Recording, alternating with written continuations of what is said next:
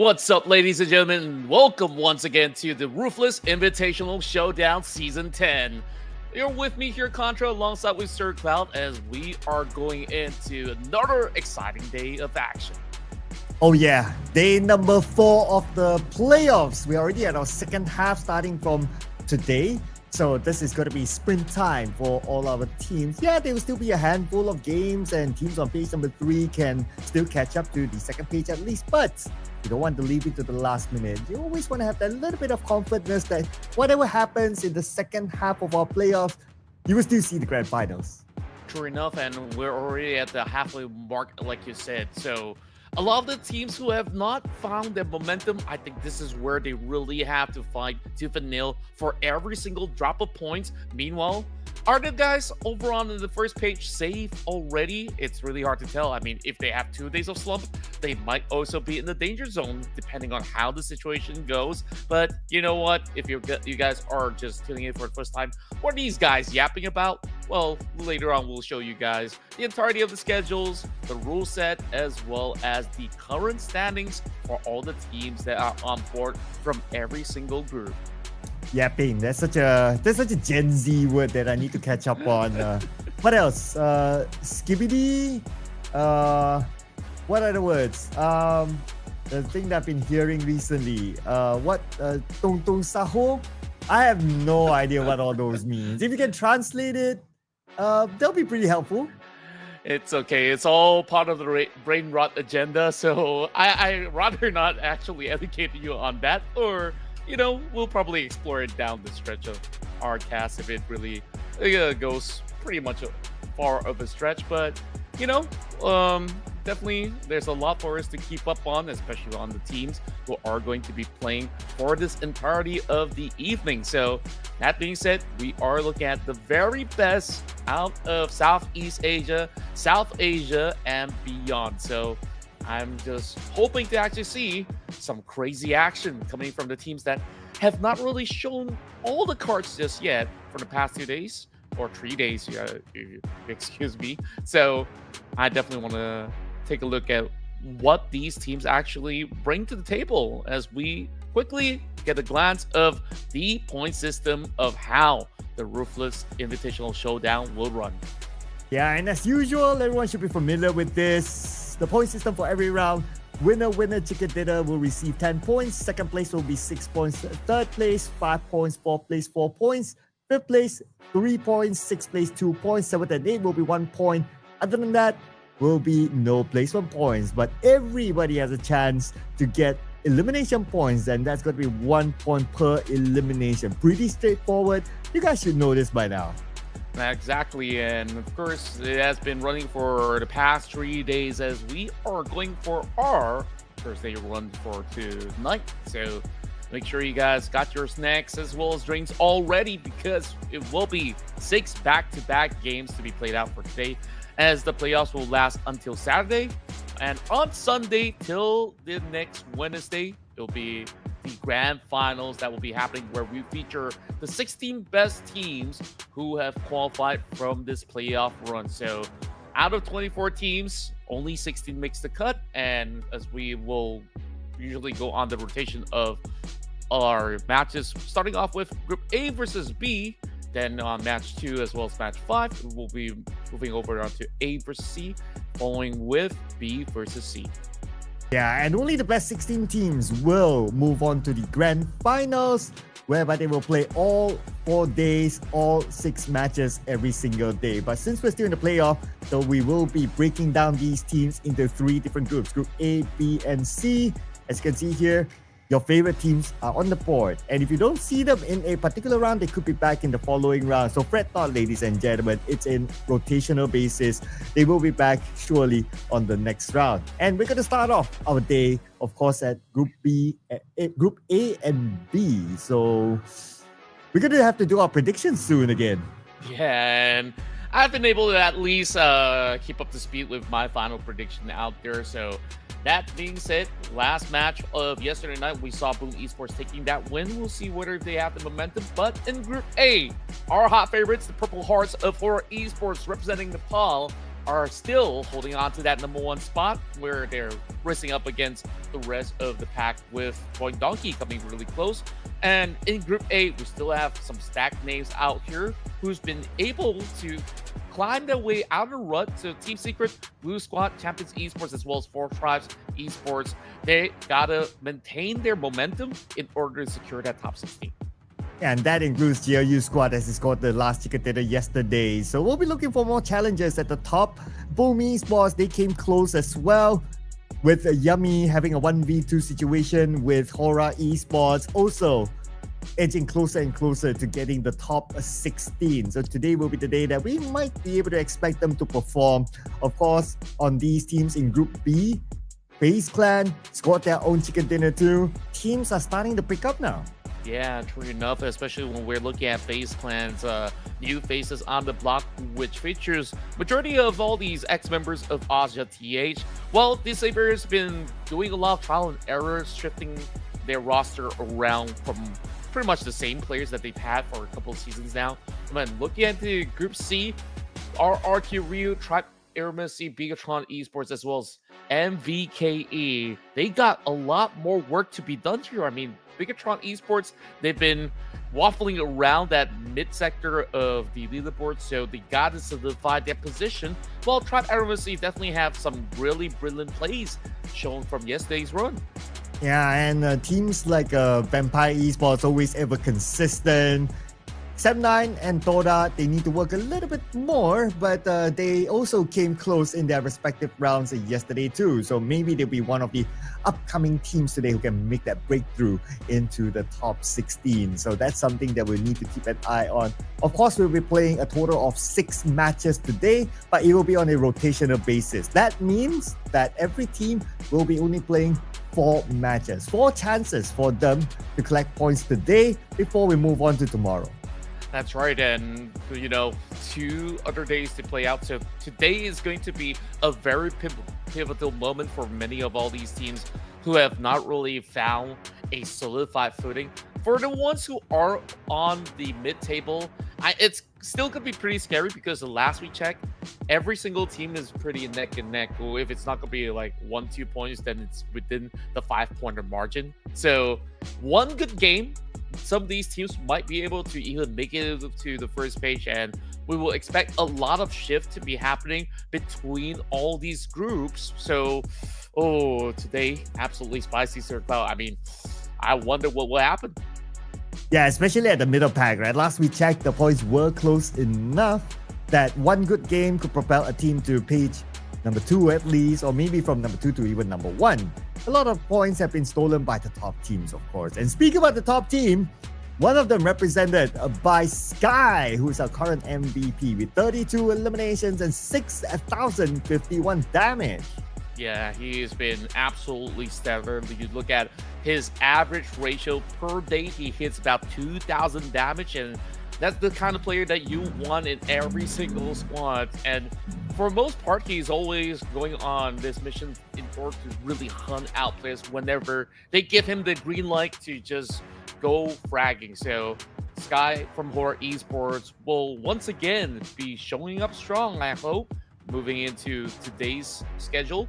And at the same time, once the rest of these teams are also showing their fangs, I wonder if that's gonna put a little bit of struggle coming into the leader of the pack, because for VOIN Donkey, they have Greyzack to be doing exactly the same, while Malo, aka Onsense, is also trolling very closely. As yesterday, we get to see Vampire Esports really showing their stride back in Miramar games. Yeah, followed by Jimmy OP, aka Kasim at number 4, and Badru, aka we don't know, Rosemary maybe, at number 5. But I also want to point out the numbers here, right? So if you look at between Sky and Greyzack, average eliminations way ahead, average damage way ahead as well. So this guy is an individual. He sets the bar up there real high. It's going to be quite a challenge for the other players to catch up to him as the MVP. Yeah, I really do wonder what's his current age, because, he's been around for some time, and looking at his fragging ratio, he really seemed like he is that superstar prodigy, and it's really going to be a hot cake in the market if he's going to have his contract available. But I wouldn't want him to leave HORAA Esports because he fits perfectly like a glove. And taking a look at the top fraggers, pretty much the same names, right? From what we saw from the MVPs. So it's only a difference of the damage output as well as the amount of elimination points that they acquired so far. 9 points of elimination difference between Sky as well as Kasim99, aka Jimmy OP. So a lot more work for the rest of the pack in order to match the tempo of play that Sky is bringing on the table. Well, to answer your earlier question, according to a certain esports website that has all these information, Sky is this year 24. 24. Interesting. Well, we can't call him the Bocha Ajaib anymore, I guess, if you're 24 in esports realm, but that's still fairly young, generally. So he has many more years to go. But now looking over the overall rankings, so HORAA Esports number 1, 119 points, VOIN Donkey 108 points, the two teams that have scored more than 100 points so far. But with CelcomDigi Alliance, Vampire Esports 94, 93, it shouldn't be a problem for them to break the 100-point mark here today.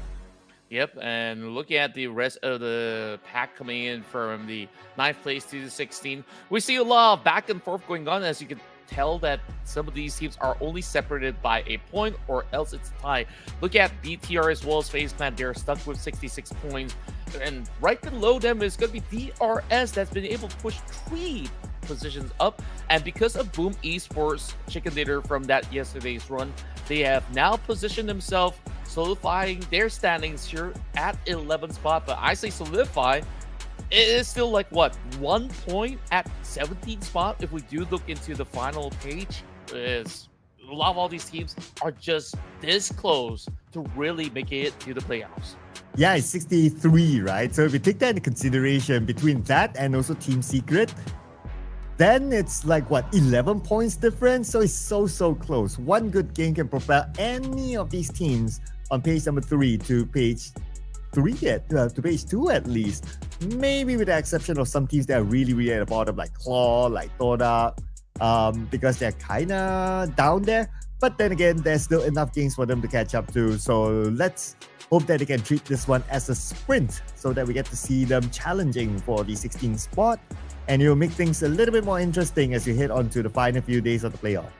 Indeed, it's Sir Cloud. I mean, when we take a look at so many of all these teams who have been able to have that late surge, Blue Squad is one of them. They did manage to secure that chicken dinners, but like you said, a lot more work to be done here where they need to treat every game like it's going to be a sprint. So if they were to fall short, maybe with at least with a leeway of maybe 1 or 2 games, then it is going to be very costly because there's only like what, 2 other days for them to play out, 6 maps to be played for today, and barring the ones that they will be taking a break, so each team will only get 4 chances per day.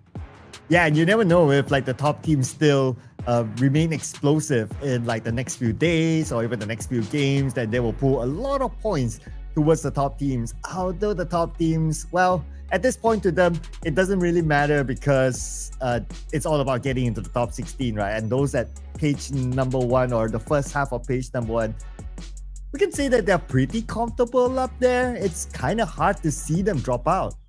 Yeah, it definitely will be pretty tough to expect like some of the guys who are holding on to the top 4 position to fall all the way down to 16, right?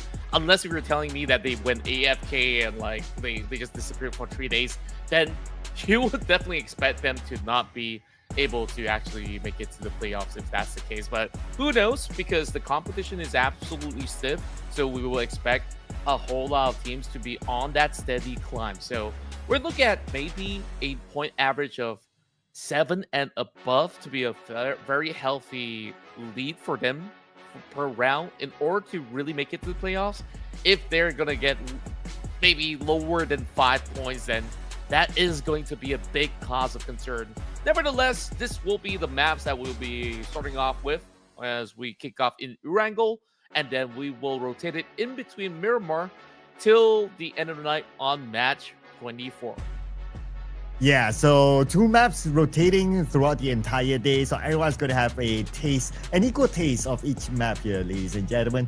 We're going to start off with Group A and B. So have a good look at your favorite teams because we need to have a good look as well coming to the prediction next. Yeah, fair enough. I mean, so difficult to get this one right, but we're looking at HORAA Esports, Alter Ego, eArena, CelcomDigi Alliance, FaZe Clan, VOIN Donkey. Some of these notable names have been doing pretty well back in day 3.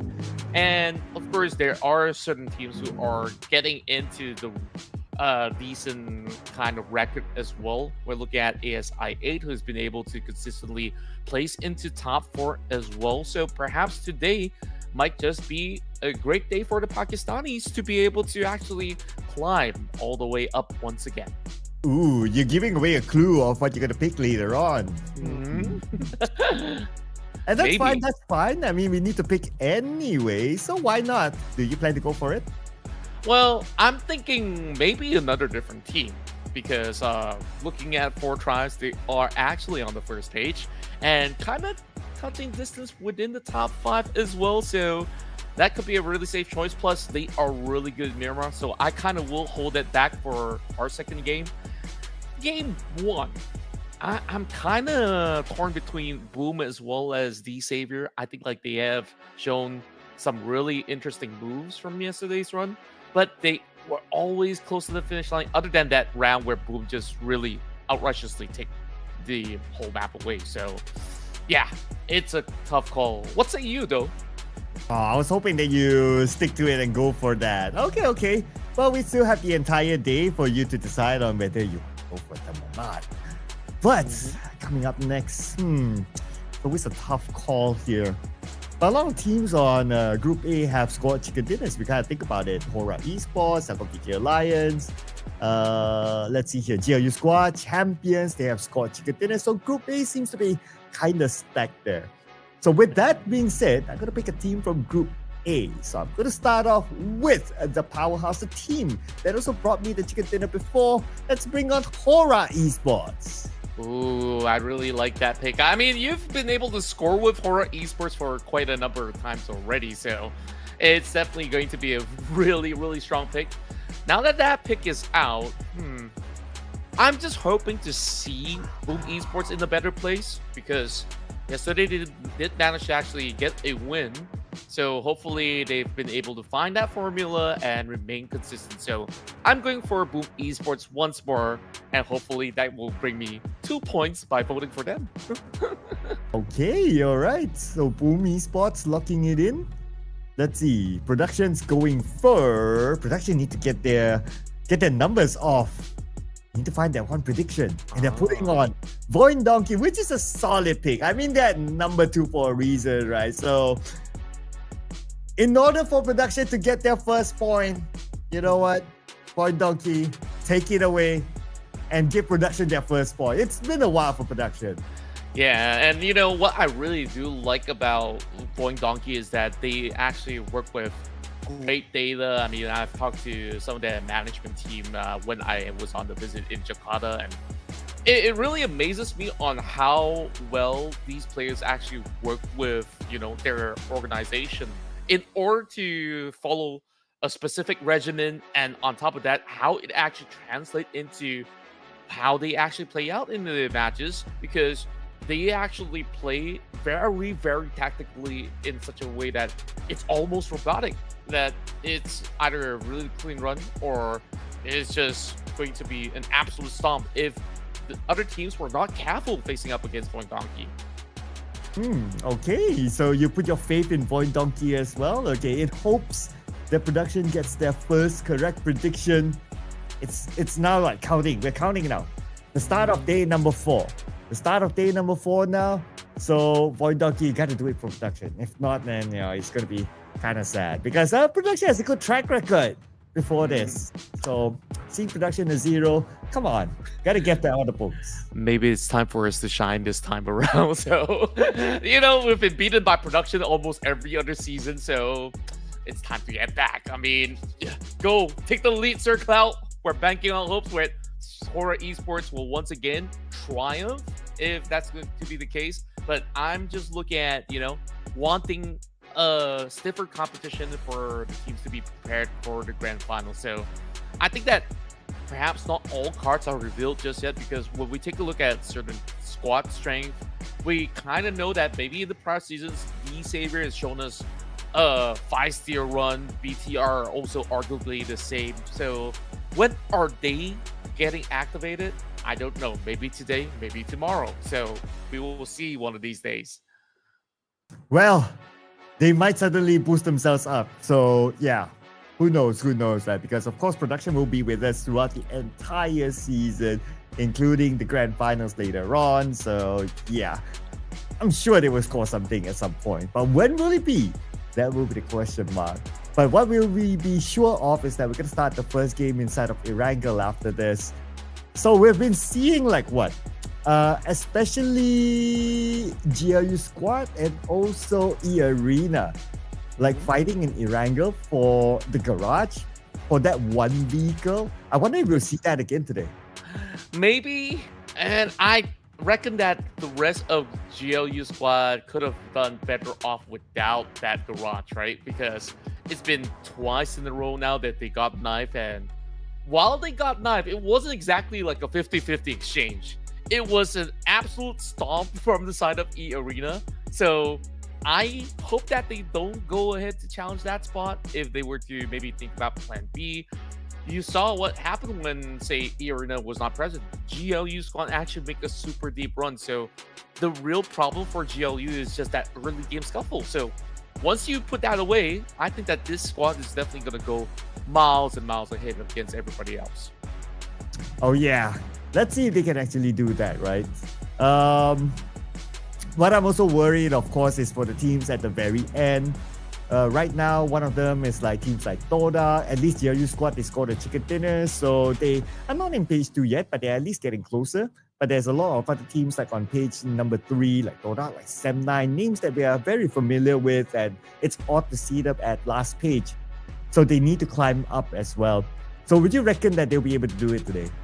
Well, I'm thinking that it is definitely a stretch, but if they were to actually put everything that they've got, I think there's definitely a possibility that one or two of these teams will be able to at least reach the cornerstones of reaching into maybe a top 17, top 18, and then on the upcoming days, that's where they have to once again prove to everybody out here that they can actually make it into the grand final. So I think it's still a lot of work, all in all. So they really need at least like what, 2 chicken dinners or 1 chicken dinner and a high volume game.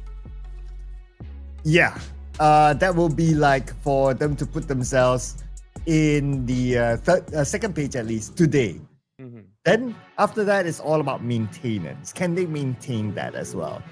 Especially when you have like the top team still performing very well, when they already have a lot of points, but they still want to take away those points, of course, for bragging rights and also to set the momentum as we head on to the grand finals. They want to set the stance here in the Ruthless Invitational Showdown.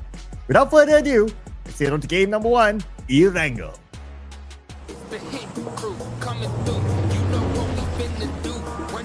Welcome all on board as we will take a dive coming into our very first matchup here in day 4, match 19 into Erangel we go, as we're already taking a over onto the corners of Pubg to be moving all the way into the edge of Primoz, so there's plenty of space for all the teams to claim. Pretty much a fair flight path if you ask me, if anything at all. I mean, teams can make do without Sarky, and it's still going to be a little bit of a stretch into the island, but it's definitely within grasp. So we'll definitely have to see if we're still getting those early game shenanigans coming from eArena as well as GLU squad. And for the flight path, it's pretty nice, pretty kind, I must say still. Everyone should be able to drop directly into their regular drop spot. But whether there will be a challenge, that will be a question. Yesterday, in one of the Erangel matches, we did not see anyone drop in mid base at all. But this time, with the presence of REINCE Esports, they normally like to drop in mid base. It could be a destination that they will be looking forward to. While that is happening, checking out some of the stats on the left side, no surprises. Our MVP, Sky, still leads the chart. Well, the numbers are quite big, and Yeah, he sets a very high bar basically. So that's why he's always the front page man for the overall charts or for the stat. Are you seeing what I'm seeing here from the minimap? Is this a little bit of a hint of what who's going to pick up the ex-members of HORAA Miracle Vibes? I'm looking at their names changing to APG. So is this official? That's pretty huge news if you ask me. Okay. That's a good point. Wow. I gotta look at that again. Hopefully when we get a zoom in by the observers later on, we get a better view. But if it is APG, then that's going to be super interesting. Indeed, it could be. I mean, EWC is around the corner. All these big organizations are definitely looking to score some EWC points. If you guys are wondering how exactly that works, you could definitely check out how the EWC system works out. So, of course, we focus on Ruthless Hype Esports here. Make sure you follow us on Facebook, Instagram, YouTube, TikTok, everywhere else that Ruthless Hype Esports is, so that you don't miss a beat. Right, I'm just hoping that we get to see a better glimpse or a better view of REINCE Esports. Or maybe APG. I mean, what do we call them right now? Do we still call them REINCE or do we call them APG now? If it is APG, that is. I guess we stick to REINCE because, you know, on the right-hand side of the screen, it's still pretty much RE. So 58 points, I think not too shabby. I mean, they got to prove to themselves that they could really carry the banner of whatever the current 3 letters of the front of the names are at the moment. So we'll see. Maybe it is going to be APG that will pick them up. Maybe not. So I guess we'll only find out in a couple more weeks. Or maybe it's an APG, but not the APG that we know of. Maybe. I don't know, right? Maybe. Yeah, it could be that. It could be that. It could be another APG. The APG that we know of, I believe, stands for Uncle Pubg. This could be another APG. I don't know. Maybe it's all players gamers. I don't know. All players gamers doesn't roll off the tongue really well, but I'll take that. You know, like it could be anything from well, I can't even think of one right now. So we'll get back into that later on. So HORAA Esports, one of the hot favorites right now, holding it at #1 spot. Still having a significant gap in between them as well as VOIN Donkey. That is about 11 points of a difference at the current moment. So VOIN Donkey, the onus is on them to be able to outscore the rest of HORAA Esports. But it's not going to be an easy task. I think that, of course, every single fan watching right now over on chat is absolutely rallying for HORAA Esports, the Purple Hearts. And, of course, wherever you guys are from, make sure you guys, you know, support every single team that you find to be very interesting, whether it's from your region or even not. So, other than that, taking a look at the rest of FaZe Clan, a newly revamped roster that we've talked about, with majority of them coming from ASI8 Esports, seeing a lot of great signs of life where they're actually getting a lot of good fights going in their favor from yesterday's run. Yeah, so they even scored the chicken dinner, right? And they're at a very comfortable position at this point. They're like what? I'm doing the math here. 60.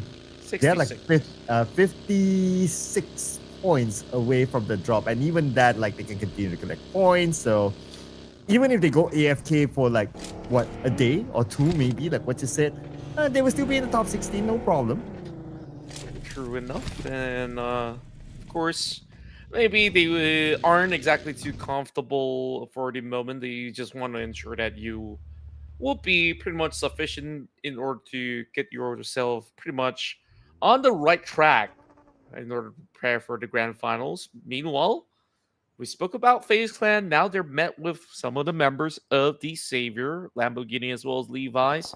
But I've actually heard Canary moving into this spot. Canary, who could this player be? I mean, this is the first time I'm actually seeing this name Could just be anybody out there, but here we go. First strike over on the Canary with the Bison in hand as the rest of the members of FaZe Clan follow suit to provide cover to go up against Lamborghini. Well, they need to worry about the name later on because right now they need to worry about Lamborghini still being around the corner. That could punish them though. Speaking about punishing, Native punished Red Bull from the side and the rest of the Xavier coming in to finish up the job. Now they have FaZe Clan cornered. Huge nades actually dropping right in. Despite the members in this Spanish, it is going to be level 180 flick in order to go for the drop. Now it's only down to Nate T. An explosive fight coming in from both ends. Now Canary, the one that have actually started all of this ruckus, is going to go in for a safe. There will be Nate to be prime coming from the side of Nate T. And there is Nate on his name for a very good reason. But right above him as Canary will shut off the entirety of the Saber in such an early span of the run. Wow, they lost Red Bull, but they still won that fight, bringing in 4 elimination points in total. So just to keep our audience up to speed on Mr. Canary. So Canary and Macaris, 2 of these players are the original players from FaZe Clan 2.0 after the whole roster shift of FaZe Clan from the previous season. Then they brought in Red Bull, Dewey, and also Shopper from Austria, Thailand to join them to form the current FaZe Clan that will be competing in the upcoming PMSL. Yeah, just look at how strong they are with this huge revamp. Taking out the Savior, the champions coming in from Vietnam, is definitely no easy task. Of course, it was a lot back and forth, and due to Canary's quick response, that's how they've been able to overwhelm the opposition. And that's a very good reason why they were fighting for that spot, because that is the exact center of the zone. Now it does shift further on into the corners of South George as well as Hospital Grounds. Meanwhile, that spot on top of Mount Gatka, aka Olympus, is going to be absolutely playable. I want to see how many more teams will be climbing on top. Well, looks like most teams want to secure a spot inside of South Jogopol. You can see a lot of them going there. Like what you said, I want to see how many teams actually go up to Mount Olympus at the same time. But Stickley spraying down to Pubg Esports, who has just arrived. Zerus will get KM from GLU squad. 3 teams at least shooting at each other with KM. Eliminated by Johan from Pubg Esports. The point stolen away from the hands of Team Secret. Wow, great praise coming in from the side of GLU, popping the tire out of the members of Team Secret, so they're going to be stuck here for a while longer inside the warehouse. A lot of battles will erupt around this areas of the containers later on, while eArena also got themselves busy by knocking down 4 of these players coming in from the side of Champions Esports. MC who? This is NC2. Well, you need to answer who is he later on when he's supposed to chicken dinner. But we just saw another player eliminated, and he came from HORAA Esports out, now playing with 3 players. South Jogopol so far dominated by Team Secret. Managed to hold it on. Hopefully they get the circle at the same time. Now zooming into HORAA Esports, we have Mr. MVP himself, Sky now, lobbing a nade across. Able to get a knock onto GLU squad. Sends another nade into the warehouse, hoping to land it. Bam! Not yet, not yet. Timer's ticking, but looks like no hit yet. Yeah, look at how active Sky is actually pulling all these trigger all by himself. Well, he's got to also be very careful because right behind where he's currently at is going to be eArena, who's slowly considering whether they should move into the warehouses for a challenge as well. While the rest of eArena, they also still have this ongoing fight up against Claw Slayers. 2 members on board. NC who now drops in the big nade, not finding the drop just yet. Now calling in more members coming from the rest of eArena as Joker does actually find Kobo. And once again, it is another hit coming true to NC who. He's going to be able to open a lot more room for them to outnumber the rest of the Claws. Oh, here's Joker cooking this nade. Gonna be a short range toss. But Mr. Unstoppable went up to the rooftop, so that nade will not connect. Inside the bank is calling up for help, but he will be eliminated by NC who. NC2 as Claw got eliminated by them at number 15. This is gonna roll off our tongues a whole lot of times because we kind of miss him moving into some of all these matches. So it's actually great that we at least get to recognize some of the players coming in from eArena. While we did talk about players to be playing around that Mount Olympus, but the last we checked, it was 2 members up from the side of eArena that was on top, but they were the ones to descend to move deeper into the hospital grounds because they thought that they would further shift. But meanwhile, what's happening is that ASI8, they drive through the top of the hill and they will see themselves shred apart by the rest of Champions Esports. Wow, okay, the team that scored the chicken dinner yesterday seems to be still on the roll. Though they will be playing the rest of the round without Atomic, but to get that 4 points in the pocket is still not too bad for them. Now, the next question is that when or how are they going to get into the circle? Also to point out about Mount Gakka, or some people call it Mount Olympus, nobody is occupying that area where the circle is around the center of that mountain. So I wonder who will be the first one to go up and be the king of the hill. Yeah, it really feels like some of the teams, they are just hoping to actually find themselves the cover over onto the foothill instead, because once you climb up, you're going to draw a lot of attention. Meanwhile, eArena does not really need to do that in order to draw all the attention to them, because after that fight up against Raw, they're now faced with the rest of CD Alliance, even shots covering over onto these corners of the walls. So the members of eArena will have to hold back slightly for the meantime. And for GLU squad, holding back whatever firepower that they have for now, they're going to play a chill game since they're somewhere in the middle of the circle as well, on the lower ground, but that's fine overall. Now we have a visual onto APG, REINCE Esports, APG, REINCE Esports. Okay, we'll stick with REINCE Esports for sure. Okay, until we get something of official then. Yeah, but maybe for now, Team Secret. Yeah, I wonder who's going to challenge them for South Jogopool. probably not for the moment. I think like a lot of the teams, once they see that sort of top, they were thinking about moving deeper into Gatka instead, which is why you're looking at member of champions to be circulating around the foothill instead. So Team Secret, are they going to consider moving on to the top of the hill as well? As we take a look at it, it is Alter Ego currently being the kings of the hill, but quickly as it goes, Typhoon with a long-range spray will be able to find Urcast from Champions Esports. Okay, Alter Ego. Looks like 2 teams will try to fight it off for the top of this mountain. Urcast unfortunately will not survive, now leaving Kino at the other side. The mountain is still at the center, Alter Ego. Good spot for them to be in. They even have this 2-2 spread right now. Kino is Alva. Hey, he might pull the trigger anytime soon. It's a good clear shot. Alva only has that tree protecting him, but Kino, he can pull the trigger. Come on, Kino. Do it. Do it, Kino.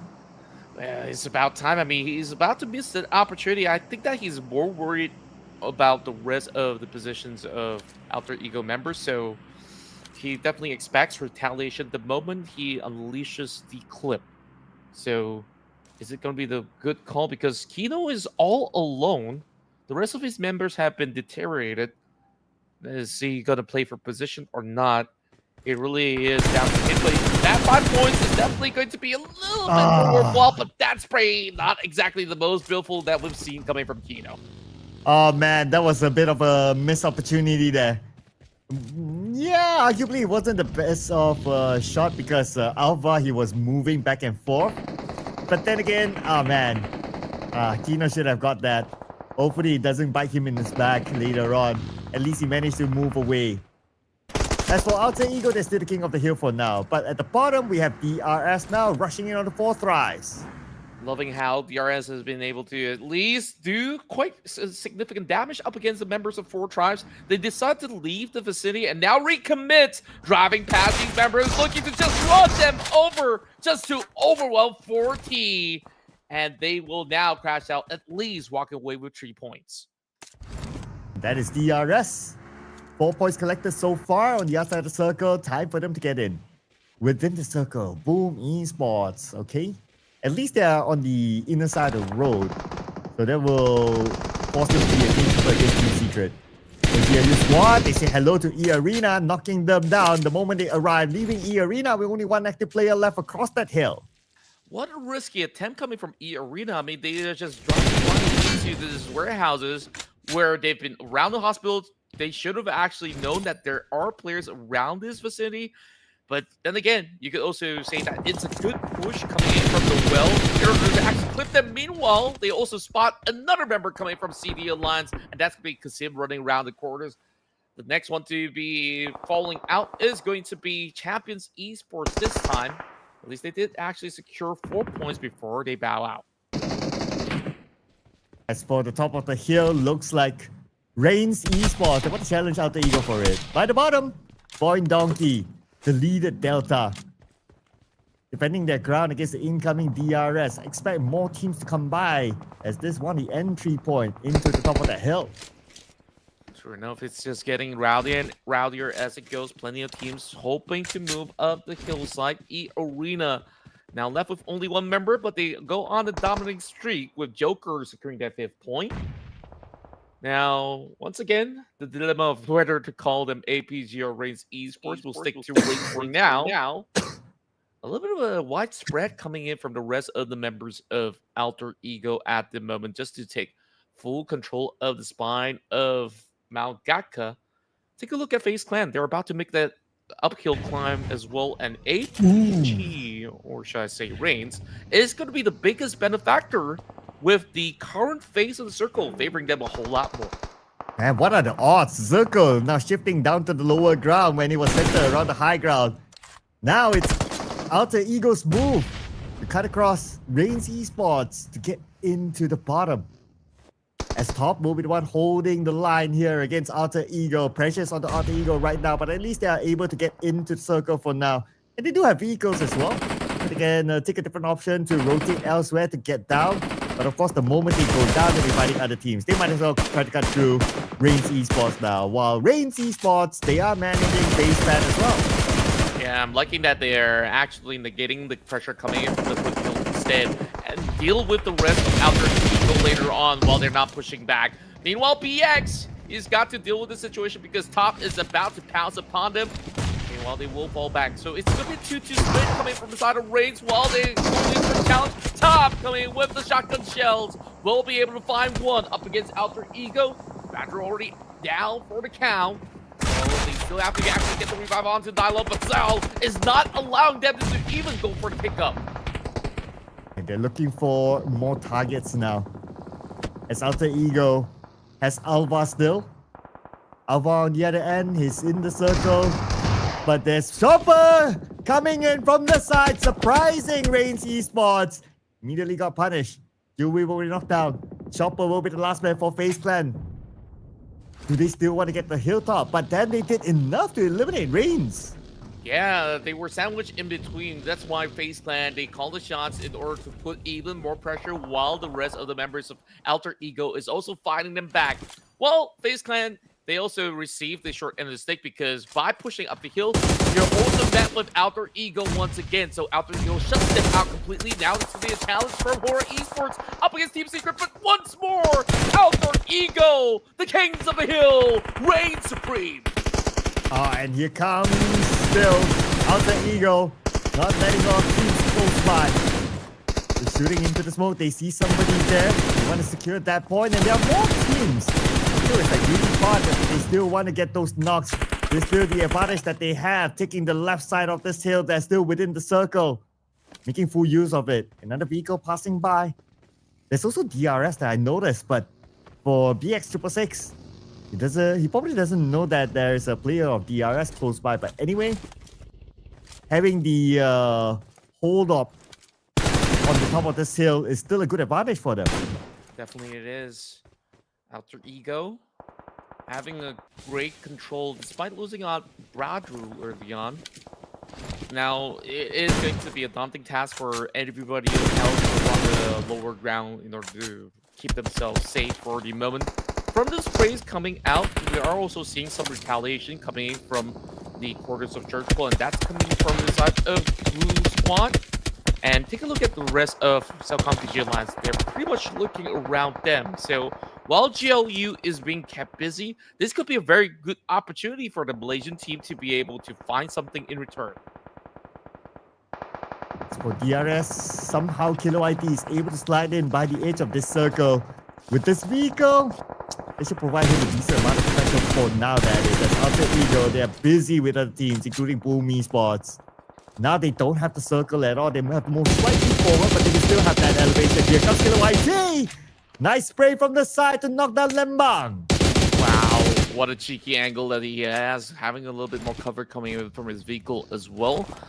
DRS now adds those 5 points to the tally, now moving into the top 6 ratio, while the rest of Boom Esports now pushing right through, challenging the rest of Alter Ego.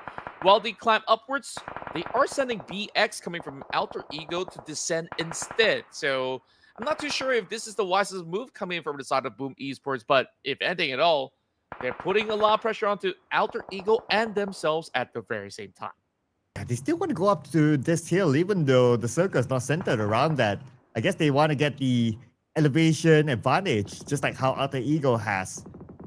But they have to, of course, challenge Alter Ego first. And Alter Ego, they're prepared for it. Boom Esports receive a decent amount of damage. Now here comes a vehicle bringing in 2 players of Boom Esports. They close the gap between themselves and Alter Ego. Pubg will be the one to rush in with his DBS.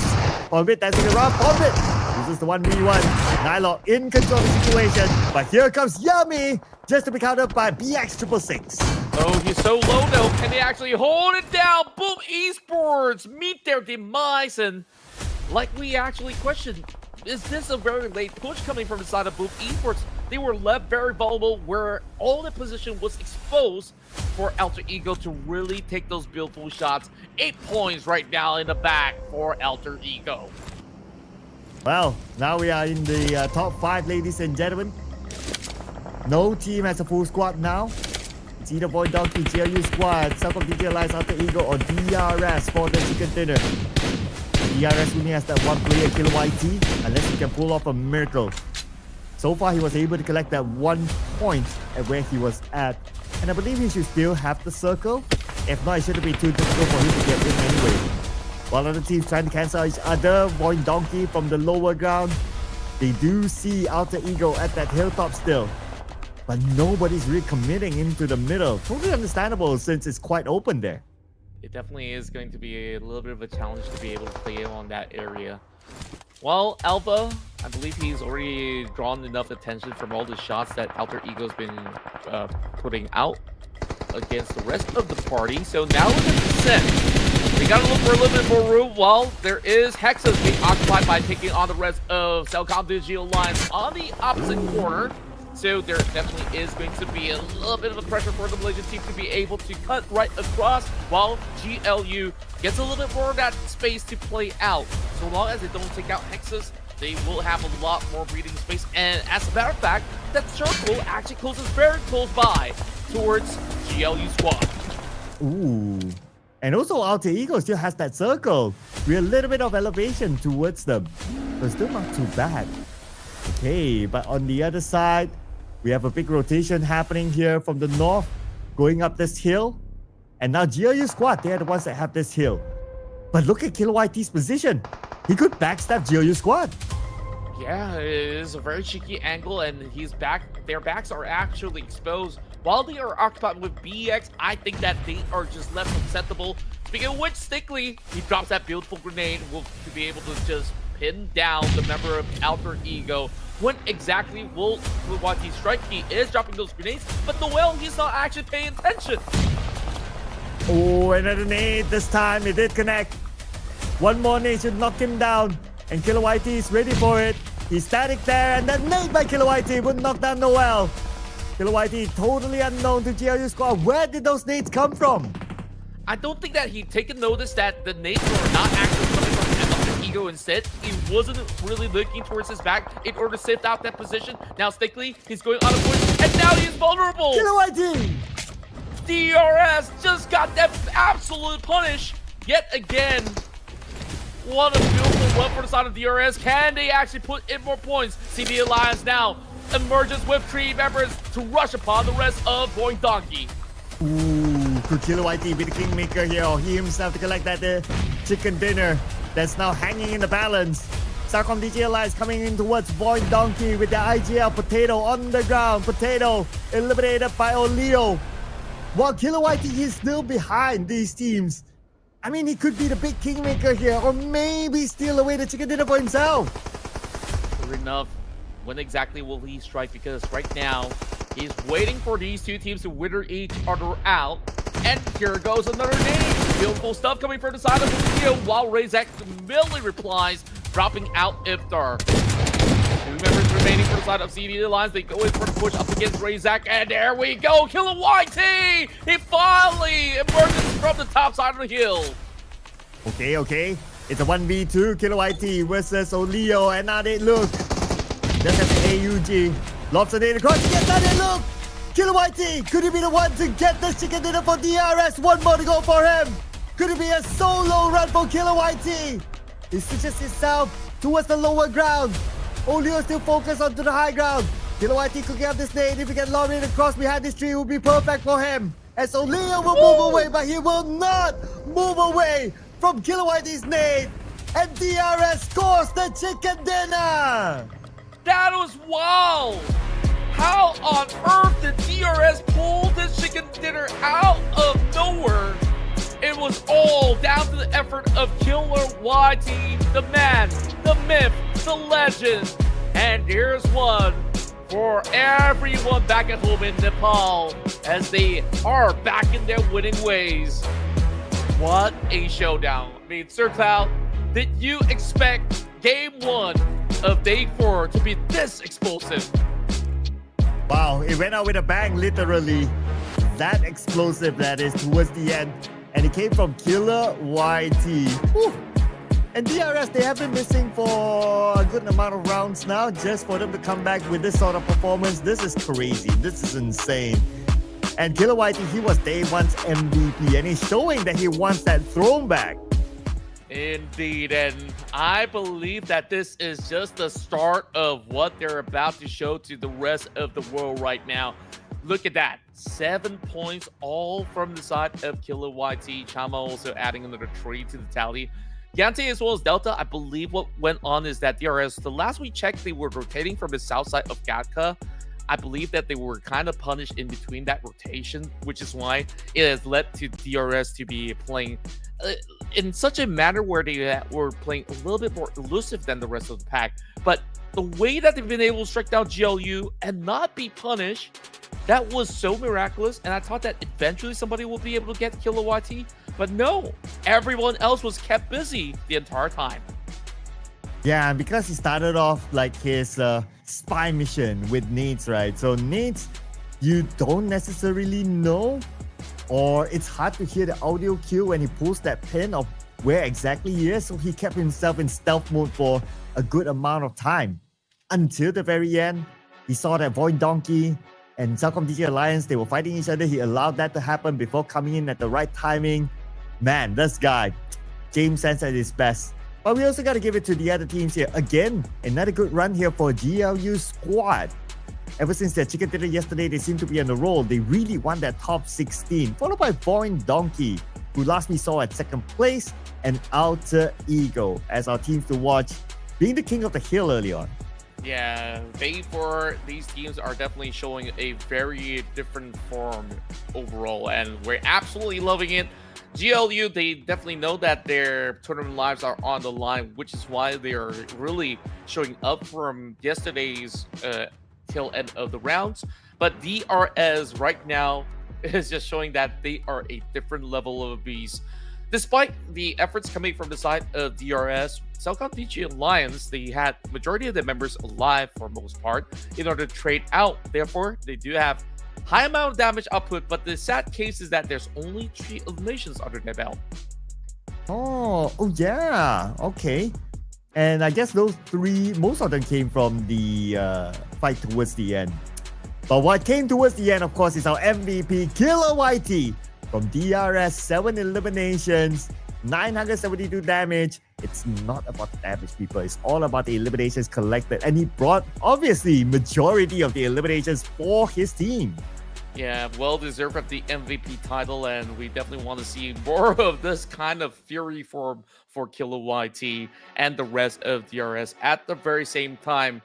Well, we were saying that they have definitely had some really dismal performance coming in from the past few days. I think this round more than makes up for the lost cause. Now, look at the rest of the pack. The is2 members coming in from GLU that does make it into the top 4 performers out of this matchup. Yeah, 2 players from GLU squad. Again, GLU squad, they are showing that they are a big rising team here. From page number 3, maybe now they will be in page number 2. We need to look at the points later on. Right now, the points, majority goes to DRS with the 10 eliminations collected, so that's 20 points in total. GLU squad, 12 points. VOIN Donkey, 11 points. And Alter Ego, 11 points. On the other hand, it's unfortunate for Claw Slayers. They are the only team to not collect any points at all this time. Yeah, we saw them getting challenged very, very early, and it really felt like it was a little bit more of a sloppy run coming in from them. So I hope that they do fix some of their approach on how they were taking some of the fights. Meanwhile, the Saber also got pinned out very early on by FaZe Clan, and at least FaZe Clan has gotten a couple of all these elimination points before bowing out. Now, this is the longest distance so far, 401 meters coming out of Team Secret's Typhoon. While we're already looking at the margins of trollables and every other stat to be more on the usual esports front. So that's good news for everyone. Well, welcome back, DRS, to page number 1 after that chicken dinner. A total of 85 points now, and they are just 1 point behind for Thrives to leapfrog against them to be in the top 5. Of course, number 1 still remains HORAA Esports, 122 points, VOIN Donkey 119 points, and we also have to welcome CelcomDigi Alliance to the 100 point mark club, 103 points collected. RRQ, to be fair to them, they did not play that round, so well, it's normal to drop a little bit, but they'll be back in the following round for them to reclaim their spot. Sure enough, let's take a look at the second page right now. FaZe Clan, they got 5 points, and that pushes them 2 spots up ahead. Talon was not involved in this matchup, therefore they will have to see if they could do more in the upcoming round. Meanwhile, eArena has been able to also stash 5, so there's a lot more movements coming in from the Thai squads in the middle of the pack. Well, we'll just have to see whether if AST as well as BTR respond in kind in the upcoming game, where even Alter Ego, this has been a huge ride for them because you saw how many eliminations that they've been able to achieve on top of the hill. That ensures them 11 points to be added to the block. Ooh, and on page 3, with GLU squad having a decent performance in this round, they're still not on page 2 yet, but obviously with the 12 point round collected, they're edging closer to that. And the closest one right now is Alter Ego. They're very, very close. They're knocking on the door. They're currently at number 17. Will they be able to catch up? We'll see what happens in the following round, ladies and gentlemen. Before we head on to that, we'll take a short break, and we'll see you guys after this.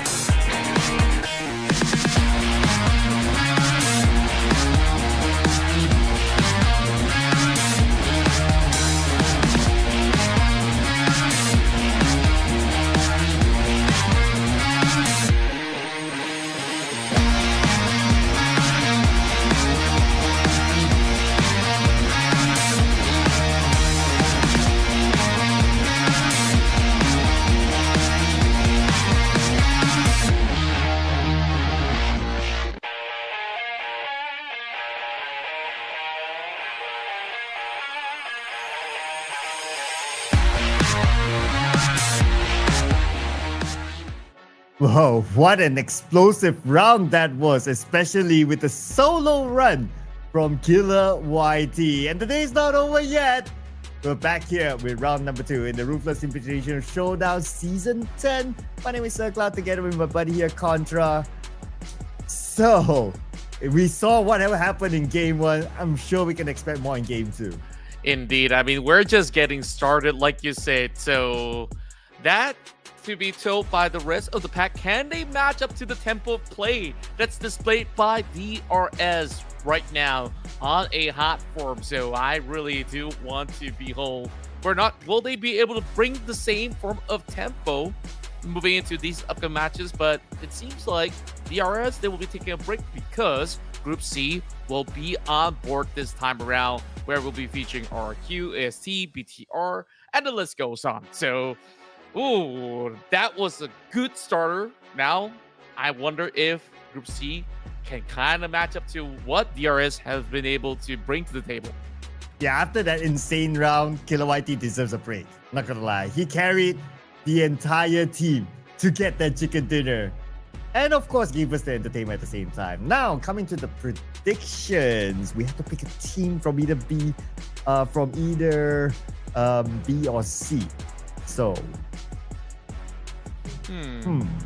So I A would or say C, that is. Yeah. in Group C, out of the many names, I would think that Vampire Esports, they're definitely having a decent run. So I'm going to go for Vampire Esports first, and then later on, I'll switch it up. Ooh, okay. Production going for a quick one. CelcomDigi Alliance. All right. So I would like to go for... Wow, you just BTR, brought in the let's jersey? Go. Oh, not just any jersey, okay? Not just any jersey. Oh, you even got your name on it Oh, with the yeah. Malaysian flag on top. Now that is an absolute flex. Did you bribe Coach Ken for it, or how do you get it? Like, I want one too. No bribery involved, okay? Just saying. Although I do accept bribes, but it was not bribed. So shout out to Ken for arranging this very special one, especially with the flag behind. So yeah, it's insane. I do have another special one though, but it's in the other room, so I can't grab it right now, obviously. But it's okay. I'll keep it for later. Once this screen flashes onto something else, you make a run for it. You come back and show us your other jersey. All right. So yeah, I guess that we do have just about enough time for us to prepare for the next flight. So yeah, go run for it if you want. Okay, if you say so. Okay, if you say so. Give me like 20 seconds. 20 seconds. Okay, sure thing. I mean, I can cover you. Once we actually move right into the matches, you guys are currently watching the Ruthless Invitational Showdown Season 10, all brought to you by Ruthless Esports. Now, moving into our first matchup of Miramar. This flight path will be cutting through Capital Militar to be headed all the way down towards the southern side. So definitely it's looking rather interesting. Now I can definitely hear my friend stomping his way back in the room once more to show us what he's got later on. So Cloud, just to confirm, are you back on track, my guy? Wow, I like how you counted 20 seconds. Right on point. Wow, I wasn't counting. I was just hoping that was just around that perimeter, you know? But that's your game sense telling you, right? Like, okay, that's about right, and it works. But I can only show it to you guys after we come back to the caster scene, obviously. So let's head on to our game. Miramar, let's go. Yep, that's pretty much fair enough, ladies and gents, as we are having pretty much a lot of all these space to play out, but it's a little bit of a stretch moving into Los Leones, which is a little bit of a concerning sign for those teams that love to drop there, because yesterday we've seen like what, 3 teams that like to actually move into the region. eArena already receiving firing coming in from the rest of 4 tribes as they're starting to lose out the trade in San Martin. Well, again, another San Martin fight, and this has been happening multiple times now. Let's see who will get the better end of it. So far, 4 tries, they lost one of their main fraggers, T24. But the fight continues on with eArena still around the corner. Obviously, with them scoring that first blood for themselves, they don't want to let go of this area. Oh, but wait a second. No. T24 is actually still in the game. His health was so low that I thought that he actually got eliminated. Nah, he's got like 1 HP and a dream now. He is just kind of looking around whether if he's going to be a first aid kit or a couple of bandages that will keep himself alive. But who's not alive? Joker, unfortunately. And it's just super rough for him. He decides, you know what? It's an early run. I'm just going to disconnect right now. Yeah, he decides to rage quit this. Oh, okay, he's back. Okay, he's showing that he's still a sport, you know, like, okay, yeah, I'm not gonna rage quit this. My team is still playing. I'll be together with them. And that's a good sport there. Shout out to Joker, by the way, for doing that. Now, eArena, hoping for at least Joker's sacrifice to at least return them the dividends by taking out 4 tries. Both sides, they're going to play it a little bit more chill for now because they need to focus on to getting the right equipment before they continue on the fight. True enough, and it's so interesting to actually see how teams actually make all these adjustments, because if you think about how D-Saber played maybe in past tournaments, they also do love to drop inside of St. Martin, but they kind of give respect to eArena as well as 4 tribes. It's like, there's no point sharing this location with 2 other teams, so they decide to let these 2 duke it out. So, eArena, this is kind of like the second time that they've been trailed by the rest of 4 tribes. And so far, 4 tribes having a really clean track record, winning out some of all these early scuffles up against EA. And who's going to take the next shot here? Noki seems to have a good view of eArena. The moment eArena steps out, then they might face the wrath of Noki. That will allow space for his other teammates to continue on to loot while Noki just keeps an eye onto eArena. So this might be a lock-in for now. I don't expect eArena to be the ones to push. If any push were to come, it will be from 4 tries. Absolutely agree with that. I mean, honestly, there's no avenue for the rest of eArena to even retreat to another different sector of the compound, because this giant block of a building is kind of segregated from the rest of the other buildings, so it is definitely a little bit of stretch, if anything at all. NC2 will have to contribute as we're taking a look at him right across the broken wall. So the rest of 4 tribes definitely confident enough to push through because they have already withered 1 member down. So it's 4v2 at the moment. And they're coming in. 4 players of 4 tries in the same building as eArena and 456, whoever these 2 players are, is going floor by floor, taking the careful approach, and now they know where exactly they are. Balak will take the first shot, signaling to eArena that they are definitely on the floor below them. Sure enough, are they going to be able to actually turn the tides around? It's going to be a big question right at this moment. knocking on towards these corners of the doors, while eArena having 4, 5, 8 to be able to actually push right through. It is still not really the easiest point of the challenge, because you can see that these Tyndall staircase can only maybe fit 2 at a time. So any utilities could come in very, very handy for them to win out the trades. And now the patience game. Understandably, since they are all in the circle, so maybe that's why they're like, okay, taking the time, being a little bit more patient. But patience had its due. So they will execute their plan really soon, I believe. At the same time, Todak and Vikings having a fight somewhere else. We'll probably zoom in onto that later on. But right now, we're going to focus on the eArena with NC Who taking that support approach from the outside of the building. But because of this is the building, he still managed to get the 1 knock. Okay. So now it's go time for eArena. Yeah, they've managed to put him into the perfect position. Now he's also hitting a lot of damage to Naki, and there we go. Couple of taps as NC Who once again secures the second knock and looking for a whole lot more. 4, 5, 6. He's making sure that 4 tries will pay for the action. And now they turn the tides around. Now they're in a hunt for Lucky, and from the back, it's going to be 4, 5, 6 to punish him, taking out 4 thrives at number 16. You take out my buddy Joker, we take out your entire team. Wow, that was massive. I mean, NC Who, major impact. Meanwhile, Woon. Oh no. What just went on? I mean, guy's not even moving at all, so that's just an easy picking for Rig coming from Tribe Aeromacy. Tribe Aeromacy also managed to get 1 elimination point for themselves. And I believe that came from Vikings. Yeah, that came from Vikings.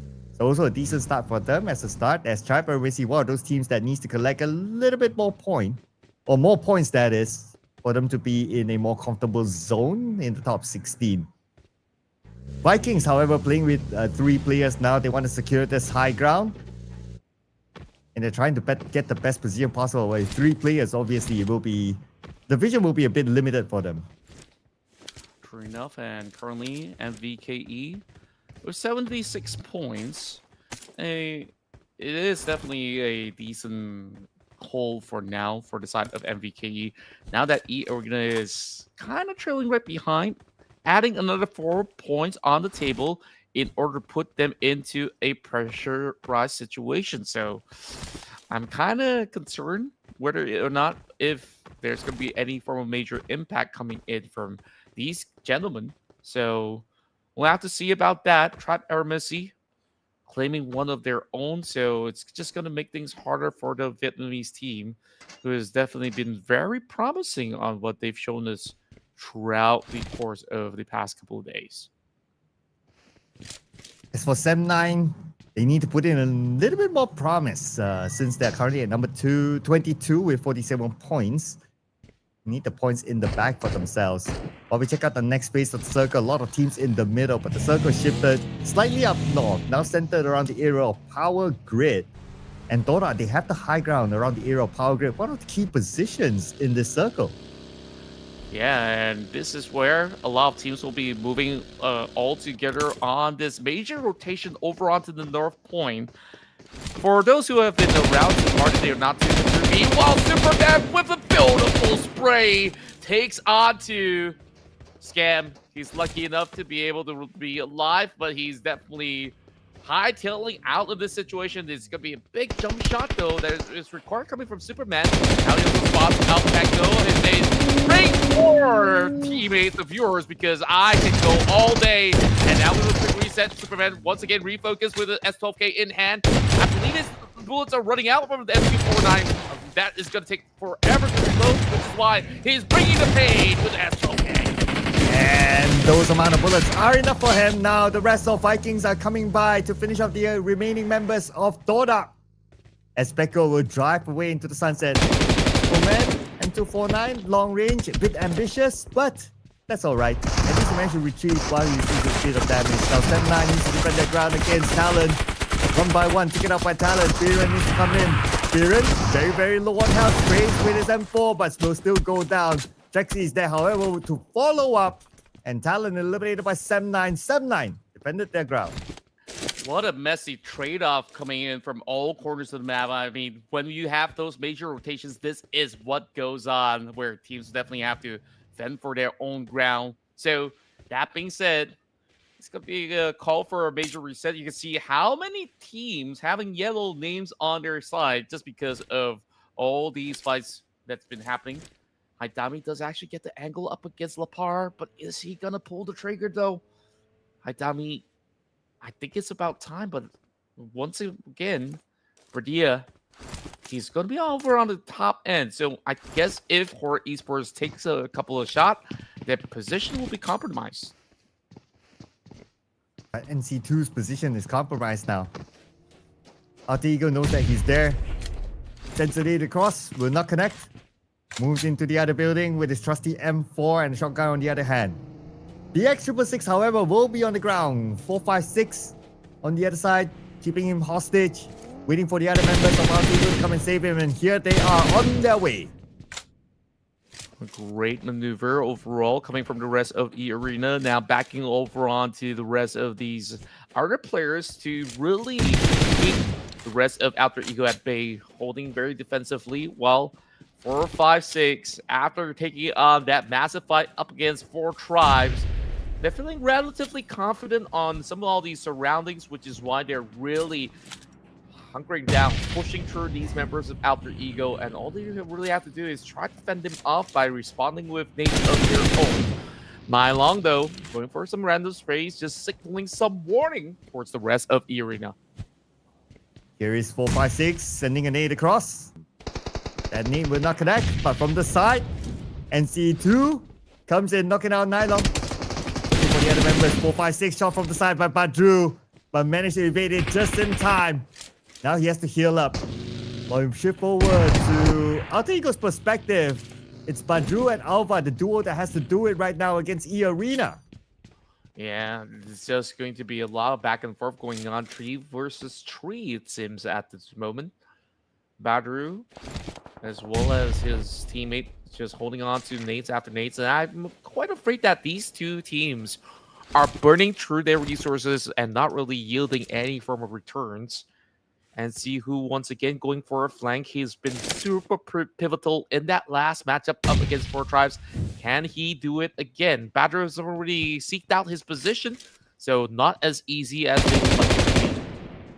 Oh, and Badru, long range, M249. But, oh, okay. On another fight, GLU squad against Team Secret, and GLU squad, they're currently on the roll. But there's also another fight happening here involving HORAA Esports and Champions Esports. Man, 3 different fights happening at the same time. That's why we need that mini screen. We could use another third mini screen with all these fights happening as we shift back over to GLU squad.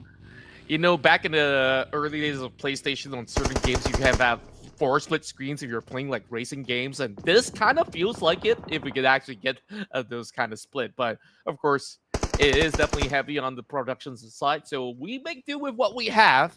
eArena now closing right through with the nade actually dropping directly over a KF as we continue on with what's on our screen.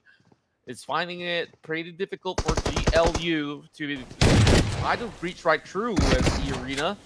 Further commits onto this one as they really pounce upon. It is one member knocked out on the feet, and once again Badru holding strong, holding firm, taking 2 members down.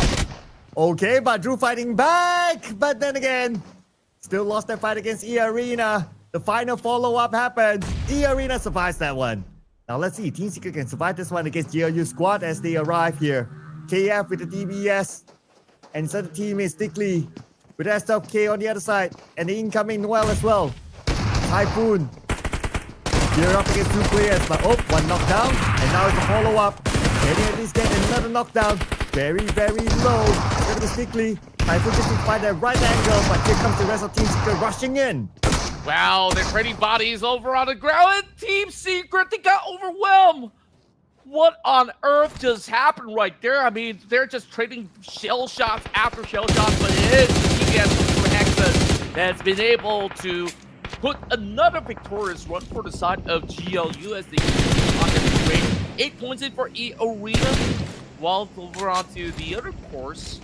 believe that eArena, the last we saw, they were having members being shut down. It seems like there's still a member that's alive, PNC Who, while Trix spotting out the rest of Sem9, moving right across the valleys, but this is just a difficult task, even for the likes of Aeromacy that has been able to pounce from right behind them. So it's going to be a very defensive hold coming from Sem9 in order to keep themselves alive. Oh, and without Mika, they'll be playing the rest of the round with 3 players. So the members of Sem9 still on the outside. Now they're facing off against Trap Aeromacy, who's on the other side of the hill. And they managed to send 1 player into the circle. That's a marker. While the zone is starting to close on Trap Aeromacy, so they have to move forward at some point. Viren is the one representing Sem9 that's still on the outside, but he does have a vehicle together with him. And speak about the vehicle, Trexie on his vehicle will be gunned down by Trix. Eliminated immediately. U-High on the other side. It's a matter of time till they rush in onto U-High. U-High has to find that space, probably to get away now. How far can they actually go, though? Zio's got the Mini 14, so I guess he's being given a little bit more that leeway to just move past swiftly with his vehicle. Gonna be continuing on with the chase, though, as we are looking at Sim. Just by the outskirts, he's being held down by the rest of the members of GLU. Now he's also trading right back, picking up that buggy in order to hightail out of here. Even shots coming from behind, but he is definitely going to be getting a little bit more of that cover fire coming from his teammate, while the rest of HORAA Esports now locked in up against RRQ. And Sleepy taking a bit of time to recover while Supreme comes in to join him. With RRQ closing the gap between them. And now here comes Sleepy, trying to buy enough time, trying to hold them off while his other teammates position themselves across the map. CelcomDigi Alliance going to fight off them of their own against GLU squad. And Jinyobi will be gunned down. Noel comes in from the other side as well. CelcomDigi Alliance, Oleo together with Iftar will be the duo that has to do it, while Luke is calling up for help. Luke, how much more can he actually hold on to? Well, we do have Pekko actually nailing down majority of the members of CelcomDigi Alliance. I guess the fight did last as long as CelcomDigi actually wanted, so they will falter behind on those placement points because they drop over onto 11 instead, while Sleepy is hiding in this take clear of smoke just right in front of Lapar.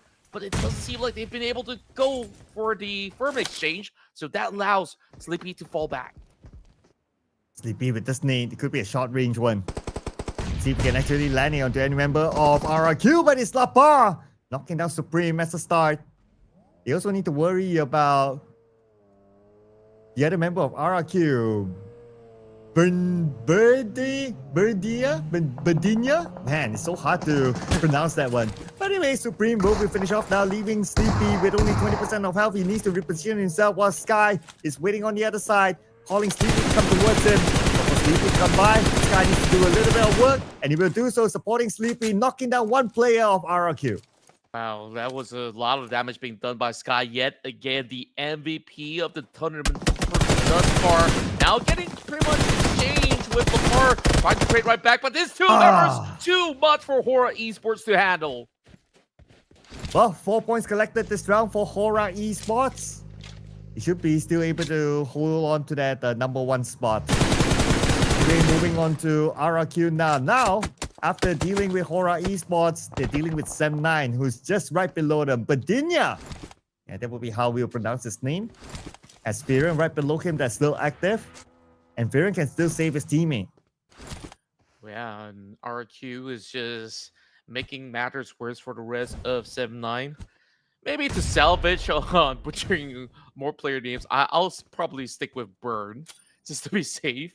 Because I think like I have the same issue where when all the fights break loose, it's like for Gardenia, I don't know. But Vampire Esports, they managed to catch 1 out of Todak, where he's got nowhere else to move. So that's directly to the crosshair of the Thai team.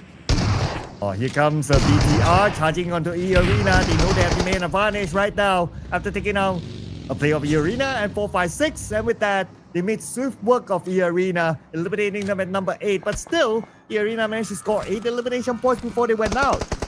Is that an auspicious number or what? 8th placement, 8 points. I would still say very good from side of eArena. As a matter of fact, it's actually 9 points based on the scoreboard on the right, so I'm kind of confused whether it's actually 8 or not. By the end of our run. Meanwhile, good spray coming out of Schweppes. Finally, he's actually putting his real name, so he will be able to secure one more in the back. Vampire Esports on a roll, on a tear, but the rest of BTR have arrived to the scene to flush out Newsy. He's got to fall back, and even from behind, it's going to be Ella to be brought down by Razy. Oh, and here comes Federales as well. They have Vampire Esports enclosed within. And now it's going to be Newsy, the final player for Vampire Esports. What can he do about it? Oh, Schweppes is still here. He's still alive. He's shooting from the other side. And they try to fire back. Foxy trying to get Schweppes, but within the smoke, it's going to be kind of difficult. They're just shooting blindly within the smoke while Schweppes is navigating around the smoke itself, trying to get the members of BTR. And Schweppes finally caught out by BTR. And BTR cleanly wins this against Vampire. That was such a scary squad to just rapid their way through. I mean, BTR, they're on another level of firepower right now, beelining their way, knowing for the fact that the rest of Vampires are just stuck underneath those quarters of the net. Now this might just be another exchange with the rest of RQ, trying to emulate what RQ have done to the rest of Vampires, but they don't really have all the manpower to actually flush them throughout. All they really have to do is to zone them out completely. So BTR has got a lot more work at hand. Lamar falls back, but he is getting chased by KK. Well, he actually goes in for a 1v1 trade. It is 2 more members still left alive from the side of RRQ. Oh, here comes RRQ with the Peko charging forward. Razy is picking up his teammate Sata, but he will not have that time. Sata is not being picked up. And now it's only down to Razy. Fend off against RRQ coming in, and Razy will be eliminated. RRQ wins the fight, bringing us to top 4. Man, this lobby is getting so sweaty for today. RRQ, the king of kings, now showing how it's done up against BTR. Despite BTR really pulling up all their strength and might, we finally get to see that level of ferocity coming in from all 4 members, just like how they usually do. But that was not enough for them. Aeromacy is still surviving. They are in one of the best spots possible to try to hold out up against MVKE on the opposite side, and that also involves RQ eventually. Aeromacy with this high ground advantage is a good spot for them. They're able to gather information around and at the same time shoot down opponents whenever they see them. Nepeko, he sees Superman though. As cooking up his name, he knows that Superman's behind this tree. Superman locks a nade onto Nepeko, but he will not land. Nevertheless, Aqua came in from the other side to finish him off now. We're down to top 3. So far, Aeromacy definitely has a superior positioning. They are also locking out some of the members of Sem9. Interesting enough, I mean, Sem9, they don't really get too much involvement, but because of their defensive stance and having the circle to still wrap around the southern side of the quarter, so they have made it into the top 3. It's compared to the rest of the teams that had to kind of claw their way out. I'm not speaking about claws here, but well, right, Aeromacy, I think this is a very good chance for them to actually close out the match with a win because they got the strongest squad strength remaining. Yeah, 4 players still intact for Aeromacy with a good position that they have on this high ground. So at this point, we can pretty much say that Aeromacy, they have the best chance of securing the chicken dinner. Even the stats do show that they have a 46% chance of getting it. But Yuhai will try to deny that, knocking down Venom. But Venom is not out yet though. Rick is on his way to try to save him. Should be able to get there soon. Well, Zayo will keep an eye on to Sem9 as well as RRQ. RRQ coming in. Rick, kind of busy. Venom is bleeding up. Off the side, Rick will try to spray them down. He gets one. He needs to reload. Switches to a UMP. But even his UMP is kind of low in bullets. He needs to reload, and unfortunately, he will be punished for that. Well, they're being kept so busy from both angles, from Sem9 as well as RQ, but that was a good trade being done by the side of Rig.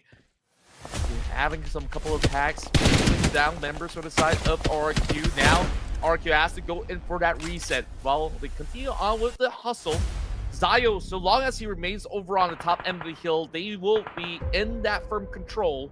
But the problem about being above is that they don't really get those vision onto Peko as well as Lapar, and they're about to advance upwards. So this could be problematic because EST, they kind of separated into 2 different sectors. break, slowly bleeding out, so he won't be contributing in this fight other than relaying any form of injury that he sees. One day we could see another solo run here, this time by Sem9. We'll wait for that to happen later on, because right now what's happening is that Aeromacy is going up against RRQ. Lapa will get another point for RRQ, securing their rampage with 10 elimination points. While Yuhai is waiting on the lower ground. And Zio, he knows that he's there, so Yuhai, he does have the circle, does it? Oh, he does have the circle, so he has to move forward. Okay, he managed to slide in. He's safe for now. Yeah, and this is going to be out of the range of Zio because he has already lost track of the positioning of Yuhai. So down over onto the side of RQ. Matsu actually restock with package. This is going to be pretty huge for Aqua to get all the level 3 gears and maybe a powerful weapon to also work alongside with it. If it's an AWM, then maybe he will be able to spot Zio. We'll have to see what's inside the bag. Zio takes a leap of faith and gets punished by Yuhai. Okay, are we looking at another solo run here, this time by Yuhai? Okay, hang on, because RRQ, there are 3 players still. And here comes Lapa going up to the high ground, and if he can get up to this high ground safely, it will be a prime position for him. And he will be able to get up there. Okay. Now it's still going to be a 3v war here. Anything can happen. All these teams in the circle while we still have stage 8 coming soon. Yeah, it's just an interesting turn of events right on how RQ have been able to turn the tides up against AST, who seemingly had the control for the entirety of the moment. I'm not too sure if Zio actually slipped up or he's definitely intending to make that leap so that he can rejoin his teammate, but that was too risky of a play, and that kind of tipped the favor back towards the side of RQ. So they gotta play it slow, right? RQ, they don't really have too much pressure right now. 10 points already being secured in this top 3. So massive hurdle for the rest of Sem9 as well as AST to see which one of these individuals survive the longest. But Trix from Aeromacy is not in the circle now that he has shifted. The biggest pressure is onto him. Oh, Lapa spot him out. Now it's going to be Yuhai against 3 players from RRQ. Wanting to pull off a big clutch here if he can do so. But look at the spread by RRQ as well. The best that Yuhai can do is try to clip them off one by one. Look at this situation. I don't think they have a clue where Yuhai is currently at. But Yuhai definitely knows that there is somebody up top of the kill. So whether if he's going to go for Lapar first and foremost is going to be the major question. Lapar now serves back over on to his north, so that could potentially be a chance. Remember back in the days where Yuhai used to play in the Indonesian circuit for a little while, and I believe that he's been facing up against some of these guys before. We'll see whether if he could actually pull off a 1 versus 3 clutch, where when he was much younger, well, he's still very young, of course, he used to be the clutch god. I still think that he is one of the clutch masters of Malaysia. So it's time for Sem9 to prove themselves if they want a miraculous chicken dinner. About 20 seconds till we reach stage number 9, and we know that there's no zone that time. Doesn't have a good view of RRQ with his position, but he surely can hear the audio cue of the incoming buggy. He's trying to find that angle for himself. Okay. Now he should be able to see Nepeko, but they are surrounding him. He shoots down to the lower ground. Nepeko is at. Lapar comes in, jumping from the high ground, and now he needs to manage both sides at the same time. It's a little bit difficult, but RRQ will not let this chicken dinner go.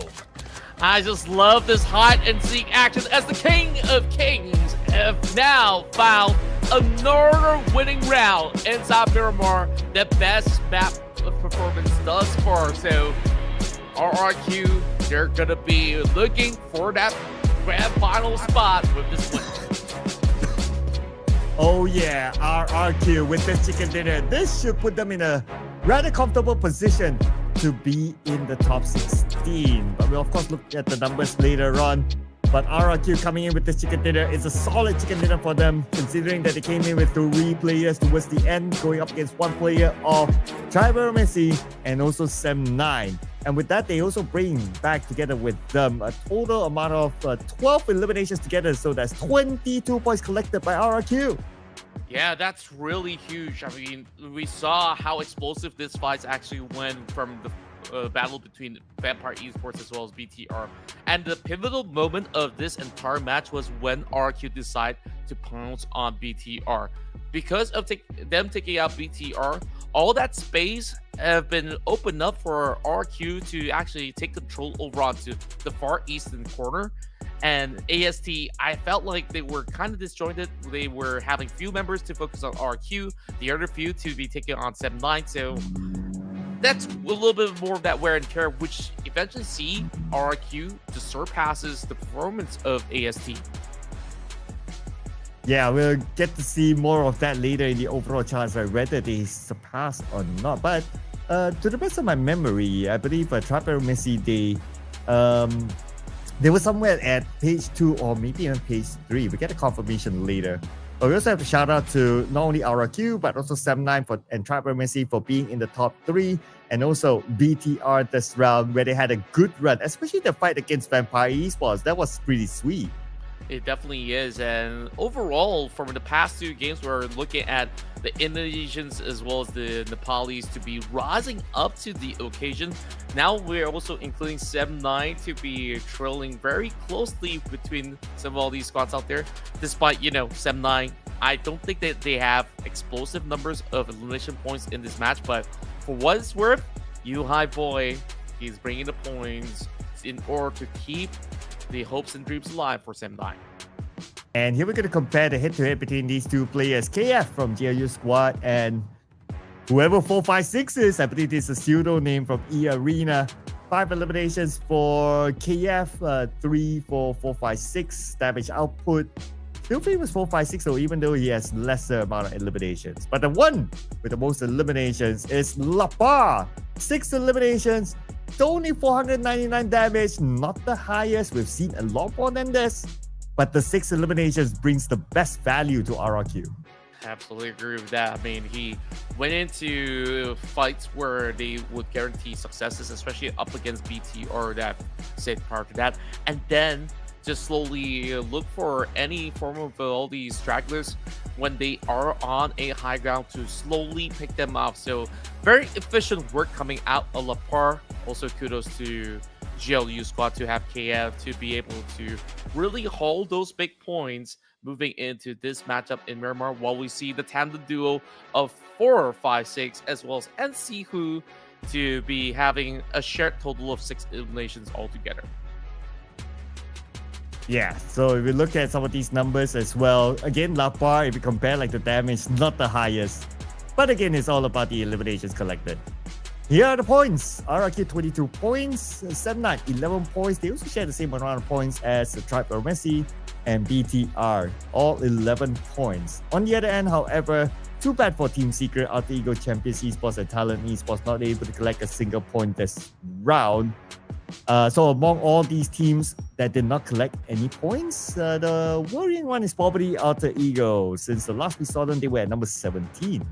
Yeah, despite them actually erupting into the battle up against those teams who are just by corners and Martin, I just felt like it was just a lack of conversion. I believe there was some damage done by a Badru, but that wasn't exactly enough. Well, we take a look at all these match stats. 3 players bound out to the play zone, therefore only 61 total eliminations. Rick this time secures a decent number on the longest elimination distance, but then again, I would say this is one of the more exciting rounds of Miramar that we've been able to witness so far. HORAA Esports unmoved over the top, but the biggest movers right now, RRQ, is climbing up and up into the top 4, surpassing Vampire Esports by 1 point, joining the triple-digit club. Yeah, so now we have 5 teams with 100 points at least. Coming soon, it could be 4 Thrives, even DRS and Vikings, since the points are not that far. Even Vikings is like 18 points away in the remaining games. Surely they can break that number later on. So these are the page 1 teams that are pretty comfortable in the top 16 for now. On page number 2, this is where we'll see the number 16 team and around that corner. And the points are far for Talon, FaZe Clan, and VOIN Esports. So I wonder what the benchmark will be at number 17 now. Yeah, I don't really know where to actually draw a line right now because we're seeing a tie between Team Secret, BTR, and also at the same time, 1 point above them is EST as well as eArena, respectively, where they're all climbing 4 positions all together. So they're kind of leaving some of these guys coming from the other groups that's not playing to be biting some dust right now. 7-9 is also moving up hot as they're about to join in the 60-pointer club. So that's definitely big news for the Malaysian side, with even GLU doing the same. Yeah, the rise of teams from page number 3. This time it's 7-9, but they need more points to be in the top 16. And before we go on to a break, so, oh yeah, this is the FMVP jersey of the man himself. Wow. And it still smells like Sata. Anyway, we'll be heading on to a break, ladies and gentlemen, and we'll see you after this one.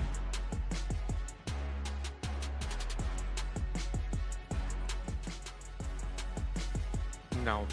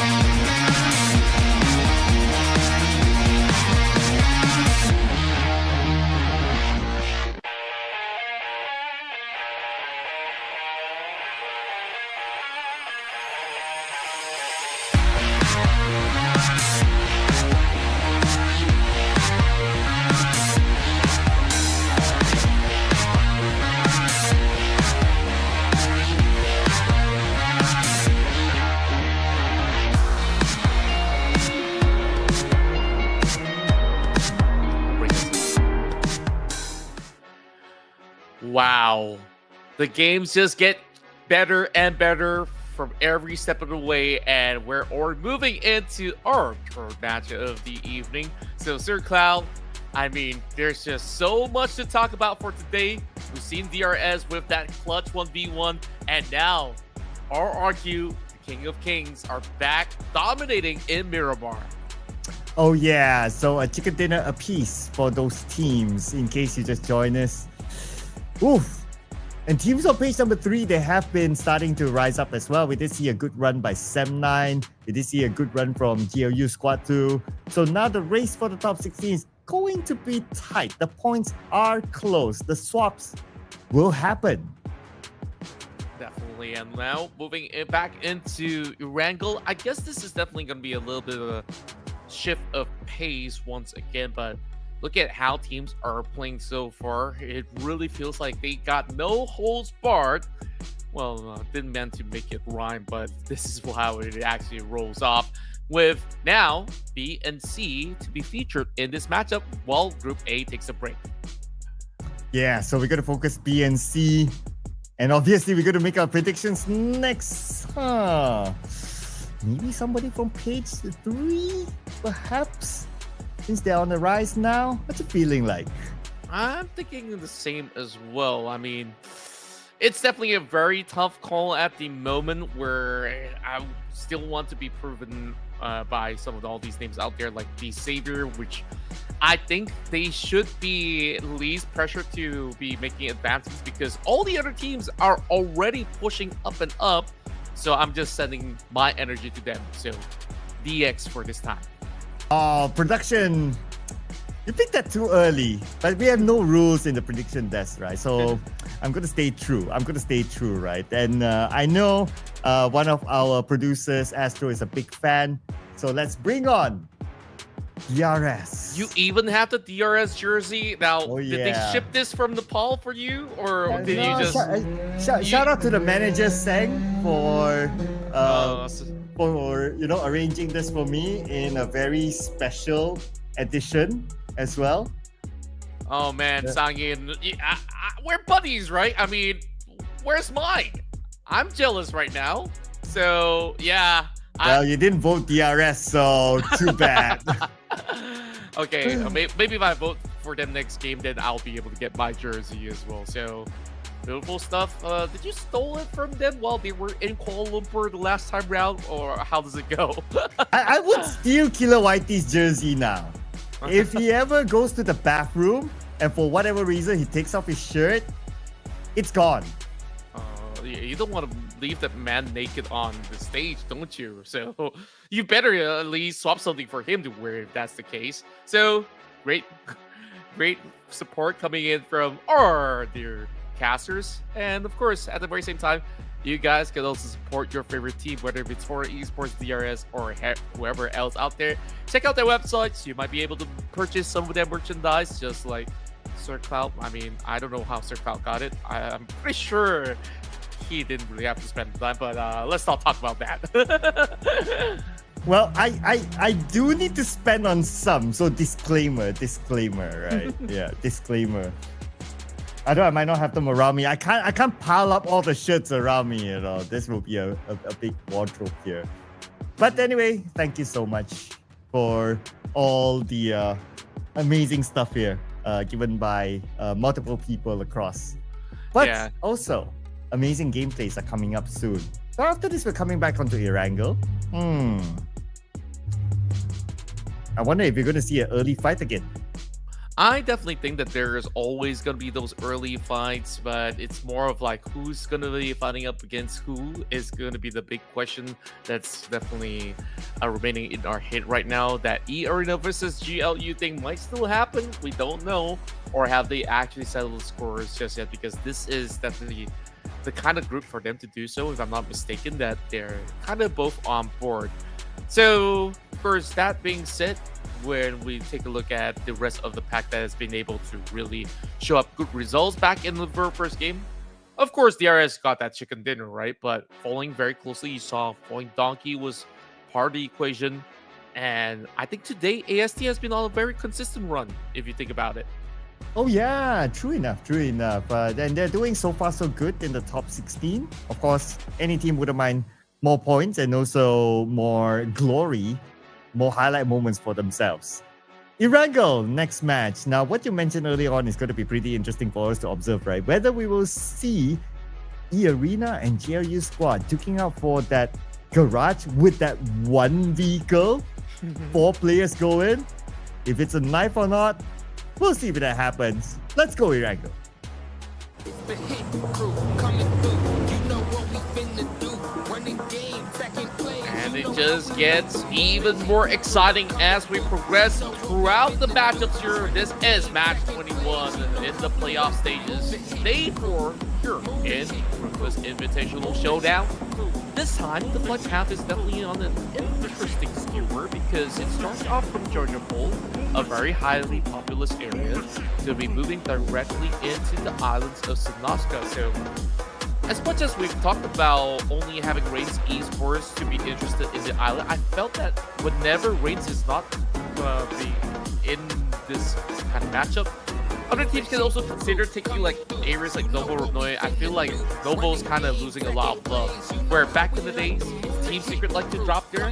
Now, even Team Secret likes to move elsewhere. So, definitely, it's been pretty interesting. And this kind of fight path, we might still see that garage warfare. So, keep your eyes peeled out for that. But if no team's going to give them any love, I do hope that the circle gives Novo a bit of love. I'm just saying. So, I'm looking at the northern side being a bit crowded as well. Got RRQ there, Vampire, and other overlapping teams that I can't see clearly yet. I guess it's Claw there as well. But we're going to get Aeromacy on screen now with an early fight with another team. Oh, but mentioning about, well, not really Novo, but mid to the base, there's still a chance that the circle will go there. Yeah, very high chance, and that's good news for Refuse and Co. from the side of REINCE Esports. Great shot coming out of the members of AST in order to come up pretty huge in this trade-off, scoring the first point, moving into this matchup where MVKE is stuck within the same compound. Sitting at the corner, now everyone's playing the patience game. But we do have a nade being cooked up by Vikings on the other room. And Zio will be waiting on the second floor in case anyone tries to rush up. But both sides still playing this kind of chill for now. Nobody wants to go out early. If not, it will be a rather long wait till the next round. So everyone's playing this carefully still. Looks like a bit of a standoff for now. Yeah, I would say that the stakes are higher for the rest of MVKE because they're on the third page. AST so far have been super consistent. And that consistency definitely shows with them carefully, surgically removing one of their player already. Now, I think what's really tough for the side of MVK is that I don't really see too much weaponry that they're holding other than Tins having pretty much an assault rifle in hand. So it's got to really put that to good use. We're also hearing some pot shots coming in from the side of hospital grounds. So both sides can't afford to stay for far too long. Oh, but Vikings actually lost one player. I guess that happened while we were still at the flight map. So it happened really, really early. First blood secured by Aeromacy. Now both sides, if we were to look at their utilities and their ammo, not that much yet. Since it's still very early, they probably didn't have time to truly loot up. But they also need to take note that they're about 1,500 meters away from the circle. So this fight cannot take too long. True enough. Focusing on to break, ex-team member of Team Secret. On his run with Team Secret, I dare say that he's definitely have done an impeccable job. So this transfer to me definitely looks very interesting for the side of MVKE. Zio's losing a little bit of that patience. He's holding on to just a pistol. Of course, he does have an AR in his hand, alongside with the S686. Sometimes all these shotgun names really goes through my head. I mean, just a whole bunch of numbers out there. Well, to be identifying it easily, some are called double barrel. One is just a single pump. And of course, you got the double barrel shotgun DPS. That said, Trix now wants to also join in the party as he's trying to traverse right across. While Todak also receiving some of all these blows from the side of Fury while he tries through it. Kind of met his old maker right there, right between his eyes, as the rest of the members of Claw have been able to fight back. Todak crashes out very early. Wait, you blink it, you miss it moment. 7-9 actually won against Todak, and Todak out. So leaving them at number 16 now by the edge. Okay. Oh, but they're number 16 here, but they are still, last we checked, on third place. So they need to make a big comeback in the following round. Anyway, coming back onto Vikings versus Aeromacy. Now they're rushing into this room, turning to the right side. One of them punished by Rick with the DBS gameplay. And now Trix is taking that proactive approach, but being stunned out. Rick now, no DBS, trying to fight out against the other members of Aeromacy, but at the end of the day, it is Aeromacy standing tall against the Vikings. Yeah, that was a really clean ordeal. Took them a while, but nonetheless, it's 4 straight points. No members falling right through, while the rest of Vampire Esports have been able to hear all the shots coming in, hoping to wrap around the rest of these members of AST. But despite them knowing for a fact that, you know, the trades have already been dealt, and AST didn't really have to go for heavy reset other than Zio being damaged overall. So I can still say that AST, they're pretty much ready for the next one. Vampire Esports, that is. But for the rest of the other teams, they're like, okay, we ain't got no time for fights. Let's just focus on to getting closer to the circle, since this could be a tricky one. It could go to the main peninsula or maybe even the main to the base. So that's why we can see like some of these teams playing by the bay, like for Sem9 and also D Xavier. So if the circle shifts anywhere, at least they will have easy access. Even for DRS, if the circle goes to the main to the base, they can still take a boat to access it. So that's a good spot in Primos that they have locked in. While in South George, still, Aeromacy here, now they have Vampire Esports as a visitor. Claw, also kind of interested in South Jogo Pool. I guess they want to get those exit frags. Yeah, I think that a lot of these teams are making firm decision, right? Because of how trashy that circle is. There's only like, what, 40% of land for you to play back in stage 1, all the way down south. So if you're not really keen onto battling for those kind of positions, you might as well secure those points, which is why they're pretty locked in. Speaking of which, Boboho, great sharpshooting with that Scar L in order to remove one player out of AST. More to be done, but AST can't really sit too comfortably despite them actually securing those 4 points up against Vikings Esports. So Zio, now that he gets to heal up, he still have to keep himself pretty much well stocked up because he's only got like, what, 2 first 8. They're pretty far away from the zone. And if you can see from the mini-map, that's like 1 kilometer away at the very least for everybody to actually get into the zone. Yeah, and they're not really letting go of each other. Doesn't help that on the outside is Claw waiting. So I wonder how this gridlock will stop. But on the minimap, it seems like Claw, they moved away. They probably thought to themselves that it's not worth it to wait. So it's now between Aeromacy and Vampire Esports. Like, what are they going to decide to do? Okay, now we get a better view. So Claw is still somewhat on the outside of South George, that is. But what's more important is going to be the circle. Are we still going to get a 50-50? Oh, man! We're going to get a similar circle like the one we saw on day 2. Wow, this time it just further confirms it for the side of REINCE Esports, right? Top already in the best position possible. The only other challenger is VOIN Donkey that's going on that 2-2 split that has been arriving over onto the south side of the port. So we'll have to see if they will actually tussle for a little bit more of that control. Because right now, there's barely any room. The new shift forces everybody to get into the island. Talon Esports at least has this hovercraft. I believe they've already arrived on the corner of Novanoy. So this isn't too much of a concern for the rest of Talon, because for the rest of the other teams, okay. I mean, XZ, if he's going to drive like that, I'm going to be concerned for them. But overall, Pubg Esports, they're the next one to also join in the party. A little late, but is this going to be a big setup? Because Yummy's camping on the bridge. Hoping for a team to pass by, but based on our view, no other team so far. So he's still waiting it out. But Tony K is not waiting though, it took us 0. So the fight continues on in South Jogopo. Tony K will finish him off. And the rest of Vampire Esports still trying to locate the other members of Aeromacy here. Yeah, Vampire Esports so committed in this one.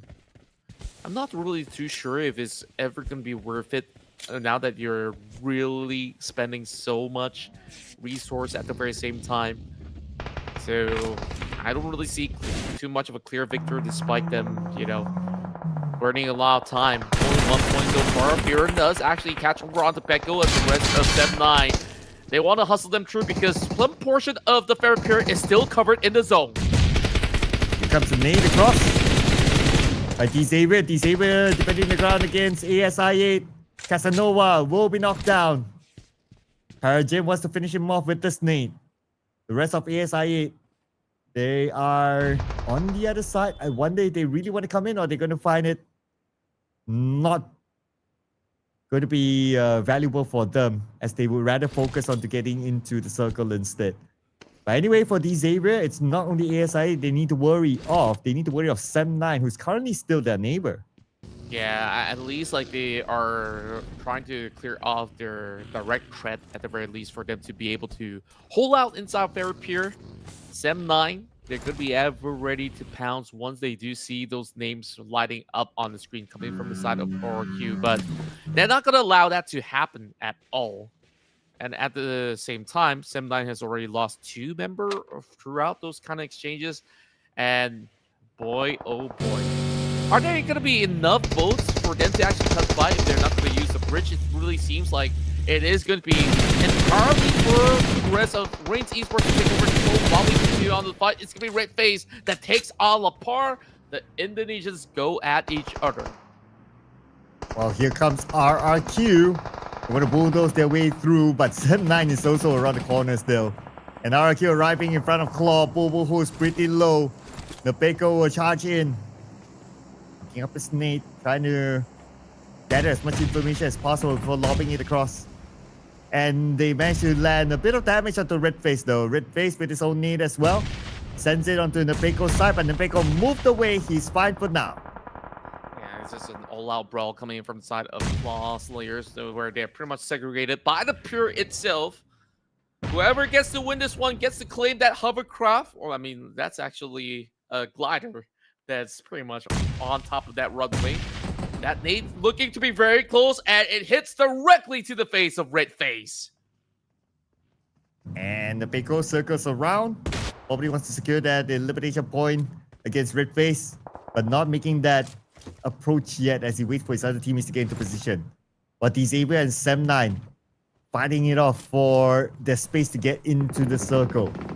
Something that we kind of expected though. Oh, Lamborghini is managing Vampire Esports as well. Okay, here comes Vampire Esports. They're somewhere around this area.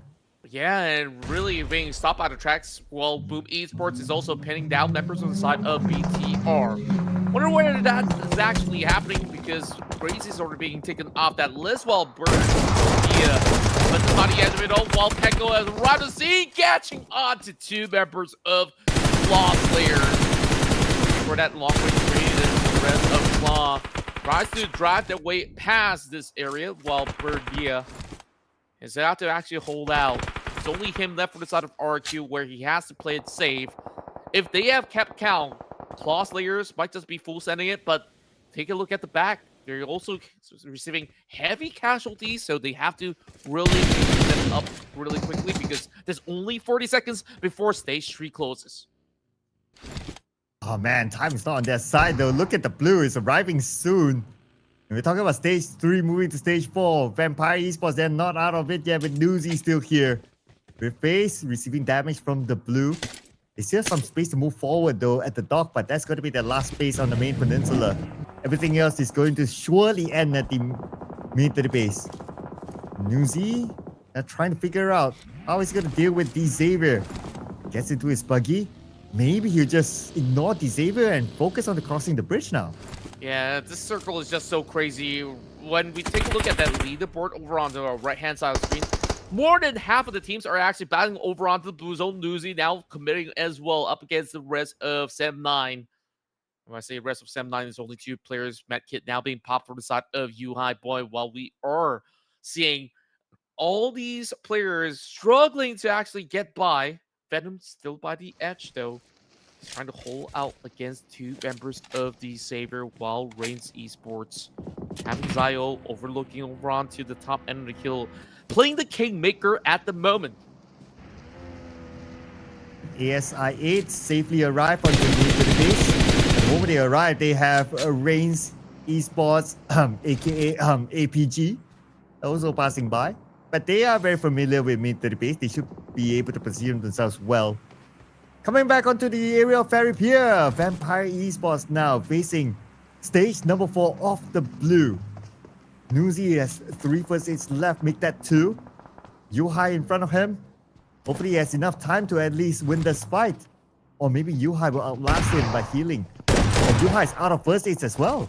Yeah, he's got to really force some maneuvers right now. He's got 4 frag grenades. He will be putting it to good use before he actually drops out. So ASI8, next one on the chopping block. It will falter on number 14. While FaZe Clan has been able to once again go for the pin up against the rest of BTR. Uzi's taking a while, getting himself healed up. He knows that it's a battle of attrition, and there goes Yuhai and the rest of 7-9. And on the other side, team starting to come into mid to the base. As for Claw, okay, they're not out of it yet. Now they have RRQ. Wait, RRQ? Here too? Wow. All right. Interesting to see how many teams have not made it into mid to the base, but RedFace made it happen. Now they should have an entry into mid to the base itself. Yeah, the last we saw, they were pretty much locked up against each other, and they definitely identified that Burden was all alone after that long trading with even the Savior members to try to hold out majority of BTR. BTR left with 1 while the rest of them are just crashing right through. Down to Gante. Can he actually hustle them out of this control room? Well, he is definitely handling it perfectly. Gante wipes them all off the floor. And DRS secures their position. But next to them is now Federalist. Federalist alone though, the final player for BTR. Unless he can lob a beautiful nade into DRS, then perhaps he can come up with something big. But Claw, no boat means they have to swim across. And if you swim across, this might happen. Top will play the fishing game, and he'll be happily on this hill, just tapping away onto whatever targets they can see moving. That's right, and they're already doing a lot of massive damage over onto the members of Claw Esports, despite up till now, REINCE have yet to actually score those points just yet. Zio, however, does actually secure the first one as he will go ahead for the takedown. The problem with this is that once they deep dive, they need to come back up for air very quickly, or else they will just lose a lot of health bars. If you look at the update though, DRS for position, they are taking a lot more of the ground control. APG now finds themselves over on the edge. Well, sorry, excuse me, that's REINCE Esports. Well, REINCE Esports, APG, starting to converge now. Anyway, still playing the fishing game. Top knows that somebody is still in the water somehow, but now he has to shift his attention to the Xavier with Paragin passing by, parking himself just below Top. Oh, but Top has to be careful. Who's shooting him from the side? Who is it? Ooh. Oh, it's Delta. Wow. Perfect angles coming in from DRS. Now that kind of forces even the likes of REINCE to be hugging by the corners of the shore. So Chama and the rest of DRS, they are in such a firm position. If it does shift towards the south, I might even see them winning again. Well, who knows, right? Right now they have secured themselves a decent position. Seems to be on the clear from other teams. But the Xavier only left with Paragin, and with the fact that REINCE Esports, they know that he's here. If the circle doesn't favor him, he will have a hard time moving away. True enough, we've been staring over on to Paragin for quite a while now. The rest of REINCE Esports, they're not going to be letting him slide off as freely as he wants to. I think that APG, REINCE Esports definitely know that he's kind of stuck down there. They don't really have to pay too much of attention until he once again redirects those shots. But on the other corner, I really do wonder what's going on, especially on the bridge, if any team were to actually make their way across. Okay, let's see where this nade will land. Oh, that's a bit too far. I don't think Top knows that Pubg is just below him. He knows that Pubg is somewhere there, but doesn't know that it's just right below. So that's why he lobbed his nade like across. Well, you'll probably find that out sooner or later. But with the fact that he knows that Pubg is still there, he will always be alert of somebody at his back. While that's happening, we shift over to DRS, dealing with Talon from afar. It's Gigante, trying to get more members of Talon. One of their players currently knocked. But because of this tree and because of the compound, it's really not helping DRS getting a good clear view. But Killer YT gets one. Oh, there we go. Opening up the account while the rest of the Talon tries to really hold through the accounts. Starting to look a little bit more like a fortress, as we are already looking at a member to be able to just save up the done very, very swiftly. While XZZ has received the whole brunt of the damage coming from the clip from Kill YT. FaZe Clan. Time for them to get into action as they approach the circle. Coming from the side. Now Talon. They not only have DRS looking at them, they also have FaZe Clan looking at them. Oh man. Okay, let's check out the next phase of the circle now. Who will be favored by most likely VOIN Donkey? They surely will get it since they're in the middle of the circle, but shifts slightly towards the left side with DRS is also in it, together with REINCE Esports. And as expected, Pubg does not circle. Time for him to come out with Shell. And so far, he's definitely thinking about those angles. Pubg has got to really have a timely pop. And that actually clips onto both Zio as well as Top. So great work coming from Pubg. Where exactly is going to be the rest of these other parties, because they have yet to move into this direct area of location.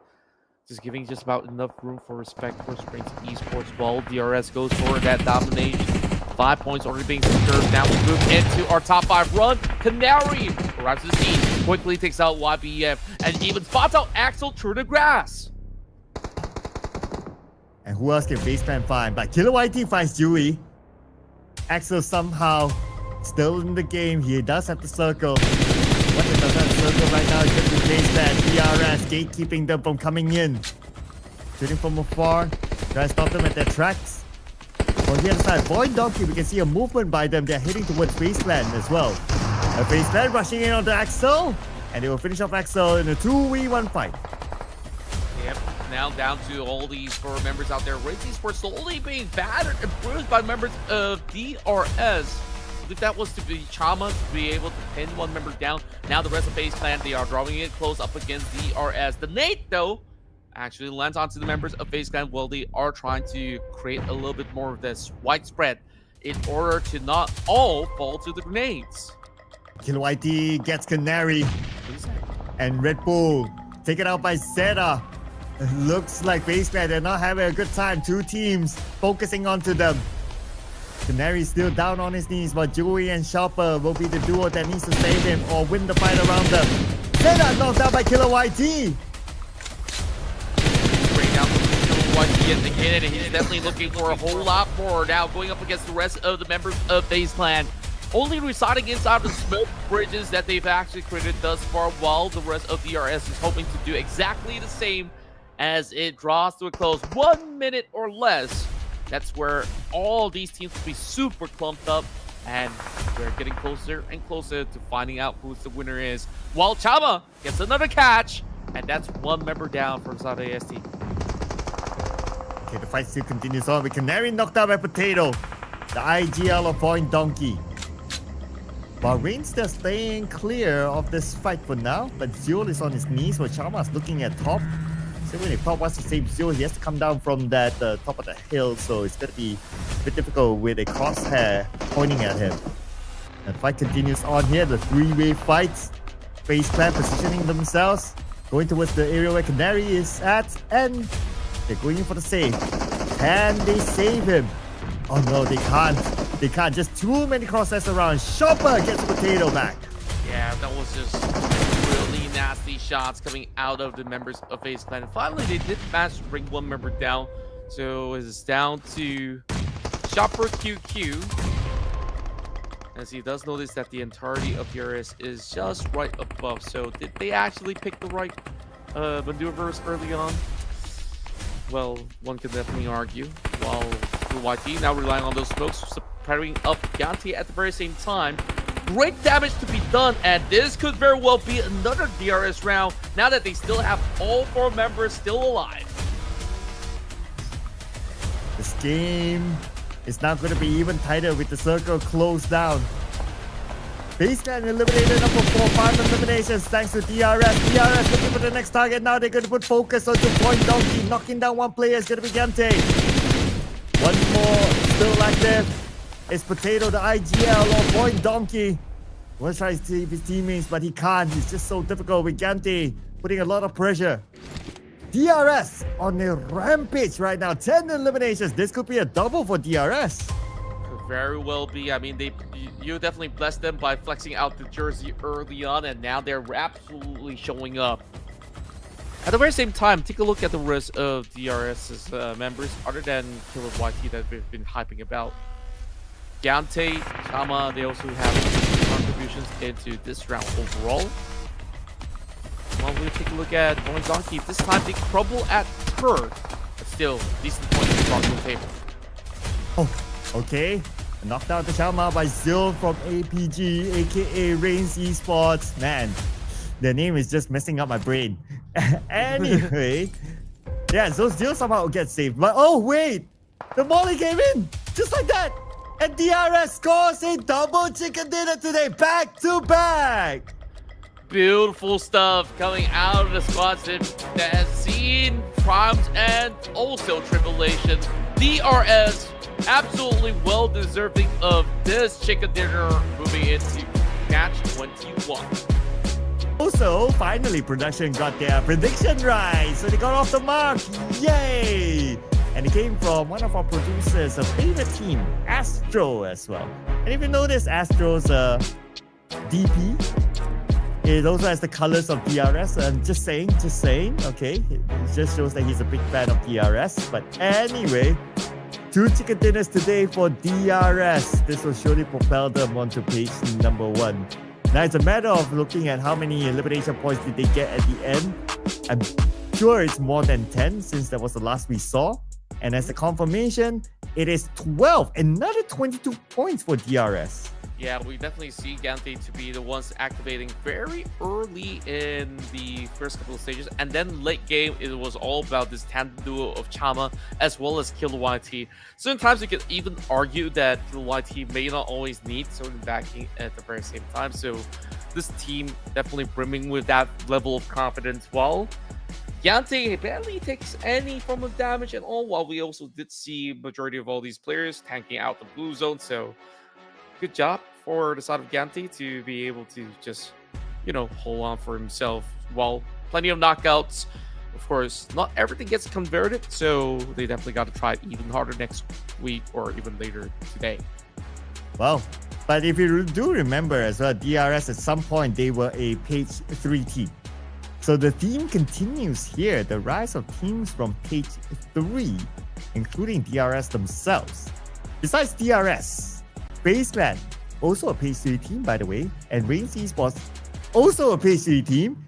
DX, also a page 3 team. Okay, the narrative continues here. Page 3 teams coming up. This is going to be an exciting race. Definitely. I mean, overall, they definitely know that there's definitely high stakes involved, and you don't want to be the one lagging behind because the world is watching. So, overall, DRS, they're definitely going to be pushing all the way through. REINCE Esports, though, this is definitely the start of something really special, looking at how they've been able to really gain that control inside NONSTOP military base. Well, still more to be done later on. So FaZe Clan, D-Saver, we've definitely known them to be super fighty as a bunch. We'll get to see that once again later on. While Chama gets compared to his own teammate, Gante. Well, who else can you compare with, right? You have to compare like a player from another player from the same team. From the best team, that is, in this round.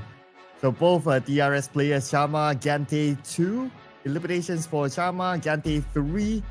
And for Shama, he did a little bit more work. But the one that did the most work of them all is Killer YT again. 2 times MVP today. 7 eliminations, 1,195 damage. And on day number 1, he was actually the MVP for day 1. So now with 2 MVPs on his name, who knows, he could have caught up to Sky. It's a big baby though. I mean, Sky has been super consistent day in, day out. So the last we check out of the DRS members, I definitely do think that Killer YT is kind of somewhere on top of that list as well. While we're also looking at big improvements coming from you, High Boy, as well as Viren to be taking 4 points as well as 3 points individually. Yeah, so 2 players from Sem9, also a team from Page 3. Just going to highlight that since that's something that we want to keep a lookout for. The rise of teams from Page 3. So Sem9 this time, despite them not able to get into the mid to the base, they're still able to put up a good amount of elimination points. Make that 7 to be exact. The double-digit club is DRS and FaZe Clan, 22 points, 10 points respectively, with REINCE Esports 9 points, the Xavier 7 points as well. On the other end, however, another Page 3 team, Todak, needs to do a lot better than 0 points. Yeah. Vikings, they're a Page 1 team, so they should be fine.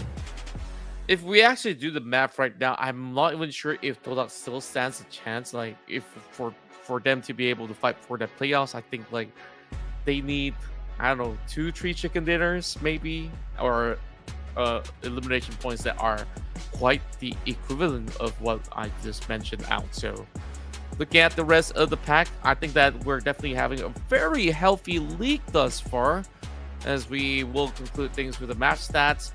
This is a very treacherous circle. I'm just surprised that some teams will have been able to make it out alive, even despite the circumstances. So the rest of the numbers, pretty stock standard, other than having more total knockouts as compared to the total limbs.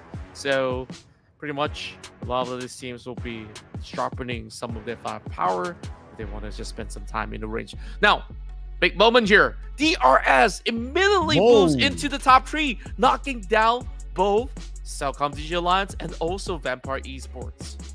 Wow, hello to the top 3 and also the 100-point club. 107 points collected by DRS after that chicken dinner.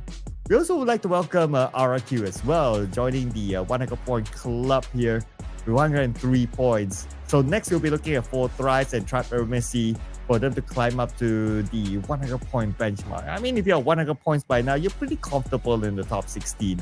Speaking of the top 16, the one closest to the order right now is VOIN Esports. Even we can say Talon, since there's only 1 point difference between them. Yeah, it's just so scary. I mean, just any given moment where you slip up, you definitely know that you're already going to lose that position overall. So VOIN Esports, they got to once again claw their way out of the rut, while we're also looking at improvements coming from the side of the Savior, just keeping maintenance and just a few points below the Savior. We're looking at REINCE Esports. So of course, we only sung praises about them so far. I want to see them going for even more down the stretch. While Sem9 have also had significant level of growth, but overall, at 22 onwards, do you think it is actually too far to actually get more done? Well, I guess I've been yapping a whole lot, which is why you need the jersey to cover your eyes for a little bit. Oh yeah, this is to the Gurkhas of the PAL, DRS. While we chill right now, we'll be taking a short break and more action after this from DRS and also the other teams. We'll see you guys after the break.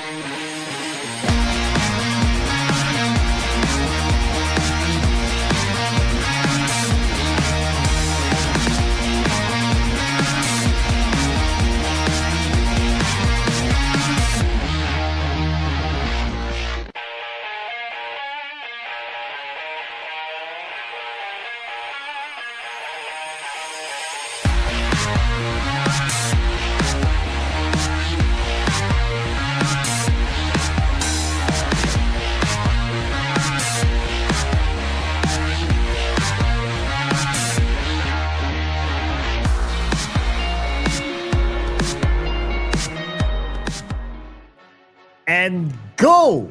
Our second half for today, ladies and gentlemen, the Ruthless Invitational Showdown Season 10. And DRS, when they play, they score a chicken dinner. Can they do a third one, Contra? Can they do a third one?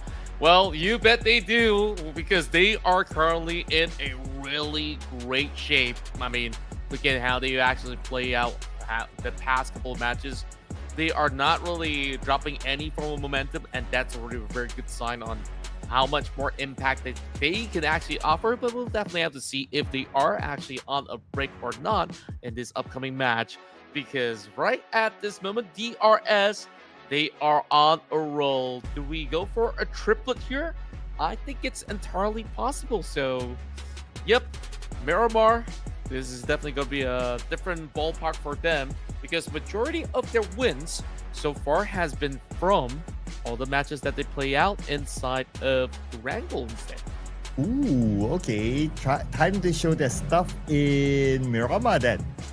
Of course, we are rolling back the groups. Group A and B will be the focus, and DRS will be playing. So let's see if they can actually score this one in Miramar itself. So, predictions. Gotta come up next. Gotta make a decision. Okay.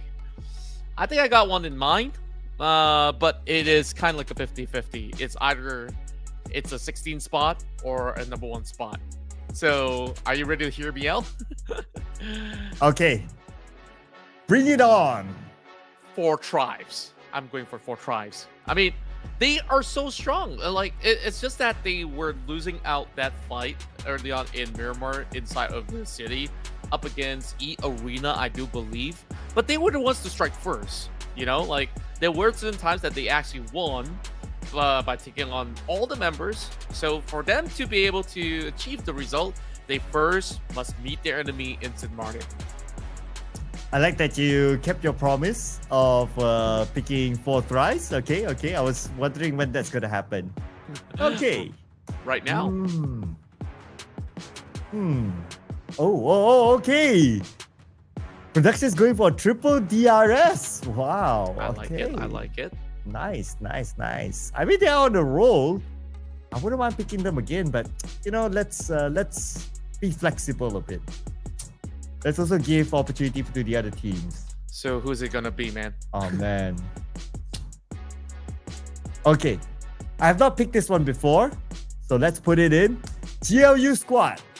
Let's go. GLU squad. Actually, today has been a great day for GLU. I mean, if you actually add all the numbers that they've been able to achieve today, they are definitely being one of the top 5 point earners for the entirety of the evening. So, good shout, especially when we saw what really went on in that past Miramar match. So, I definitely think it is definitely a very strong showing coming in from a lot of the squads hailing from the PMSL SEA at the very least. So 4 tribes, I just want them to really prove me right that they still got the fire in them, because the first 2 games they kind of convinced me. So maybe this time around it is their time to shine. Yeah, just like you and all the other fans who believe in them. Now it's a matter of them putting in the performance in this round as we count our time down to head on to Miramar. So today's Miramar, so far the circles have been okay. 100% land. We haven't seen a circle tucked into the side just like how we saw yesterday. It's probably time for that kind of circle next. So whether we'll get it or not in this Miramar, we need to wait and see. Without further ado, let's jump into it. The hit crew coming through. You know what we finna do. Running game, backing plays. You know how we Just absolutely love the scenery every single time we move into this map. This time around, it seems like you might actually get what you asked for. A little bit of a skewered flight, as we can see that it's traversing coming in from El Pozo into the southern areas of the map. So sometimes the flight path might go the opposite way, but for this time, I don't want it to go opposite. Let's go all the way to Los Higos. Let's go all the way down there. Let's go. That I wouldn't mind. We don't always get a Los Higos island-ish circle. So it's a matter of time right now. I mean, it's been a long time since we've seen that kind of circle, so why not? But while we wait for that to happen, of course, we're going to check out some of the potential clash points. We've seen a bit of action in Power Grid. We've also seen a bit of action in Los Leones, so that could be some of the potential clash points here at the very beginning. Yeah, on top of that, I think that there might just be a little bit of an altercation inside of El Pozo. I could be wrong, but take a look at how close the Saber is to HORAA Esports. HORAA, they definitely do like themselves the La Cobreria as well as Creative Fuels kind of setup. Well, Los Leones, I think that's where the major brawl is going to take place, as we're already looking at DRS dropping in first and foremost, getting themselves those loots. But are they going to be able to at least hold out some of all these other players? We're looking at pretty much the Car 98K without any scopes. That's pretty hard to maneuver around. FaZe Clan immediately goes in for those vehicle securance, while they dive directly over the course of the hilltops. And no early action, it seems. Okay, not for now, but okay. A few gunshots, but oh, okay, I didn't expect that to hit. Wow. Okay, knocked down Mr. MVP, Killer YT. Not the player that DRS wants to lose. VOIN Donkey still not eliminating him. I don't know if DRS wants to make a U-turn, because FaZe Clan is coming by too, so it's unfortunate that they will lose Killer YT, the main guy. I think they're actually going back for him, but it is definitely a risky attempt. Potatoes does actually secure it as he quickly leaves out. I really gotta commend. I mean, VOIN Donkey, they were so sharp on their shots. Potato now added to the roster so far, really supplementing what they could really bring to the table. Because this was one of the ex-members of Alter Ego, if I can recall. That was like a couple seasons ago, and he's still proving to be so sharp, even despite not having scopes on that AK. And even on the other end, one of his teammates was holding on the Vector to be able to clip that from such a distance away. That was super impressive. Yeah, I know, right? And that was while it was shooting on a moving vehicle and a covered vehicle. And that was definitely something there. And they took out the main MVP, Killer YT, so that's a flex. But that's not good for Killer YT, because he has a chance to chase the daily MVP. But their day is still not over yet. They still have one more game to go. So we'll see how it goes for Killer YT. But for DRS with 3 players, we've seen it time and time again, especially yesterday. Teams played with 3 players, but still able to score chicken dinners. So for DRS, especially the fans, don't lose hope. They're still in the game. True enough. As a matter of fact, I mean, today has been the biggest leapfrog coming in from DRS, right? Last we saw them, they were somewhere in the midfields. Now today, moving into the top 3 after getting those back-to-back chicken dinner wins. This goes to show that all it really takes is sheer focus, and the team will be able to really come up ahead. So who knows, maybe all hope is not lost yet for those who are currently at the bottom. And I'm staring down at Claw, who's currently having 35 points, very close to the dead bottom. So a little bit rough, if you ask me. So DRS, sure, they lost one of the heavy hitters out there, but it's Miramar. I think with 3, you can still do a whole lot. Yeah, so let's see here for DRS. But anyway, if we look at it objectively for DRS, 107 points, number 3 in the overalls.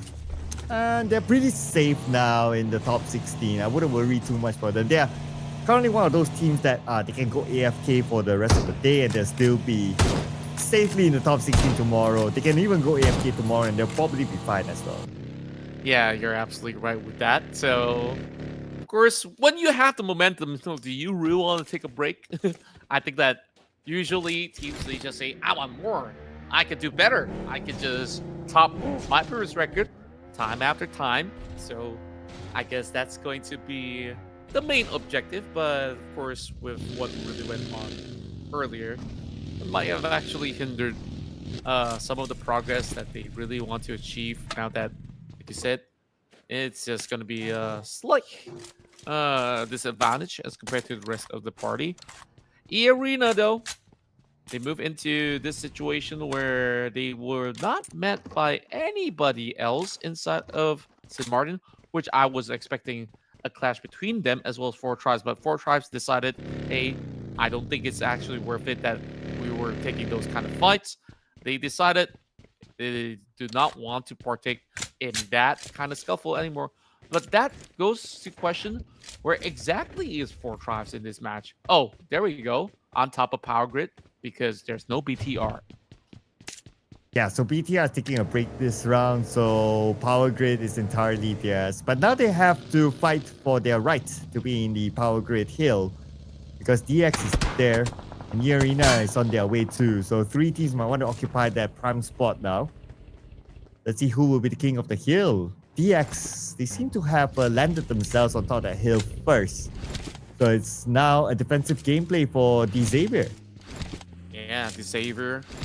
I think, like, overall, their gameplay throughout the course of the run has been very, very rocky. Well, definitely we've seen a lot of all these better stands coming from the entirety of the squad, but from the looks of it, it is definitely going to be a tough ordeal coming into the early game to be actually looking for pretty much high commitments moving into the fight. So Pubg Esports, they will continue to traverse while the rest of VOIN Donkey found themselves a decent space after, getting a little bit more of that picked off in that early span of the match. So we want to see whether or not if VOIN Donkey can have an absolute control moving into these upcoming areas, because we've already heard some faint shots, and it's actually going to be REINCE Esports that gets tagged by Alter Ego. Here comes the shots by Badru into the building. Oh, but the nade came by Ruthless to knock him back down. Really securing their elimination point. Rest of Alter Ego, they're on the other side. Dog will be taken out. The Alter Ego, they're moving in. They don't want to put Badru's life lost in vain. As Zio is the only one in this building. Ruthless is on the other side, cooking up his own nade. Zio on the second floor, prepping himself for the incoming Alter Ego. Lock the nade onto the outside. Closes the door. Buys a little bit more time for himself. Oh, wow. Hardship the circle as he moves further and further over on the northeast side. But Zyle now trying to action the gate. Any firm shots towards his side.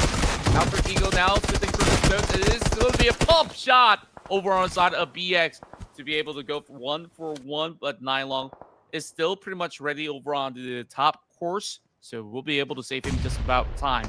Top has now moved right in. Now challenging Alva. Alva just hoping to pull up some defenses for the meantime. Buy enough time for them to go for a reset. Top on the lower ground. Navigating around the smoke. Really not helping him. He's the final player for REINCE Esports. Eliminated by Alter Ego. But Alter Ego is still not out of it yet. Which other team is actually shooting at them? It is Champions Esports from afar. Knocking down the members of Alter Ego. And here comes the champions. Ooh, wow. Immediately dropping that fake nade. It does actually clip over on the BX. So it makes things a lot easier for them to just crush up against the rest of Alter Ego. But they say no. They're not going to be having an easy run while he puts in that Molotov, burning him down. There's just no escaping the wrath of Champions Esports. The other day, as their name, champions stood as a champion in that fight. So now they will have that compound for themselves to play with. Team Secret, they do have CelcomDigi Alliance circling around the area. CelcomDigi Alliance not a big threat yet. And more of like doing the scouting work while looking for the next pit stop. They tries to get away from GK's spray, and the spray continues on, and GK will not be able to get that knock. Are they looking safe? Safe for the meantime, while GK having a very courageous attempt overall, while the rest of the claws. This is true on this convoy. Doesn't seem like it's going to be deterring them at any given point in time. Once again, another attempt as he is just having a tough recoil control. Not really getting too much of damage done. Elimination free. CelcomDigi Alliance, they met with Claw. They got one and then they got Bobo Fu. Okay, CelcomDigi Alliance, the moment they arrive, they wreak havoc on the Claw. Or one player of CelcomDigi Alliance down, but Adi Luke is there to be the security guard. Popping up the smoke as a security measure as well. While FaZe Clan is going up against HORAA Esports somewhere else. Sky knocked down. Another top MVP that needs to be saved now. Yeah, it seems like it is going to be taking a little bit more of a form of time, as we're going to be looking at the rest of Champions Esports to have the furthest distance away to actually cover room. But take a look at how crowded it is. We're on the far west as well as the southern portion of the map, so we definitely will expect a lot of all these fights to be breaking loose, moving into these quarters. So it is definitely pretty daunting. The rest of FaZe Clan did manage to at least get 1 point back, while the rest of GLU have infiltrated into Hacienda del Patron to challenge up against DRS and greeted with a grenade coming from Gante. Beautiful nade there by Gante, but he needs backup though. Is he the final player? No, he's not. The other members of DRS coming in to back him up, but Gante, another knock! This time on the Xbox. Beautifully executed. Now the rest of DRS will need to come in to support him, while Noel tries to fend them off together with KF alongside him. And Gante sends a nade into the building. But it's 3-2-4-4 Thrives is going to get a knock and an ending onto Xbox. GLU squad now falling apart to the hands of DRS. But GLU squad KF tries to fight back though. As KF now tucks inside the corner, takes his time to heal up. Such a tough fight for them to actually take right now. Rest of DRS still getting punished, but that grenade saves him in time. But did he actually get the kill over onto DRS? It seems like that might actually be the case with the members of 4 Tribes also moving right across. So T24, they managed to at least blow up DRS in the process, where DRS can only afford 1 point in this match. And DRS, well, after a double chicken dinner, scoring 1 point only this round, it's okay, it's okay. I mean, they're still pretty comfortable up there. Whatever happens, they will still be very comfortable in the top 16, without a doubt. Now, looking at eArena, they have HORAA Esports to deal with on the other side. On the elimination feed, we have champions Balja going up against ASI8. The zone took out Urkas. Ooh, looks like someone's spending a bit too much time on the outside. Yeah, I think like it is definitely a tough run-in with so many teams that we last saw over the south side. Now see the Alliance pushing right through. Tank! Oh, beautiful triple shots coming in, but not enough to quite take down the rest of CD Alliance. They get overwhelmed, and to my surprise, they didn't even form up just about enough of an exchange. Champions Esports, though, they are bypassing this area, so it seems like they won't be actually committing it up against the rest of the members of ASI8 just yet, but they are definitely running towards the rest of Boom Esports. And circle closes to not too far from the middle. Boom Esports has the middle circle. In it, they have VOIN Donkey as well. A lot of teams playing by the edge of the circle at this point. Team Secret has CelcomDigi Alliance to deal with on the other side. Oleo now down on his knees. Zeros continue to lob nades across onto CelcomDigi Alliance, hoping to land something onto them, but so far nothing connected. Typhoon up on this high ground with his smoke launcher just to cover his side in case anyone surprises him there. Yeah, just prepping for some of all the worst case scenarios while they are getting a little bit of a sight. Zeros doesn't want to partake in that battle just about yet. 4 Tribes now having some commotion with those shots coming in from the side of Lamborghini. T24 trying to at least cover some ground, but it doesn't seem like that's enough to save Fallout at the very same time. Beautiful catch, I would say, at the very least, as the rest of the Savior climbs up the hillside, just wrapping around the zone. Now, question is, does 4 Tribes want to commit right now. 11 teams still remaining right now, while the rest of the Savior hoping to at least create a little bit more that safe distance, but not too much for the side of Champions Esports. They got plenty of all these rooms that they need to actually fend off, while the rest of teams recommit towards their area. The Team Secret still has this high ground. See if they can make the most out of it. They're all forming on this high ground still to play the gatekeeping role against all these teams on the outside, including 4 Thrives. But 4 Thrives, Team 24 managed to slide into the circle. On the northern side, HORAA Esports, they're now busy with FaZe Clan. Supreme shoots! Supreme. Fortunately gunned down. Sleepy will need to heal up quickly. Yeah, got barely enough space, but Sleepy does manage to heal up. The nades now to be cooked up, but I'm not too sure if this is going to be a clean toss. The rest of FaZe Clan, they're about to form up all together. Working in tandem, opening up the doorways, trying to bait out Sleepy with his UMP at the ready. Does have the Molotov just to buy a little bit more of that space, so he is definitely creating a little bit more of a loophole for Haidami to be able to join right in a moment's time. So we'll have to see if they will be able to perform a response, because Sleepy has been knocked down. Alright, now down to Haidami, the only player left for HORAA Esports. FaZe can continue on with Canary and Shopper. Wearing his nade, he sees his target right in front. Haidami receives a decent amount of damage. Now he's pretty low, he needs to heal up again. But at the same time, FaZe Clan will need to say hello to the blue. It's going to close up onto them. And this blue is a stage 4, moving to stage 5 kind of blue.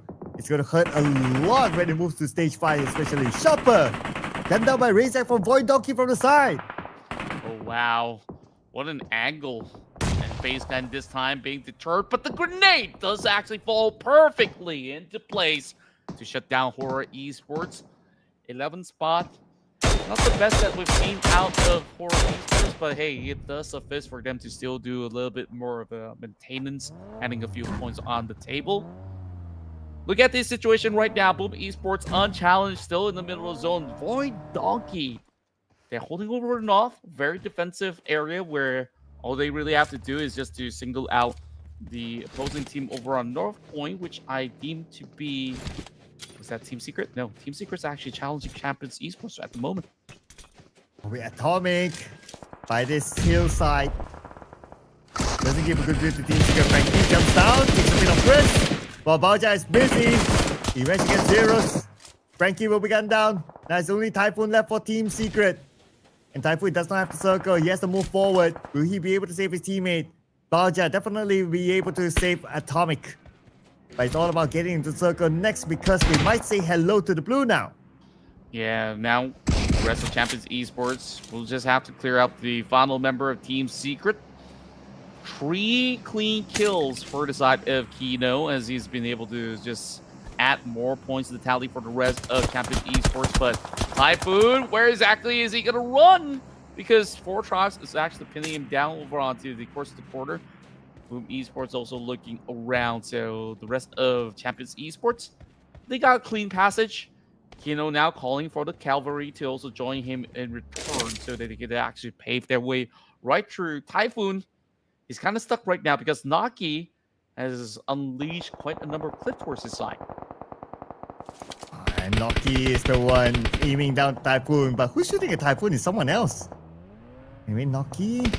This 3 doesn't give you a good line of sight, and the point is stolen away by Levi's from D-Savior. Naki could have gotten it, but maybe he can get it out of Levi's next. But Levi senses something, he moves away. Yeah, that's just smooth criminal moves coming from the side of Levi's. Well, 4 Tribes, they also do have to reposition, as a lot of all these players coming from the outskirts are starting to tag upon them. The rest of Boom Esports, though, what a region to work with. Take a look at all the angles that they're actually getting through the valley. It's kind of absurd, but we'll see whether if they can actually convert this into a big advantage. Because if they can see all those angles, people can see them too inside the chat. And Yummy scoping down onto Joker. Just waiting for Joker to come out of that compound. And Joker will be forced to move up because he's in the blue now. We're talking about stage 5 blue. It's coming to stage 6 soon. Joker fires back, but because he receives that amount of damage, he won't be able to heal up. Surely will be taken out by the blue.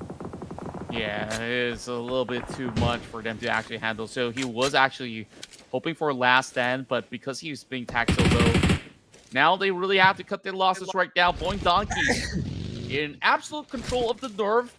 Boom Esports in the direct center, and the rest of the field having champions to be able to hold over on the southern quarter of the map. VOIN Donkey still standing tall despite having all 3 members to still play out the map. Boom Esports, they kind of get to dictate who exactly comes into the zone, but then again, there are certain cutoff points because being inside of a couple of shacks doesn't really provide them the best of cover, so they need to defend this with all their might because the rest of the Savior have arrived at the scene, crashing up against the rest of 4 tribes. And 4 tribes will need to defend this with all their might right now, and they will do so. Starting off by nading down Levi's. Lamborghini is behind playing the support role while Nate is at the forefront. Lamborghini is being shot at from somewhere else too. Oh man. Xavier finding it hard right now to crash into this compound, but even if they win this fight, they have to move forward still because this compound is not in the circle, but they take it step by step. Nate will be knocked down. Left with Lamborghini behind.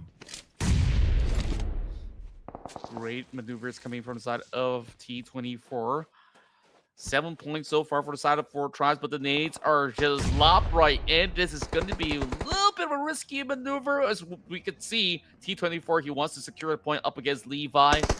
Any point they can take right now, they will not leave it behind. 8 points now secured for the side of 4 tribes. But more to go because the rest of Champions Esports, they're about to lock them down into this small little stack. Well, Lamborghini definitely has to go in to trade up against them. So 4 tribes, sandwiched in between. Will they try to contribute? Because I see T24 having a grenade in hand. Hey, and Lamborghini now has Noki behind him. But Lamborghini are also navigating across the blue. Takes a bit of damage, and Noki will land the final blow onto Lamborghini, eliminating the Xavier in the process. Now, Boom Esports against 4 Thrives. And Boom Esports, they are in the circle. They're pretty comfortable here. They can stop 4 Thrives from coming in. Yeah, 4 tries so far, fending off very, very well. Naki, though, now get caught out by Lumbang.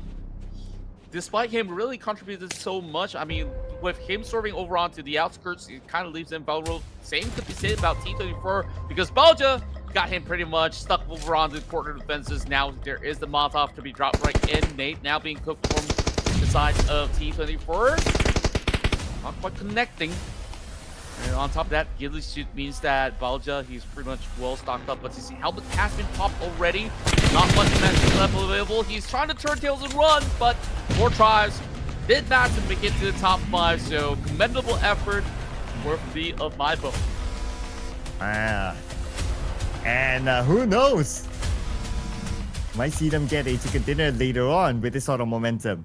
But now, we're going to focus on the top 4 teams, Boom Esports, VOIN Donkey, Champions Esports, and FaZe Clan, who might get the chicken dinner. And so far, the best chance is either Boom Esports, VOIN Donkey, or even Champions, since they have 3 players each. But the team with the best position in the circle as of now is Boom Esports. But that might change in about 10 more seconds as we head on to stage 7. Stage 7 is definitely gonna be a little bit more of a tactical warfare coming from all these teams. It really depends on the zone. Most likely than not, it will close directly towards the center, like I've just mentioned. So Pubg Esports, they do have a lot of control still, because the kind of shacks that they were holding on towards and are still pretty much intact. But they're kind of extending the wing to try to see if they can catch out more members of the side of VOIN Donkey. Let's see if Boom Esports can score this chicken dinner and get themselves up higher on the overall charts. And VOIN Donkey on the outside of the circle looking to come in too. But they'll face off against Boom Esports with the direction that they're heading now. Or Champions also on the outside of the circle on the opposite side. They should have a better entry into the circle. While the final player of FaZe Clan is around the corner. That is Canaries. That who knows again can be that solo player to be the kingmaker. Very well be. It's kind of anyone's game at this moment now that everybody's gotten that full reset. But take a look at Champions Esports. They out through everybody from the south side. And lo and behold, 13 points. Highest so far from Champions Esports. Yeah, 13. Wow. Okay. It'll be interesting if they can score this chicken dinner. It might be one of the highest points collected in a single round that we have seen. But we'll need to check that out later. There's still bodies for them to take down and more points for them to collect. As now we're in the top 4. Teams are starting to come in. Canary, however, is still left on the outside of the zone while the other teams, they are already in it. Yeah, this is definitely a cause of concern, but I guess he's got a really good point because he is snatching Kino away. That's going to be the 5th elimination point for the side of FaZe Clan. But VOIN Esports, they heard all the shots, kind of revealing the location of C1 members. Atomic now has to defend 1 versus 2. Hiding behind a rock, and there's barely enough space for him to actually play around with double tag team with Yummy to be able to secure the point. And from afar, it's going to be Zeta taking out Pubg. And that's going to be the unfortunate end for Champions Esports. Now it's going to be the Indonesian connection. VOIN Donkey and Pubg Esports. 3v3 for the chicken dinner with Circle still favoring Pubg Esports. While VOIN Donkey, all the players will still need to come in. In fact, all of them need to come in. Lembang taking the proactive approach to scout out the members of VOIN Donkey. And Potato is the closest to him. He should have the audio cue knowing where they are.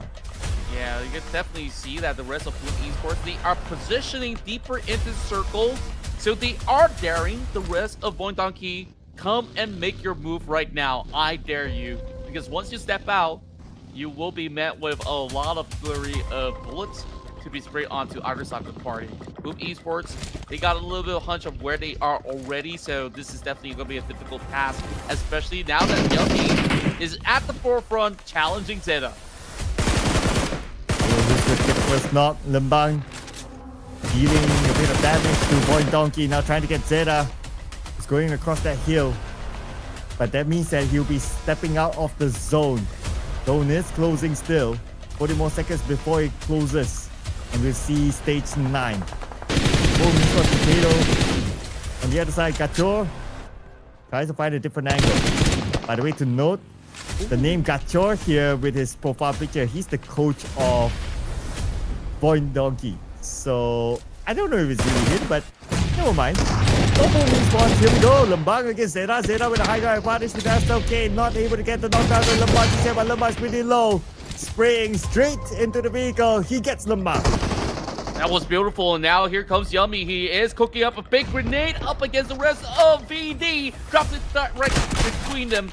And it is a hefty amount of damage being done, but not quite enough to take down the members of VOIN Donkey just yet. It's all down to Yummy. Can he actually clutch it up? 1 versus 2. And it draws the goal for V1. He goes unleashing all his shells, but it's not enough. VOIN Donkey ID takes the chicken dinner and once again challenges the throne at the top. Well, it looks like VOIN Donkey, they really want that #1 spot. And by securing this chicken dinner, who knows, it could be theirs for now. We need to look at the overall points later, but what a run it is for VOIN Donkey. Imagine this, Contra. They didn't have the circle advantage.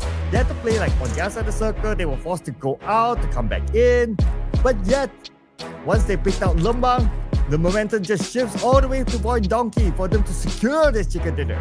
Yeah, it was so beautifully played by VOIN Donkey. Initially, they were moving around that northern section and they were just going for big resets, right? When they had that zone, it's like, okay, once it shifts away, they have to replot their agenda and they managed to continuously seek out all these members of VOIN Esports, drawing it so closely towards that 2 versus 1.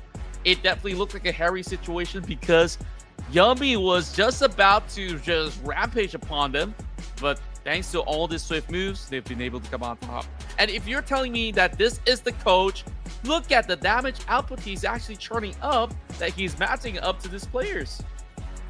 Well, disclaimer, if the coach is playing, that is a big if, because, well, in this kind of off-season tournaments, they always do this. Like, oh, they use a pseudonym or they use their coach name and profile picture.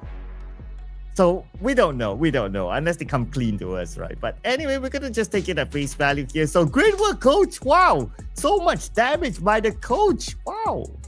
Yep, and of course, that being said, does VOIN Donkey reclaim that position at number 1? Because HORAA Esports have been holding for quite some time, and now that they kind of slide down the pecking order because of them falling short at 11th spot this match, so I think this is a very strong challenge, especially even Boom rising up at the same time, securing a top 2 finish. But when we move into this huge rally, C1 as well as 4 Tribes, they secure plenty of elimination points throughout this course of Miramar.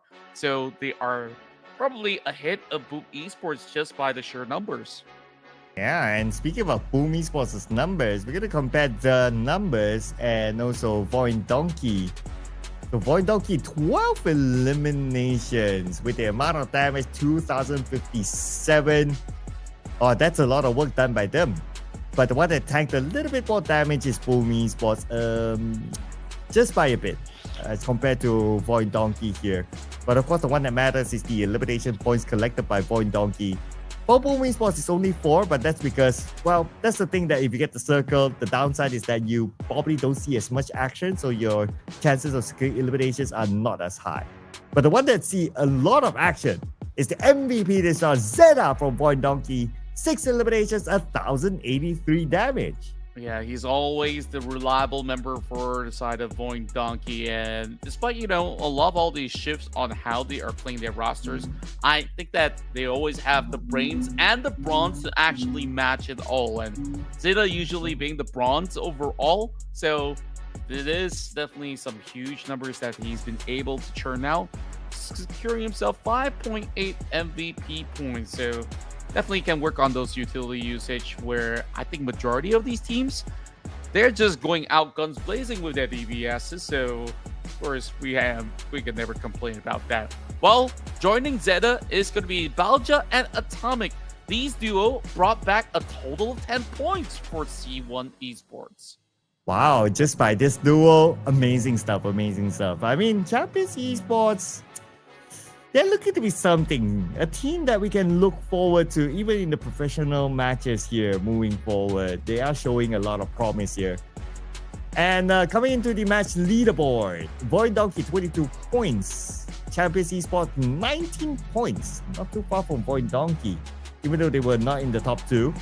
4 Thrives at 12 points, and then we have Boom Esports with 10 points, so that's pretty nice for them. But not so nice for Claw Slayers, 0 points, when they are one of the teams on page number 3. So that's not the kind of result that they would have wanted. Yeah, it's getting rougher and rougher. I feel like mathematically, is it still possible for them with only 2 days of play? I mean, there's still 2 more games to play out for tonight, so I'm hopeful that Claw Slayers can at least gain a little bit more of a better stats. I mean, they just got to do it a little slowly though compared to the rest of the field.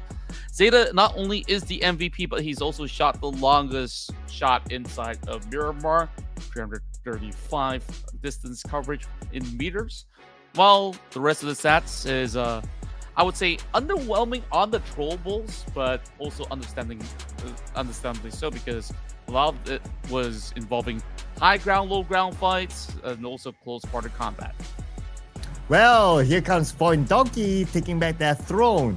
Number 1 with 147 points. We're still at 6 teams with more than 100 points, but look at number 7 and 8. Champions Esports and 4 Thrives, both of them at 99 points. The next time they play, they should be able to get that 100-point mark. If they can't, then, well, something's missing. Yeah, it might just be the case. So, that being said, kudos to them to be able to really make such a huge climb. While FaZe Clan as well as Boom Esports are also going all the way up. To me, Boom Esports have been phenomenal today. Remember the last we saw them when we start off the day, they were on that third pager, and here they are into 11th. Welcome to page number 2 at least with 83 points. Nicely done by Pubg Esports. They had a rough run throughout the playoffs until right now. But that means that another team needs to be traded off. And that's going to be Talon, dropping to number 17 on page number 3. Obviously, a lot of unusual names that we thought that wouldn't be here, but they are here for some reason.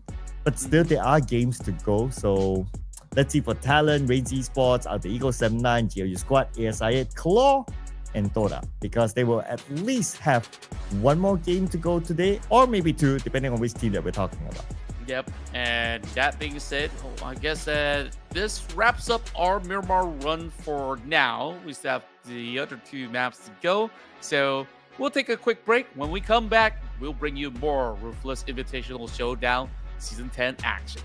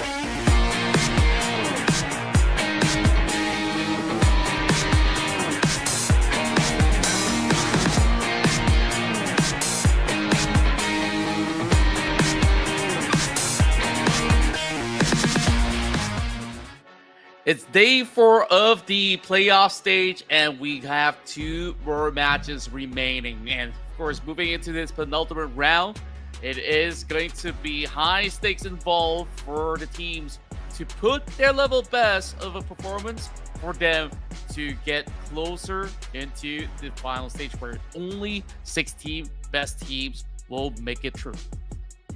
Yes, and these are the teams that scored the chicken dinner before. Just to give you guys a bit of a recap, DRS scored 2 today, RRQ 1, and VOIN Donkey 1. But there are also a lot of teams on page number 3 starting to collect points and challenge for the top 16 spot. Next, we're going to put focus on the A and C, and this will be the last round for Group A as well. Ooh, decisions as we will be doing our own prediction. Now, I'm looking at a lot of all these Thai squads. Where exactly are they? Because it seems like today it's been DRS day. It's been a lot of all these Indonesian teams really racking up plenty of all these points. So I'm really thinking that maybe it gets them fired up just about enough. So I'm going with Vampire Esports this time. Okay, so you're going for Vampire. Interesting. So hard. Never easy. I want to vote for a page 3 team, right? So let's bring on our homeboys. Sem9. Oh, 7-9.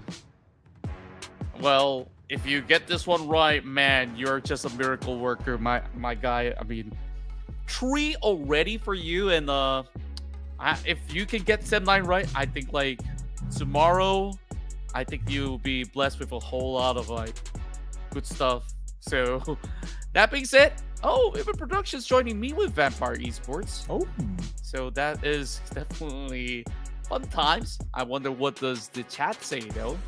For Full Hearts, HORAA Esports.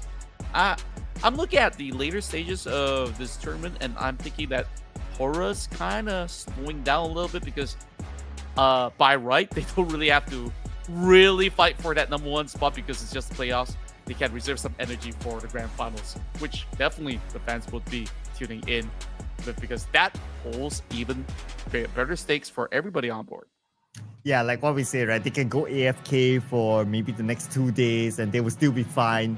They'll still be the finals. So yeah, unless if there's like this format whereby you have a starting point in the finals depending on what placement you get in the playoffs. Yeah, then there's an incentive to fight for. Maybe something for Ruthless Esports to kind of consider in the future, just to put a little bit more spice. But the spice will continue on in Erangel now. Let's go.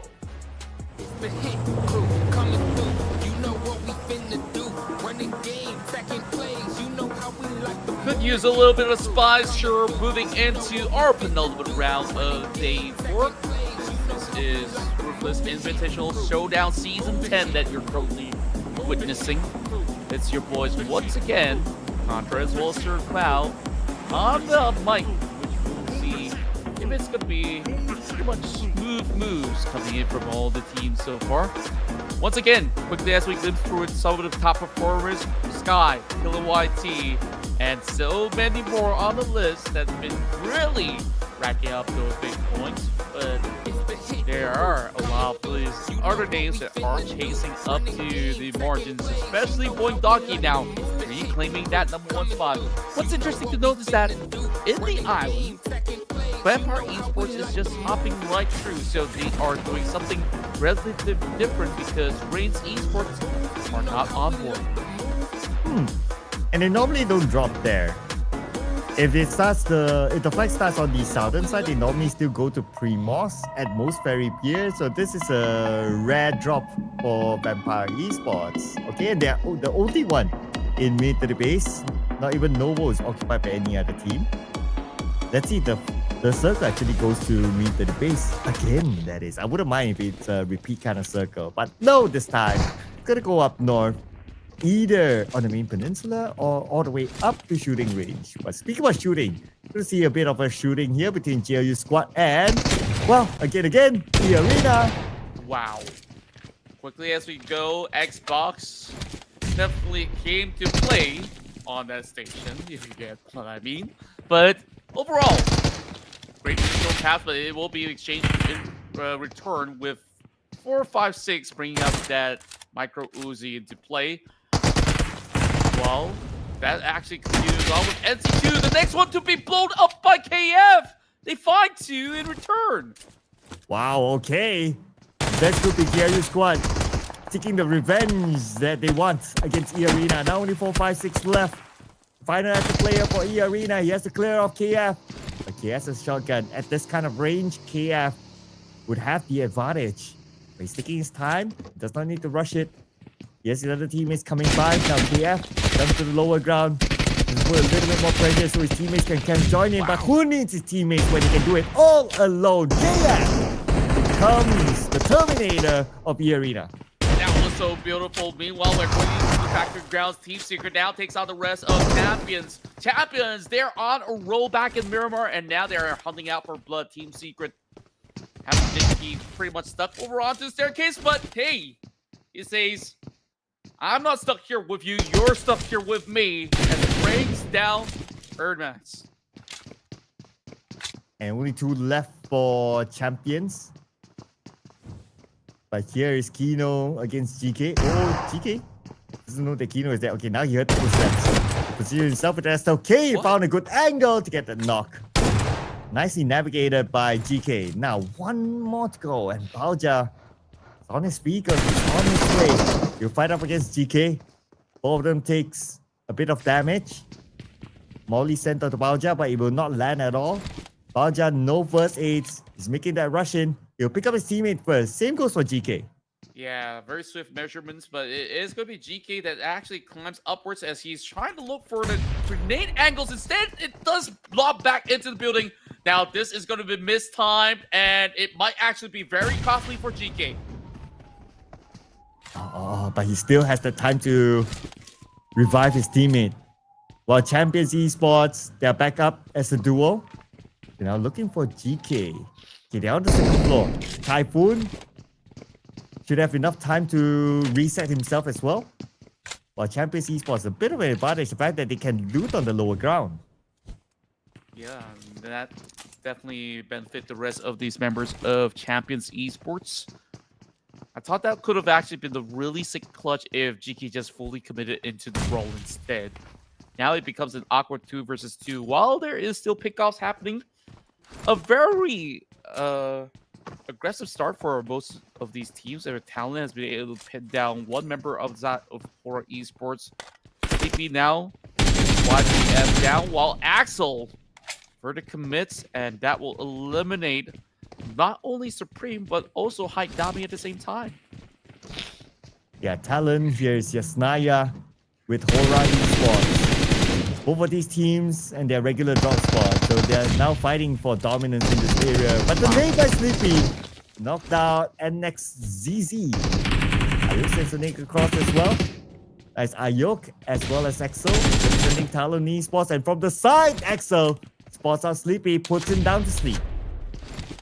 Perfect maneuver coming in from the side of Axel. Now all down to Sky, the MVP of HORAA Esports so far, to be able to clutch it all out. Big damage being done. I'm not too sure if he could actually handle the pressure any longer because they're currently having 3 members hunting him out. We're on to the back of the restaurant. We've got a couple of smokes left. Tries to cover his track.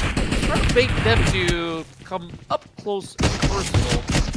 And even despite so, I think that won't actually see him coming up with a knock, but that's all that he gets so far. HORAA Esports with only 1 point in the back. But I guess like what you said, right? HORAA Esports, they can't afford to chill, so even if they go up with only 1 point this round, that's fine. They're still in the top 16. They're very comfortable there, so that's okay. Definitely will see them in the grand finals. But we're back on the Team Secret here. The fight's not over yet. And here comes that nade. Ooh, wow, he got Pubg. Okay, 1 more to go. So 2v1 against Urkas. Urkas alone with a jump shot. But Urkas running to find a different corner now, forcing Team Secret to this alley. DK shows up. Urkas with the damage onto him. All they need to do is just spray onto Urkas. And that is Team Secret winning against Champions Esports. That's 3 points for GK and Typhoon to be able to supplement on the engagement. Here it goes. Elder Eagle with R2 crossing right through the gate. And EX666 makes it a swift work, but there is still some pressure coming from the top side of the hill. And that is Todak getting involved. Is Todak going to be able to fully commit? I mean, we haven't seen them going on the aggression. I kind of want to see this happen up against Alter Ego. Oh, you might see it though. But looks like, okay, Todak will not be engaging with anyone. Oh, but maybe Alter Ego is still coming in. Okay, here we go.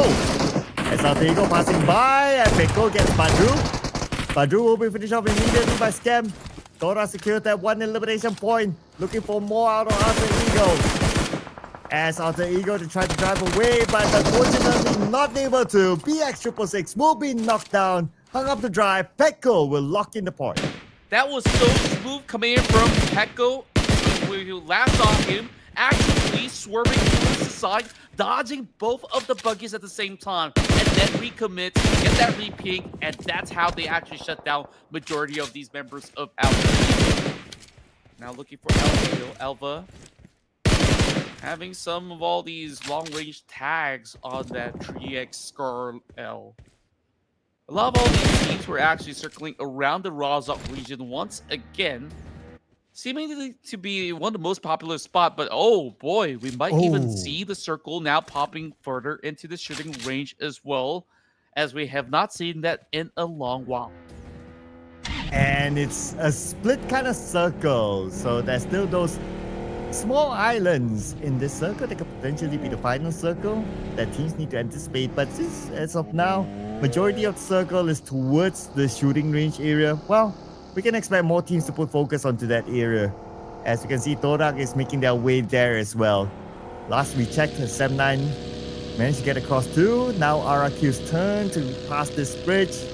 In front of them is still going to be Todak. And they saw Todak, they take the left turn instead. Yeah, very carefully done right through, as they've definitely heard some of the brought upon some of the members of Celtic. Well, Echo recommits now, committing onto the rest of Todak members who's on wheels. Oh, look at how sharp the Pecto is.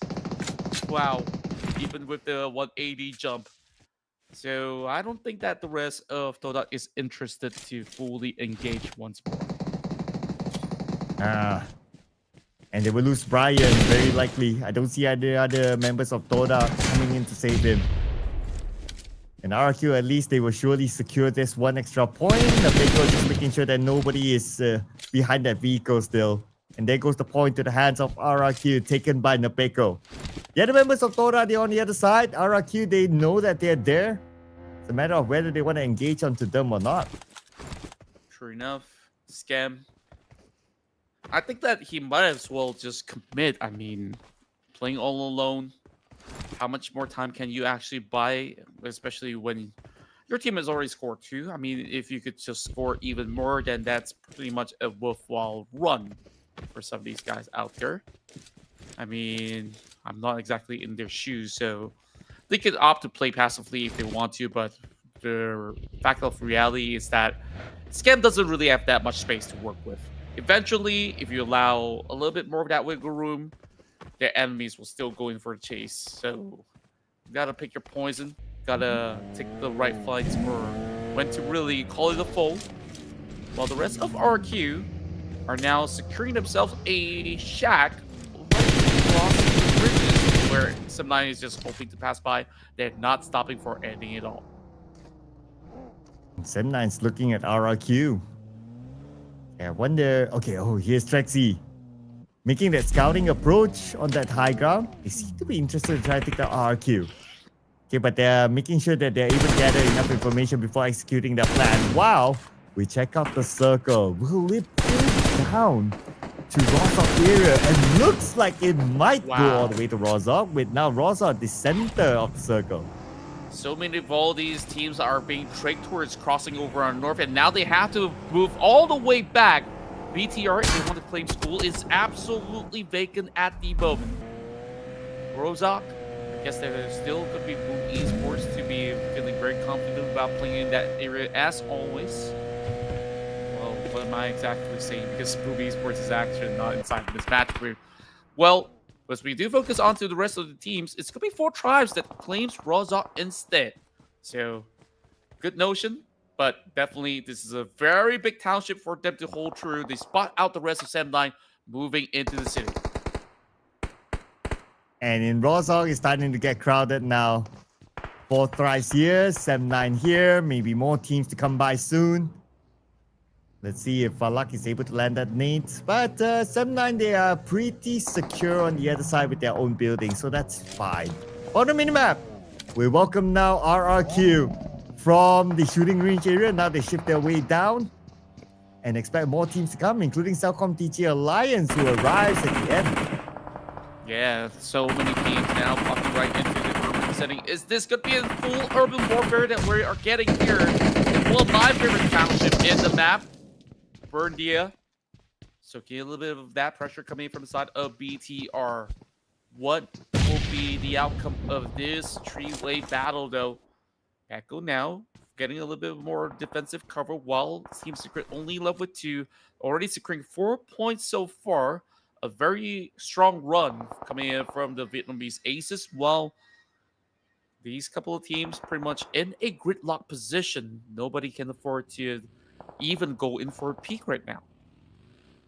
Yeah, everyone's like, okay, we have our own corner, people. Let's be proper citizens of Rozhok. If anyone else comes in, then that's fine. We deal with them. If not, okay, you have your place. I have my place. We all have our own place.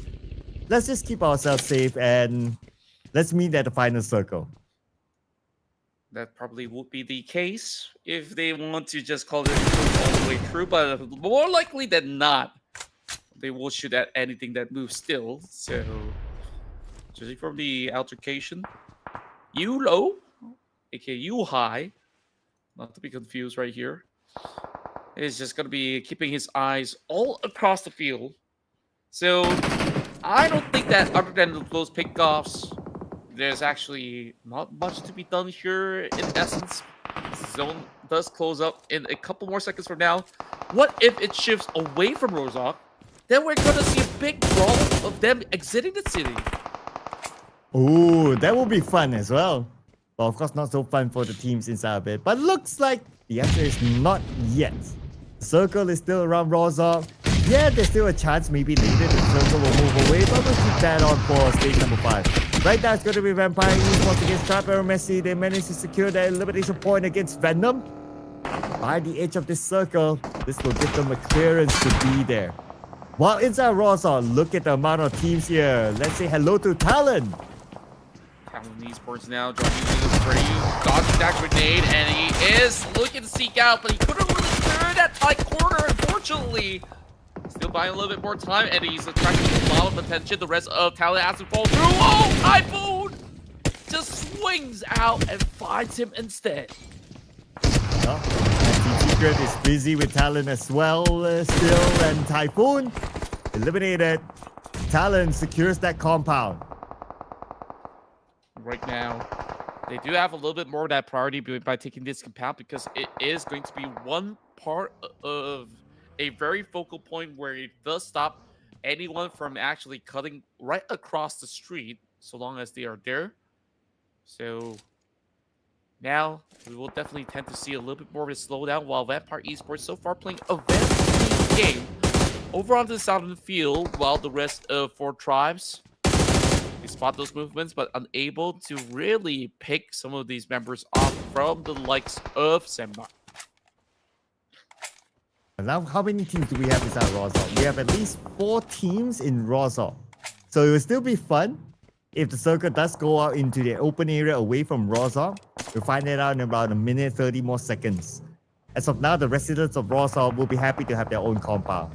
For those on the outside, well, I guess it's a 50-50. They want to force themselves into Rozhok. But for CelcomDigi Alliance, if they can secure the hillside south of Rozhok, they'll be perfect for them. Definitely will be. It's just a little bit of a standstill. I think there's actually a little bit more action coming in from the southern fields instead, because that's where a lot of all these noise are actually coming from at the moment. Just look at the current scenario. The rest of CelcomDigi Alliance have been able to move past some of the members of Vampire Esports, but not really leaving them out with so much space, as they are hoping to deny their own entry point at the same time. So Tony K, I want to see what this kid is made of, as he is currently being collaborated by CD Alliance. Yes, Vampire Esports. They not only want to get these points, but they probably are thinking to themselves that, hey, it would be nice if we can get that hill up just below Rozhok. So they're looking for that opportunity. But Tony K needs to get information and also extra support, because he's still alone here. His teammates are still behind. He's looking at CelcomDigi Alliance. I'm pretty sure that they know that he's there, but because he's playing by this hillside as well, so they don't have a good line of sight of Tony K. But here comes Tony K with the spray onto Adelook. Adelook did not receive a single damage yet. Jimmy OP is now going to be the focus of Tony K while he's being shot back yet. Todak now pulling off the massive defense. Scam just trying his best to stay alive, while the rest of CelcomDigi Alliance pinched by the blue zone, but of course backs against the wall. You still have to fend off up against some of the finalists coming in from Thailand. Miela getting pretty much peeked upon. If there, when exactly is he going to be able to, of course, form up against the rest of them? It really felt like they want to prioritize the zone first and foremost before they recommit, because at any given moment, Vampire Esports, if left unchecked, they can just deter the entry point of CD Alliance. And here comes the fight continuing between Vampire Esports and CelcomDigi Alliance with double knockdown. A bit of a trade back here by Oleo, knocking down Nuzi. Oleo tries to get Tony K. Tony K pretty low. And Oleo cooking up this nade. Should be able to get Tony K. Landing right, but Mela comes in from the side, stopping Oleo from tossing that nade. But Mela is pressured by the blue. So he has to move forward at the same time. Tony K, as much as he wanted to heal up, the nade by Jimmy OP will knock him down. Now only down to Schweppes. Tony K already eliminated on the ground. GLUBLUG feeling very confident, but instead, oh, it was Schweppes all along. He does bring down Kasim at the very same time, but the points are still in way by tens of MVKE from the back. The fight still continues on.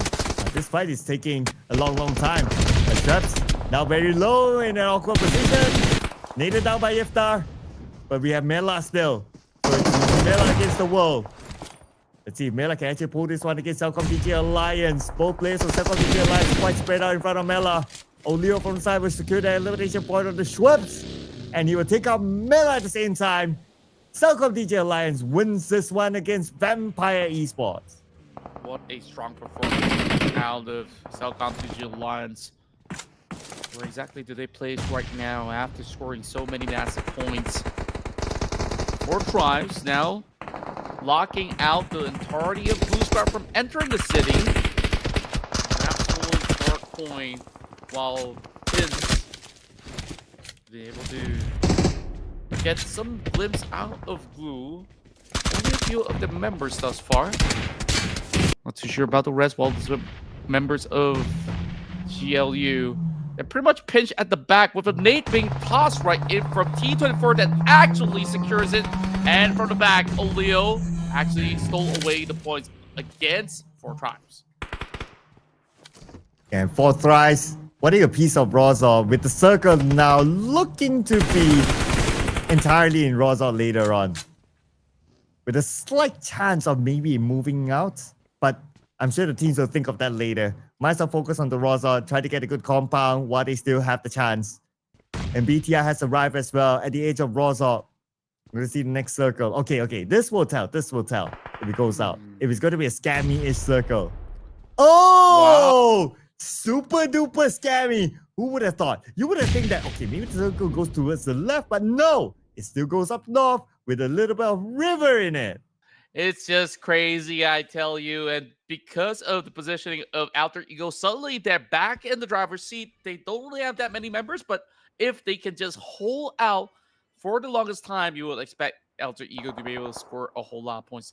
Now, Talon Esports has got an awkward job to do. You need to let some of these teams pass you, and there are still teams coming from the south side that they have to take care of. So what do they realistically do? Well, I guess there's a little bit of answer as to what BTR wants. They want the head of Firen. Well, they want Firen, but they also have to deal with Mika and Yuhai on the other side. Both of them spread out in different areas of Rozor, or at this compound at least. While Alvar is looking over at this compound area. But Vikings in a fight against 4 Thrives. Firen knocked down by Federalis. Now they need to focus on the Mika and Yuhai. Yuhai just going on pro. Didn't manage to leap in for that split second, and Gante comes in, goes in for a very quick trade. Federalis actually got pretty much a good setup thanks to them getting baited out by their own teammates. So Federalis now gets that grenade elimination while they are slowly withering down the members of BTR. And from the side, Alpha is also looking down, so who knows? He might take a pot shot there. Oh, and welcome CelcomDigi Alliance to Rozor, coming from the left side into the city, where 4 Thrives is closest to them, but they're just passing. But I think they're making that rotation to the river side, so That makes sense since the circle is towards that north side, but that's bad news for Scam being the final player of Todak all alone in the warehouse. While Talon eliminated by Noki. And that is it for them at number 8. Yeah, it definitely is a little scary when you're having only a solo in your team.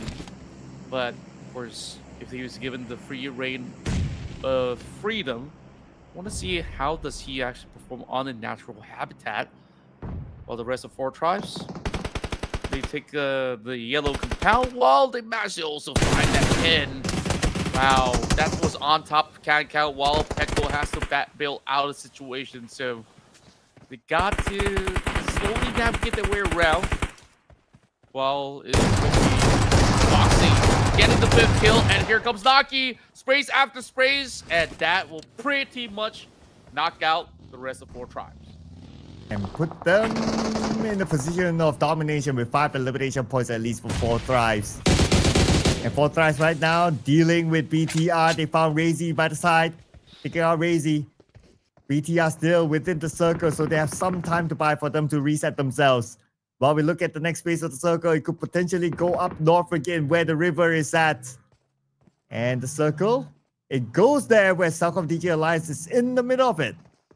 Still one portion of the river to actually negate some room for them to actually play over on the ground. CD Alliance, though, they're on the outskirts with Todak having the control over on the center. He might be able to also boost himself at the very same time. So what would be the bigger play here? 6 more teams available with a very clustered up Rozak to play out. And VKE, I do believe, has already joined in the scene. While Naki has got a lot of work to do to hold out against BTR. Oh, he's just playing the patient game now against BTR. Waiting for the blue to do its work, and maybe BTR will force to come out. That's when Noki will take the shot. And still behind BTR, but Voxy will be knocked down. Okay, here comes 4 Thrives to finish off BTR as they try to rotate away. But the moment they try to rotate away from 4 Thrives, they will bump into Alter Ego. Alva is there showing himself. Now 4 Thrives knows that it's not only BTR here, but also Alter Ego. Fair enough, and here we go. Big nades landed from the side of Alva. This could actually open up a little bit more of that spacing while KK is trying to seek out if he could actually form up with his teammate. But he is going to take a leap of faith because Alva has got him exposed. He cannot afford to even go in for a rescue, but Federalis, he's bleeding very, very quickly, and those points will now slowly be secured by Alter Ego. Ooh, Sakai is here though. On top of this here, he sees Alva and he will punish Alva for stopping them in their rotation. Taking it out, eliminating Alter Ego at number 6. Now down to top 5 teams, 4 Thrives. They want to finish up the job against BTR. But here comes the Vikings against CelcomDigi Alliance with Iftar knockdown. Now pushing right through, and not quite enough to take out Tronzy just yet, but this actually had a chain reaction erupting. AK now having those nades, killing right through while he had the side of Balak. He's dropping onto the wrong direction, but it will be the rest of 4 Thrives to be able to fall across. Naki now goes down. Oh, this is going to be a close one with Satar yet again popping off, going on a dominating spree. Ooh, okay. Could Satar be the man of the hour, but he's to heal up first. But he's not able to heal up in time. For luck, we'll make sure that he goes down. That's going to be 4 Thrives here. Right in front of them is going to be the Vikings. With Todak. Final player Scam still at the warehouse. Nobody checked the warehouse, so who knows? He could be the kingmaker here. Very well be. I guess you can take his sweet time. I mean, he's all alone, so Scab has got to play this with perfection. We got the rest of 4 Tribes, his members. From what we've heard is that they've been able to at least garner a lot more of that control moving into the course of the field, while the rest of MVKE glancing upon the rest of the top portion where they're going on a 2-2 split. So 4 Tribes fancying their chances here if they could just remove Scam out of the equation. I'm pretty sure they know that Scam is there, but their focus is now split since you have another team to manage. But for Vikings right now, the only team with a full squad, they stand the best chance of scoring this chicken dinner. Oh, but now the focus is on the Scam by Falak. The nade, sent across. Scam runs away. He dates that nade, so he's still safe. Oh, that's a smoke. Okay. Or maybe that's the smoke from the smoke launcher by Scam. And that's fine. Just to block off the side of his opponent so that he buys a little bit more time for himself. Yeah, and this is where he crawls very, very closely. Being so diligent about it. I guess the rest of Vikings, they are losing their patience already. Arriving just next to him.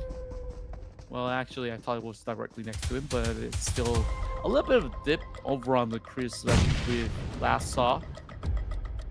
Tins goes in for a quick restock inside of the care package. Should be having those level 3 gears or so, but it is definitely looking like a standstill. 2 minutes and 10 seconds onwards. This will all slowly draw into a close for Thrives. Slowly getting choked out of space, but they bit Matthew land a perfect knock, or should I say that was actually great. That also does form up a little bit of exchange. Now here it comes. Valiant effort with pure confidence. Break finds it all. Now it's only Scam left against Vikings. Can they actually scam them? Oh, but they're coming in from both different sides. Oh, Scam caught in between. But he managed to get Superman. Okay. 3 more to go for Scam. And Scam now going up against the Vikings. Vikings come in. And the Vikings will still win against Scam. Bringing the Vikings this chicken dinner against Todak. Wow, such an important win. You did talk about teams who are on that third page who needs it the most. This is it, ladies and gents. MGN Vikings Esports comes up ahead here to close up round 23. But still, with Todak securing the second place, at least that's points for them to gain. Hopefully that puts them a little bit closer to the top 16. But for the Vikings, man, this team been showing a lot of promise here in this tournament so far. Looking forward to see their performance in the finals, in which they should be able to pass through to the grand finals. Not going to be a problem for them. For the points this round, so they scored themselves 9 eliminations, 19 points in total. Yeah, just beautiful stuff. I mean, this is definitely a great run for Sada Break. Loving the fact that he's still rocking the team's secret jersey when it comes down to being displayed in the screen. But I can guess that maybe in just a couple of weeks later, he'll receive his brand new jersey from MVKE. So that being said, I mean, look at how technical this fight has been, not only for Team Secret, but for everybody who was actually playing on the entire area. So it was a very difficult run, but when push comes to shove, MGN Vikings, they have shown that they have that same level of tenacity to now be on par with the rest of the boys, looking for the top 16. Yeah, and I believe the last we checked, the Vikings, they are pretty comfortable as well in top 16. Next on to Vikings, we have 4 Thrives, BTR, and Todak. So Todak, among these 4 teams to watch, they are the team that needs the most points to get that top 16 spot at least. So I wonder how far will this propel them into the top 16. They definitely need to find a formula to be consistent coming into the last few days or even the last few matches for them. And we're going to compare the head-to-head between Axel from Talon and Brick from the Vikings with almost similar amount of stats. Yeah, the difference here is the assist that he's managed to accomplish. And if we look at Talon Esports as well, Axel, he's got 80% of the contribution. So I guess a lot of it has been funneled towards his side. Well, maybe his teammate only secures like 1 or 2 elimination points at the very least. So they definitely have met pretty much a match between the two of them. So that being said, I think that Falak so far, he's always been showing up, even on certain games that they could not close up. He always puts his best of capabilities in order to really buy time for the team or even turn tides around. Yeah, we talk about his best capabilities. Look at his damage, 957 damage dealt. That means that he has been doing a lot of work for the team to allow his other teammates to secure those elimination points. Besides Falak, Excel with 4 eliminations, same as Falak. And we have Break here with 3 eliminations. And we have Sata, 3 eliminations with 527 damage. So all of these players representing different teams. And it's nice to see this kind of variety. It just shows the level of competition that all these individual players and also the teams can bring to the table. That's right. And lo and behold, it's a tie between Todak as well as CelcomDigi Alliance. I guess that's a decent news for whoever's cheering on to the Blazing teams. While for Thrives Esports coming in pretty closely with those 13 pointers, matched by Bigetron Esports on the same volume of elimination points.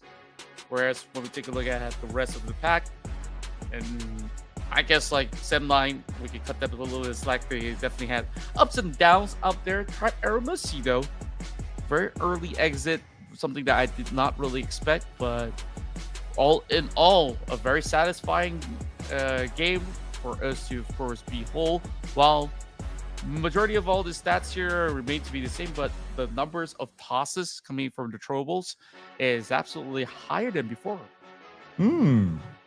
Maybe because of the at some point urban warfare, so that's why we see a lot more throwables being used because teams want to flush out each other from the buildings.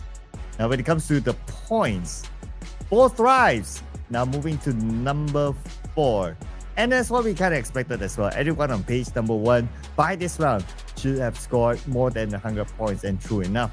For Vikings, number 8, welcome to page 1 for them, 101 points. They joined the 100 point club too. And with 100 plus points, Vikings, whatever it is, we're likely to see them in the grand finals. Yeah, it's just good news overall. I mean, 100 over points that you can still actually chase up to them, but C1 Esports, I feel bad for them. I mean, C1's been doing really, really well throughout the entire course of the day. The only kind of slump that they had was back in match 20 as well as match 23. So wonder what exactly is the case. Is it just due to the fact that when it comes down to B versus C, sometimes it just becomes their kryptonite? And the page number 3. So we have a lot of movers here this time because points are close. So teams who did fairly well. Okay, Todak did fairly well this round. 9 points collected. They moved slightly up a notch, 39 points now, but it's still quite far away from number 16 at least. So they have to score like a chicken dinner, decent amount of elimination points to put them in contention. And then maybe if they can score like 2, then they will be in page 2. But we also must remember that the teams are still collecting points. So they probably need to score more than that. Can they still do that though? We have one more game to go after this. But before we head on to that, we'll be going into a short break. So do not go anywhere. We'll see you guys after the break.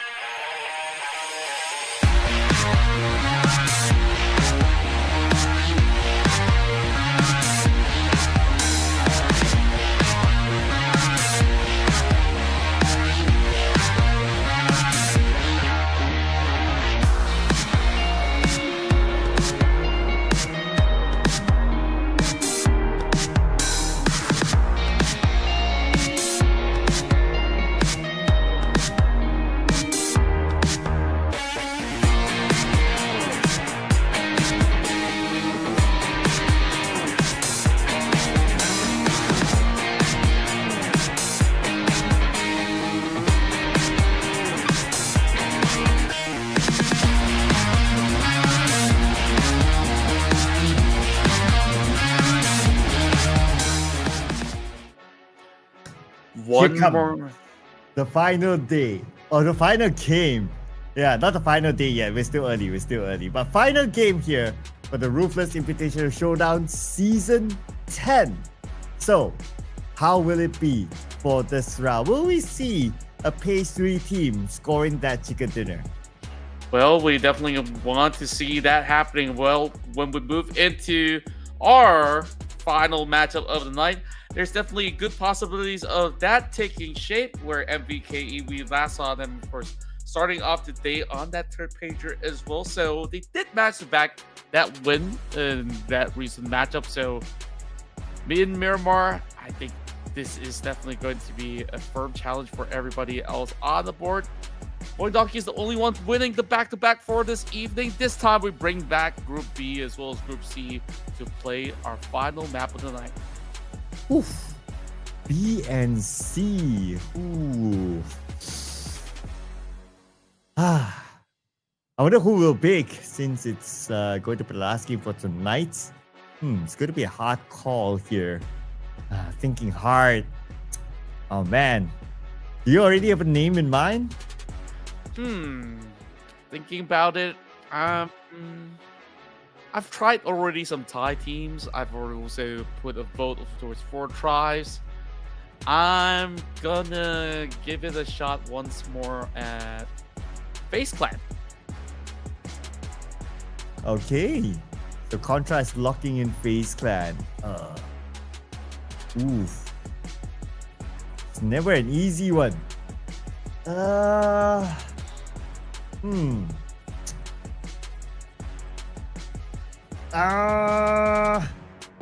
Spit it out, spit it out. I know you got something in there. Okay, let's go. ASI8. Oh, actually, I really do like this pick. I mean, ASI8, we've seen them actually having some really good pass track record, even from the previous NOCs as well as RISs, because when they were playing inside Miramar, there were huge bursts of momentum, especially towards the later stages of the tournament. Well, we're already getting there. Then, as much as we talk a lot about D-Saber having similar sorts of performances, I'm not seeing it quite yet, Chief. So, yeah, ASI8 definitely sounds like the right choice. Well, production is putting faith onto DRS to score 3 chicken dinners today to wrap things up. So, okay, cool. I mean, they had a little bit of a off game in the last Miramar we saw them. So, there's a good chance for them to make that comeback. So, okay, 3 chicken dinners. If they can do that, they'll be the first team to score 3 in a day this season. Oh, wow. I mean, it is definitely not easy to achieve all that in a day. But, of course, everything is possible. With new map comes new opportunities. And therefore, this is the final map of the night as we dive into Miramar to close things off day 4. Here it is. Miramar with a flight path coming in from the left side, going towards perhaps the northern side. Yep, so HORAA will be the final end of the flight path. While that, we check out some of the top player stats and everything. Every stat has Sky at the front. So I guess this also gives us a good clue that perhaps at the end of the day, still Sky as the MVP. Very well be the case. I mean, he's done more than enough for HORAA Esports to be able to reap so much of these rewards. Now, hopefully, when it comes down to next week, when they do play in the grand finals, that they won't gas out towards the later stages of the tournament. That's something that they really have to work on in order to be crowned as champions moving into this season's Invitationals. Now, quickly, as we look at REINCE Esports, are they going to be challenged right now as they move into Chubosera? It seems like that's not going to be the case. Vampire Esports is actually dropping very close by. It really feels like VPE is changing a lot of their drops for today. Yeah, they're switching now this time. Going to maybe Picado. Okay, but anyway, if they choose to do so, then the circle won't be too far away for them. Now it's centered around the area of St. Martin. And we've seen multiple fights happen in St. Martin before. With the amount of teams around that area, they could potentially happen again. Look at this. We have Talon, we have DRS, we have RRQ. Interesting enough that BTR did not drop in power grid, so they changed their drop spot as well. But okay, now we have DRS on screen. Unstoppable from Claw almost got a knock on the Delta. Yeah, we could barely see his health bars already as he was actually battling for this garage, but Unstoppable, securing that UMP, will be able to flush that position off and gets himself that coupe. Now drives forward. I believe he is going to look for a little bit of a position once he does actually get his teammates nearby. Delta just showing him off, making sure that he does not make a giant U-turn. So DRS, decent start, no casualties. That's the most important thing about moving into this run. DRS is within that kind of close proximity, but not too far off. The rest of Vampire Esports, they did actually secure Picado. Initially, I was kind of scared if they were to move into Chibasera, but it makes a lot more sense, right? For so many seasons, Vampire Esports, you can send 2-3 teams, you can send TJB, you can send like even Kenfa into that area. As we saw, they will flip, and ASI8 goes in for the chase. And just like that, 3 members out of Boom Esports. Oh god, flipped out by Casanova. Oh no, not the start that Boom Esports wants. Just like that, they drive by. They didn't mean no harm. But now they lost 3 players only left with pawn mid. Oh man.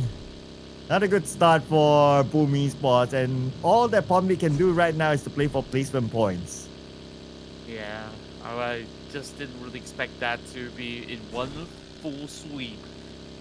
Hobbit, I guess he was lucky enough that he's on the separate vehicle of running around with the buggy, having just about enough speed. So he's just gonna book a spot for his own while Todak, steady as it goes, but they need about like what, 20 points. So usually 20 points comes with a chicken dinner to be able to match up to ASI8. Despite of all these kind of hurdles coming from the side of ASI8, I just feel like it's kind of weird to also see them all the way down there at 22 position, because we've definitely seen them with bigger strides in the past couple of seasons, and gotta really shake off a little bit of rust that you did put for them, and they are very efficient when it comes down to playing inside Miramar, so we'll have to see. Can't really say the same about Todak. I just feel like Todak, they're just doing a lot of test rounds where I'm not too sure whether if they're trying to improve the firepower or not, because they haven't really won a lot of trades so far. Yeah. Even when they scored their second place, it was scam, like just playing very quietly in that warehouse above Rozok. So they really need to find a way to gain more points than just to play for placements. Because right now they're at number 23 and they're only at 39 points. Unless like if you're like the page 1 teams, then sure you can just go for placements and you'll be fine. But if you're at 23, it's about catching up the points and you have to find a way to bring in the elimination points. Just like how FaZe Clan is doing right now by knocking out Racing. Yeah, true enough. And if you can recall, you know, back in day 1, some of these teams rack up points as if it was nothing. Like 39 points is kind of like just 2 good rounds for esports. Hate to make that comparison, but like they gotta also let certain realities sink in that they are very far from where they need to be, and if they really want to make it, they gotta start also learning some of the patterns coming in from the rest of the teams as well. That's as much as I would actually say from some of these performances. But Talon Esports are in a decent hurdle, just a little bit inconsistent. Talon Esports, though, today having KF to be really performing out of his mind coming into those rounds that we saw moving into Erangel. Whereas Nate T now brings in the monster truck. There is one member out of Tribe Aeromacy is kind of lurking in between. He's got that grenade, but realistically, what can he do about it once all the members of DX arrive to the scene? And who is Ram Toy taking the place of Lamborghini? Serious guy. Anyway, for these area now, they are surrounding that player. And they will be able to get the knock. Easy peasy lemon squeezy for them. They have the numbers against Aeromacy. So that will be them securing this area for themselves. Now, Ram Toy, who are you? I've never seen this name either in my life. So definitely a little bit of a big surprise, because when I'm looking at the name itself, it's like, is this actually somebody that we do know? But speaking of which, Rampoint gets knocked down with Zio chasing around, knocking from Zio does actually strike them apart. That's 2 in a row. It's not really getting everybody out just yet, but he does! Oh, what a clutch! They go Savior out for the count. Well, not the best start for Ramtoy, unfortunately. But then again, Talon took advantage of that situation. Axel being sneaky to steal away 1 elimination point. And it's more like a hit and run. It's like, okay, he got that one, he backs off, which is fine. I mean, Talon, they're at a position that they could use more points. They're at number 15, so to play a bit safer, it's okay for them. Yeah, meanwhile, D-Savior, though, running up the hill with just about each member is pretty much segregated. Definitely is a no-go. So D-Savior definitely have to improve on their recovery run. When it comes down to the circle, it seems like we are finally getting a little bit more of that Oasis. I've been waiting all my life to cast on that Oasis side. Is it going to happen? Not too sure, but we will find out in a short moment. Ooh. While REINCE Esports coming back into the game with their first elimination this round. And true enough, like what you said, that we don't always get to see an Oasis ending circle. Now, remain hopeful, because we're only at stage 2. It could go there, it could pull away. But I'm with you on this one. If we get an Oasis circle, that'd be nice. We don't always get to see it. Yeah, and likely more so that we actually do get quite a number of all these rounds to be moving into La Corberia. But look at how these teams are preparing the rest of ASI8. They're in the blue zone, being occupied at the moment. MVKE chooses not to really go in for that pursuit. Well, we're having a little bit of brawl outside of the water treatment. It is going to be Claw versus the rest of RRQ. Very familiar opponents for either side, as they both duke on each other with this Indonesian rivalry. Alduzi goes in. You are jumping over on for this dude. Comes down Shama, and they're coming with the full set. Tony K arrives to the scene, but it is him being sent out very swiftly. So, down. Recovery run was he does spot out Schweppes on the other corner, trying to secure Newsy in return and brings Chama back to life. And that is Vampire Esports out. Unfortunately, number 15, no points at all this time. About a mini screen. You're seeing RRQ in a fight with another team. It looks like Claw. Hopefully get a better view soon. Fight continues on somewhere else while DRS recovering from the fight against Vampire Esports. And yes, it's going to be Claw against RRQ. A fight for this compound by the roadside. Yeah, speaking of which, this is where Red Face actually cuts right across, where the rest of the party just cuts over onto the creases of the window pane just to shut him down. RRQ being deterred while the rest of the Claws have been able to put more than just a scratch to send out RQ very early tonight. Well, 3 points in return so far, looking pretty much clean on what they've been able to achieve. FaZe Clan with a hilltop. A good spot for them to be in. Anytime you have a mountain or a hilltop that you have secured, it's always good for you. And that's where REINCE Esports is going towards as well. But that decision might change soon. We'll see the next circle. Some teams are heading towards the Oasis area, Todak around the area. And Pubg being the final player of VOIN Esports is heading towards there as well. And looks like Contra, you're probably going to get your wish. Still, the Oasis in the circle. Boy, oh boy, this is about to become a very big party by the desert. And I'm not too sure if it's going to be anyone that's going to be residing inside the Oasis, where a lot of all these teams were still hoping to have that high ground hole. So if they were to actually cut close by, we will see a lot of all these teams to be able to actually secure a little bit more of that at this point.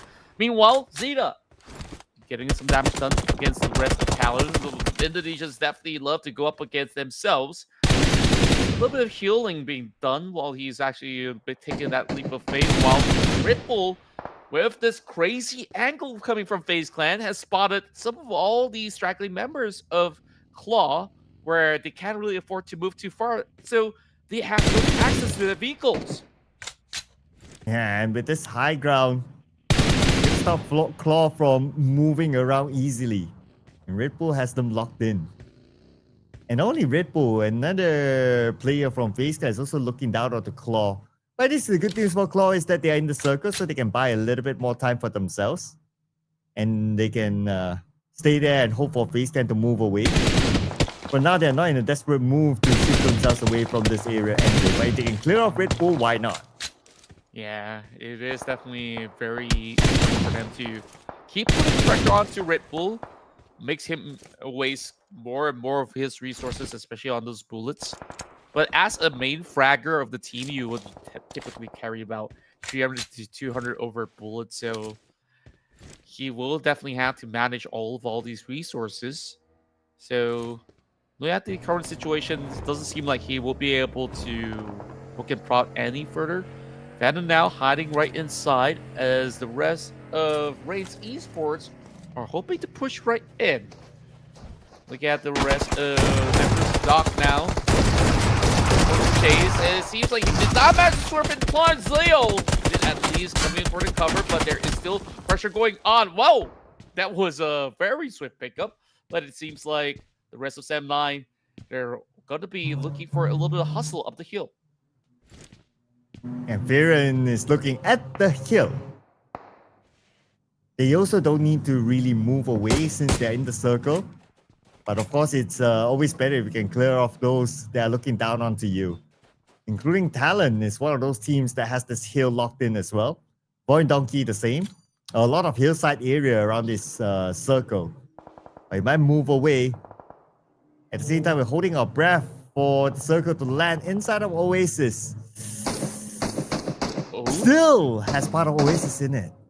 Okay, I'm happy enough with what the outcome is from here on, because 50% of it still covers the north point where BTR is currently playing over field Pubg. He's hiding inside of the shack.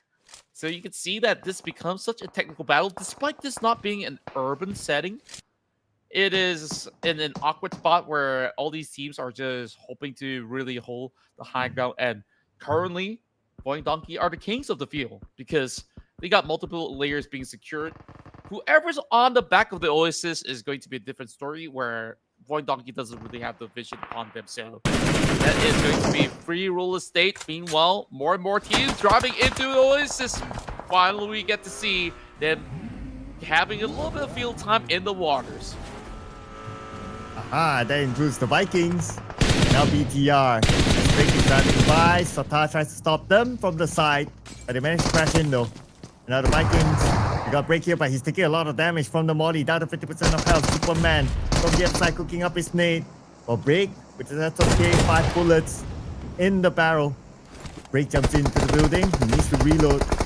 Sends a molly across to buy him a little bit more time for him to reset, but Break will be knocked out from the side by Foxy.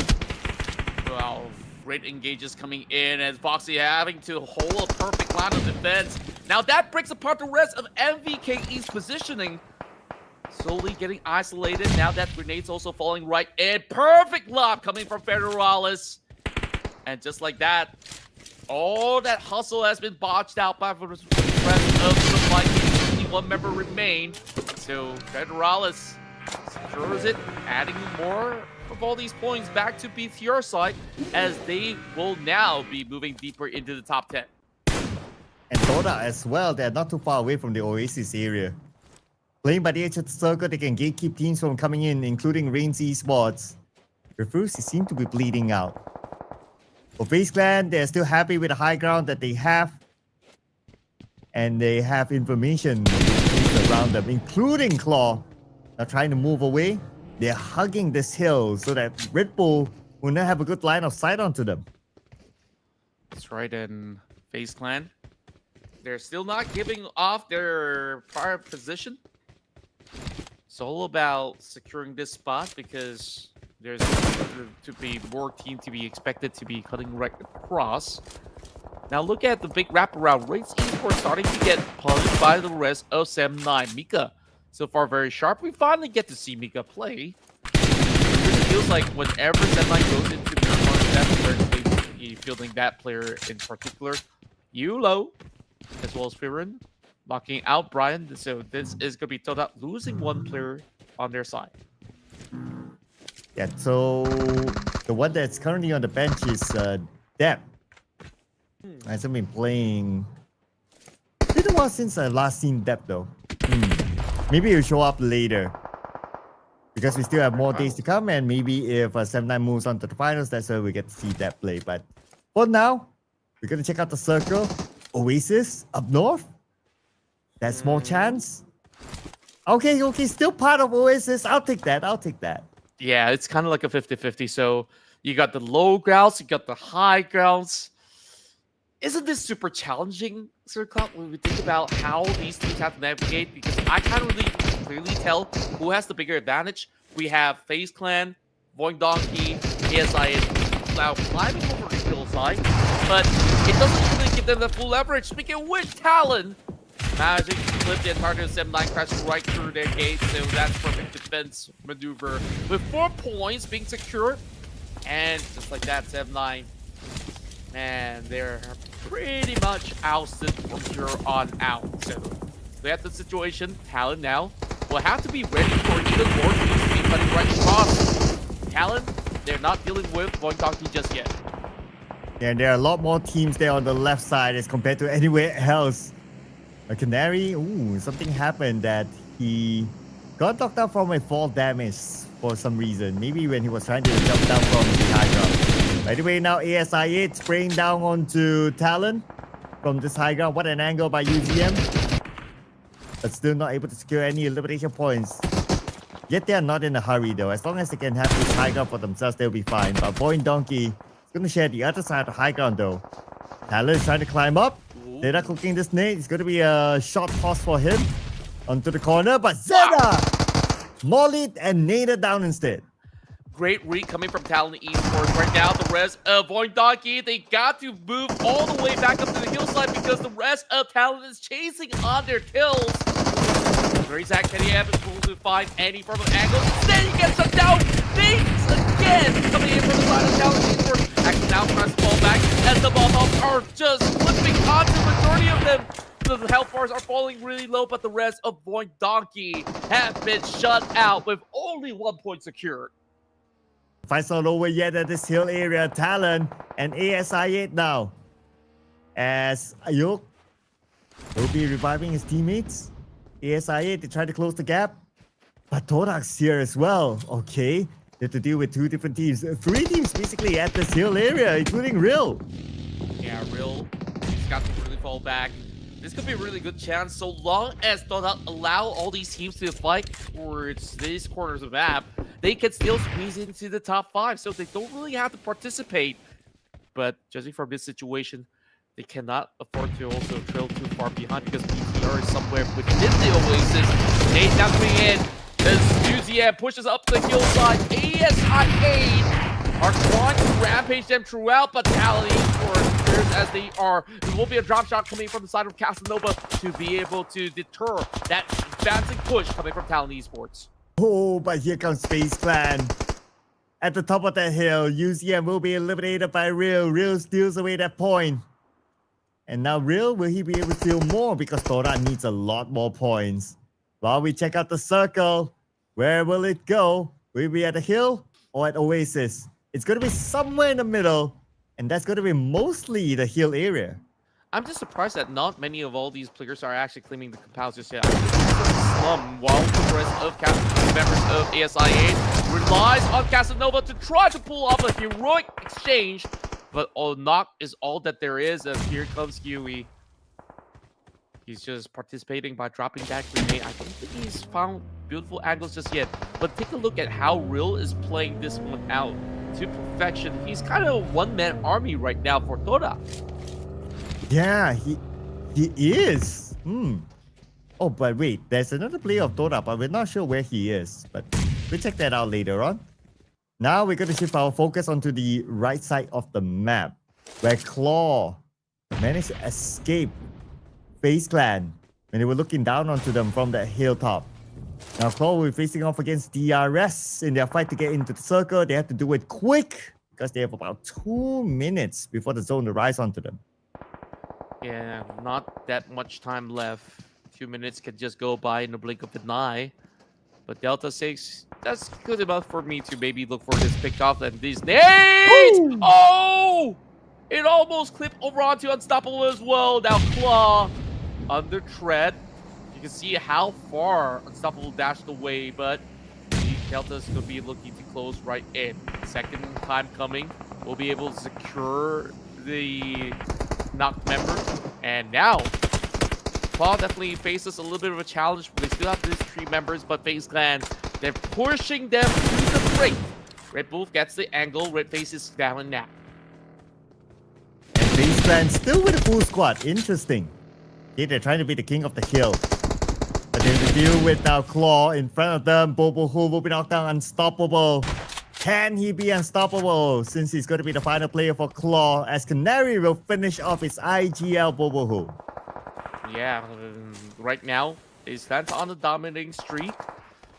And I'm just pretty happy with all the outcomes that's falling into place. My prediction, as well as the circle moving into the Oasis, just making things a little bit more interesting for everybody out there. And for a matter of fact, these are mainly unfamiliar grounds for so many teams out there, but of course, based on their instincts, they're relying on all these terrains to keep themselves alive, and that's what pro players do, adapt on the fly. Ah, okay, so Todak is adapting so far, and Scam is the other player alive together with Real. Okay, let's see if they can continue to adapt. And so far they're doing so good. If you look at it, they're adapting to the circle, they're playing on the inner side, and they're on the clear, where most teams are on the southern side now. Oh, but FaZe Clan spotted them out. Shots fired by Dewey, but that will allow them to still reposition themselves, especially with the terrain still favoring them. Yeah, it's so technical on how these battles are actually taking place. FaZe Clan now faces another challenge. Now they're by the edge, just like how DRS is currently at. They have to now march towards the side of BTR. So does this actually put BTR at risk? Because all the teams will be looking to hut towards the center. Oh, speaking about the center, BTR is in pretty much the center of the circle now. The only team fully in the circle. Okay, let's see which team will join them in the circle. It's going to be hard for the teams on the south because FaZe Clan is gatekeeping Talon now. And once they're done gatekeeping, then they have to deal with BTR. But that will be for later. Now FaZe Clan, Talon fighting their way through. Let's see who will be able to make the cut across. It is still going to be a tough descent for the rest of FaZe Clan. I mean, they've reaped the rewards. They have gotten many of all these points, but I think the biggest benefactor has been Talon Esports because they've already secured 9 points, and now it is just rough because YBF has already been sniffed out. FaZe Clan still gets the upper hand in those trades, 7 points so far. It's so hard to actually flush BTR out of that position, and this is one of the times where we're looking at a very deep run for the side of BTR. Been a while now since they actually make it into a potential top 5 cut. Oh, and here comes FaZe Clan. They choose to ship away first to get into the circle. But that means that they will need to face off against BTR. They managed to get into the compound where BTR is at. But Dewey knocked out by a Real. So now FaZe Clan, they do not have their support together with them. Or BTR, they position themselves together in the same building. They will not be interested in face off against BTR. They will let maybe Talon maybe DRS, maybe Todak to deal with them first. True enough. Well, it's going to be Shopper QQ. Getting another one in the back for the side of FaZe Clan. We finally move into our top 5 after a long tussle. As we're looking at all these teams trying to get into the center of the zone. FaZe Clan did manage to secure some of the compounds for their own. DRS now finds it a little bit tricky. There's hogging by the corners. Now, when exactly will they actually emerge over onto the top course? It doesn't seem like they do have a firm entry point, because BTR could also get those angles up against DRS. So look at who will actually come up ahead. While there are straggling units coming from the north point of the Oasis. Hey. Who else is at the north point? Okay, Todak. There's that one other player. Okay, I think that's from VK. Vikings. Yeah, that's Yeah. Vikings there. Okay, just to get a confirmation. Anyway, so we'll see a lot more fights here happening at the south. As teams will try to fight to get into the circle. This Real, his position, I'm looking at him to be the guy who would be the one to dictate how this fight will go. With this kind of position, he could pretty much aim down onto any one of them. Yeah, and you know what? I really like his confidence moving into this matchup. Because he's been walking around and he goes unpunished for most part. He's the Punisher instead, because he's been able to steal some points away from Talon Esports. Now, I would say that there's less of that opportunity and more about how they will be able to just play out stage 9. If it goes all the way to the center, do we actually see a chance for some of these guys coming in from Todak? Because they are relatively close to the center. It is Todak's best chance if that happens, if you think about it. And when stage 9 appears, then there's no more circle, the zone will close entirely. That's where it will slowly go into the center. And yeah, that's where Todak will have their best chance of getting this chicken dinner. Okay, let's see if they can get this one. Another potential storyline of a page 3 team to do well, and maybe Todak will be a strong contender in the top 16. Fair enough. But that also requires a few things to happen in this matchup. DRS, FaZe Clan, as well as BTR to be dueling each other, so that a lot of all these pressure to be relieved from the side of that in order to claim more of that space. So far, Delta is being sent upward to try to go in for a peek, and they did manage to spot out the low ranger coming in from the side of Vikings. Now as the battle is up, big pop right there, and Scab! He takes that opportunity to strike, but instead, Shopper QQ spots him out, and that will be the elimination of Todak, as they were pretty much sniffed out the moment that they returned the fire up against FaZe Clan. I worry that we just jinxed them. Oh well, it is what it is. But the fight will continue on right now with the player at the northern side, the final player of Vikings. Now FaZe Clan moves forward. The moment they did that, DRS took them out, eliminating them at number 4, down to the top 3 teams. DRS with 3 players going up against 2. Wow, production could be right here, but it's not over till Contra sings. Anything could happen here with VOIN in the middle of this fight. Sata will be putting focus on the VOIN team on the lower ground. Sata comes in with SLK, not able to land his shot cleanly yet. Sure if I have the energy to save, but I do have the energy to actually scream for a DRS who's going on a rampage to close off the series of the day. And wow, this has been the best performance that we've seen so far coming out of DRS for today. Wow, the first team to claim 3 chicken dinners in a single day, and it came from DRS. And because DRS got this chicken dinner, production scores another point. Ooh, even production's coming back. Yeah, it's a really huge comeback story for everybody out there, but most importantly, DRS. 3 chicken dinners? Does that mean they even get to actually challenge VOIN Donkey at number 1? I think it's entirely possible. So, you know what, Sertal, you may have actually said, oh, teams can afford to sleep for a day, but no. If you give DRS a day, they're just gonna take the troll. This time it's Delta coming in with the most eliminations, 8.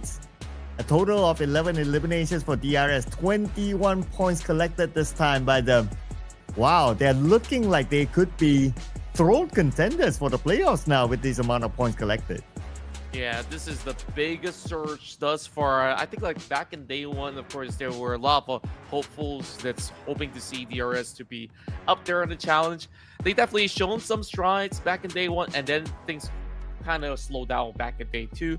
But hey, today they are absolutely in control, and destiny awaits for them to move into the playoff stage. So I think that's just about more than enough points for them to actually bank it home. So that being said, Delta, what went on? How on earth did he just pop off against so many squads up the hill, and DRS, they remained intact, so steady throughout the process?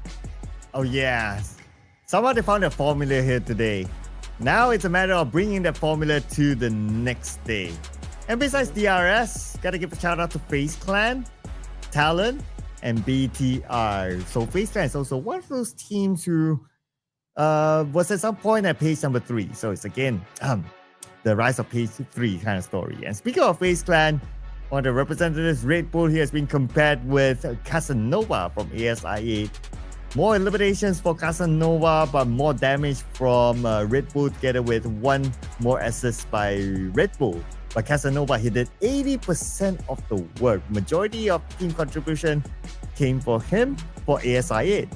That's right. And also, fun fact, just now when we take a look at the top 4, if you want to be part of the top 4, you gotta have your logo in red. DRS is the one that secures the MVP. Of course, there's no one that has bested Delta, where he almost did close to 1,000 damage.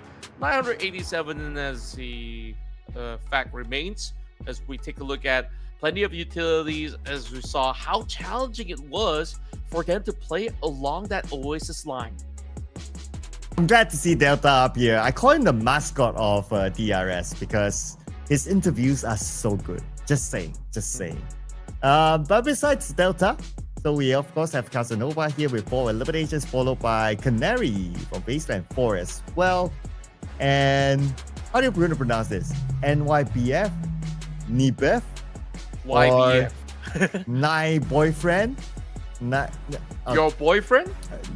Nay boyfriend? Or best friend? My best friend? Yeah. Yep. We try. That sounds about right. So let's not butcher their names any further. Like I said, the names with, red logos, DRS, FaZe Clan, Talon Esports, Bigetron, they win big by scoring a hefty amount of points. But in this area of the Oasis, I definitely felt like it was surprising to me that at least half of the party, they get some really high average scores, and even up to the Savior, they did manage to score at least 1 point. We didn't actually see RQ as well as Vampire Esports. They got into pretty much a tight fight, which ended up with them not really scoring those points. So DRS, 21 added to the table. How far do they place this time around? Let's check out the rest of the match stats before we head to the leaderboards. Yeah, still 165 throwables used, even though it's like a lot of high ground fights. So that's pretty decent considering like what kind of circle are we getting this time. With 2 airdrops still able to be looted by these teams. And one other number, I would say that is the total eliminations of 60. That means everyone played till the end. Like nobody gave themselves up to the blue or was taken out by the blue. Now, you mentioned about the points. Oh, before we get on to the points, we have to celebrate our overall MVP for today. It is still Sky from HORAA Esports, hanging in on the number 1 spot, 35 eliminations, 6,776 damage. What a number that is. Yeah, as much as today hasn't been the hottest day for Sky or even the entirety of HORAA Esports, the last we checked when we started the day was 6,000 damage. So 700 added to the table is still a very healthy number, considering that they've only played like 4 matches overall for today. So he's still maintaining his spot, but Razak now closes in even further as he's been able to really rack up high average elimination points. But Killer YT, oh wow, I think like he definitely was the one that has put on the rallying flags for our DRS to be able to really churn big results. Now that he's also getting some of all the high average limbs on the table, even offering more damage as compared to Razak as well as Kasim 99. Yeah, and also have to welcome Killer YT, right? Coming back into the road to MVP.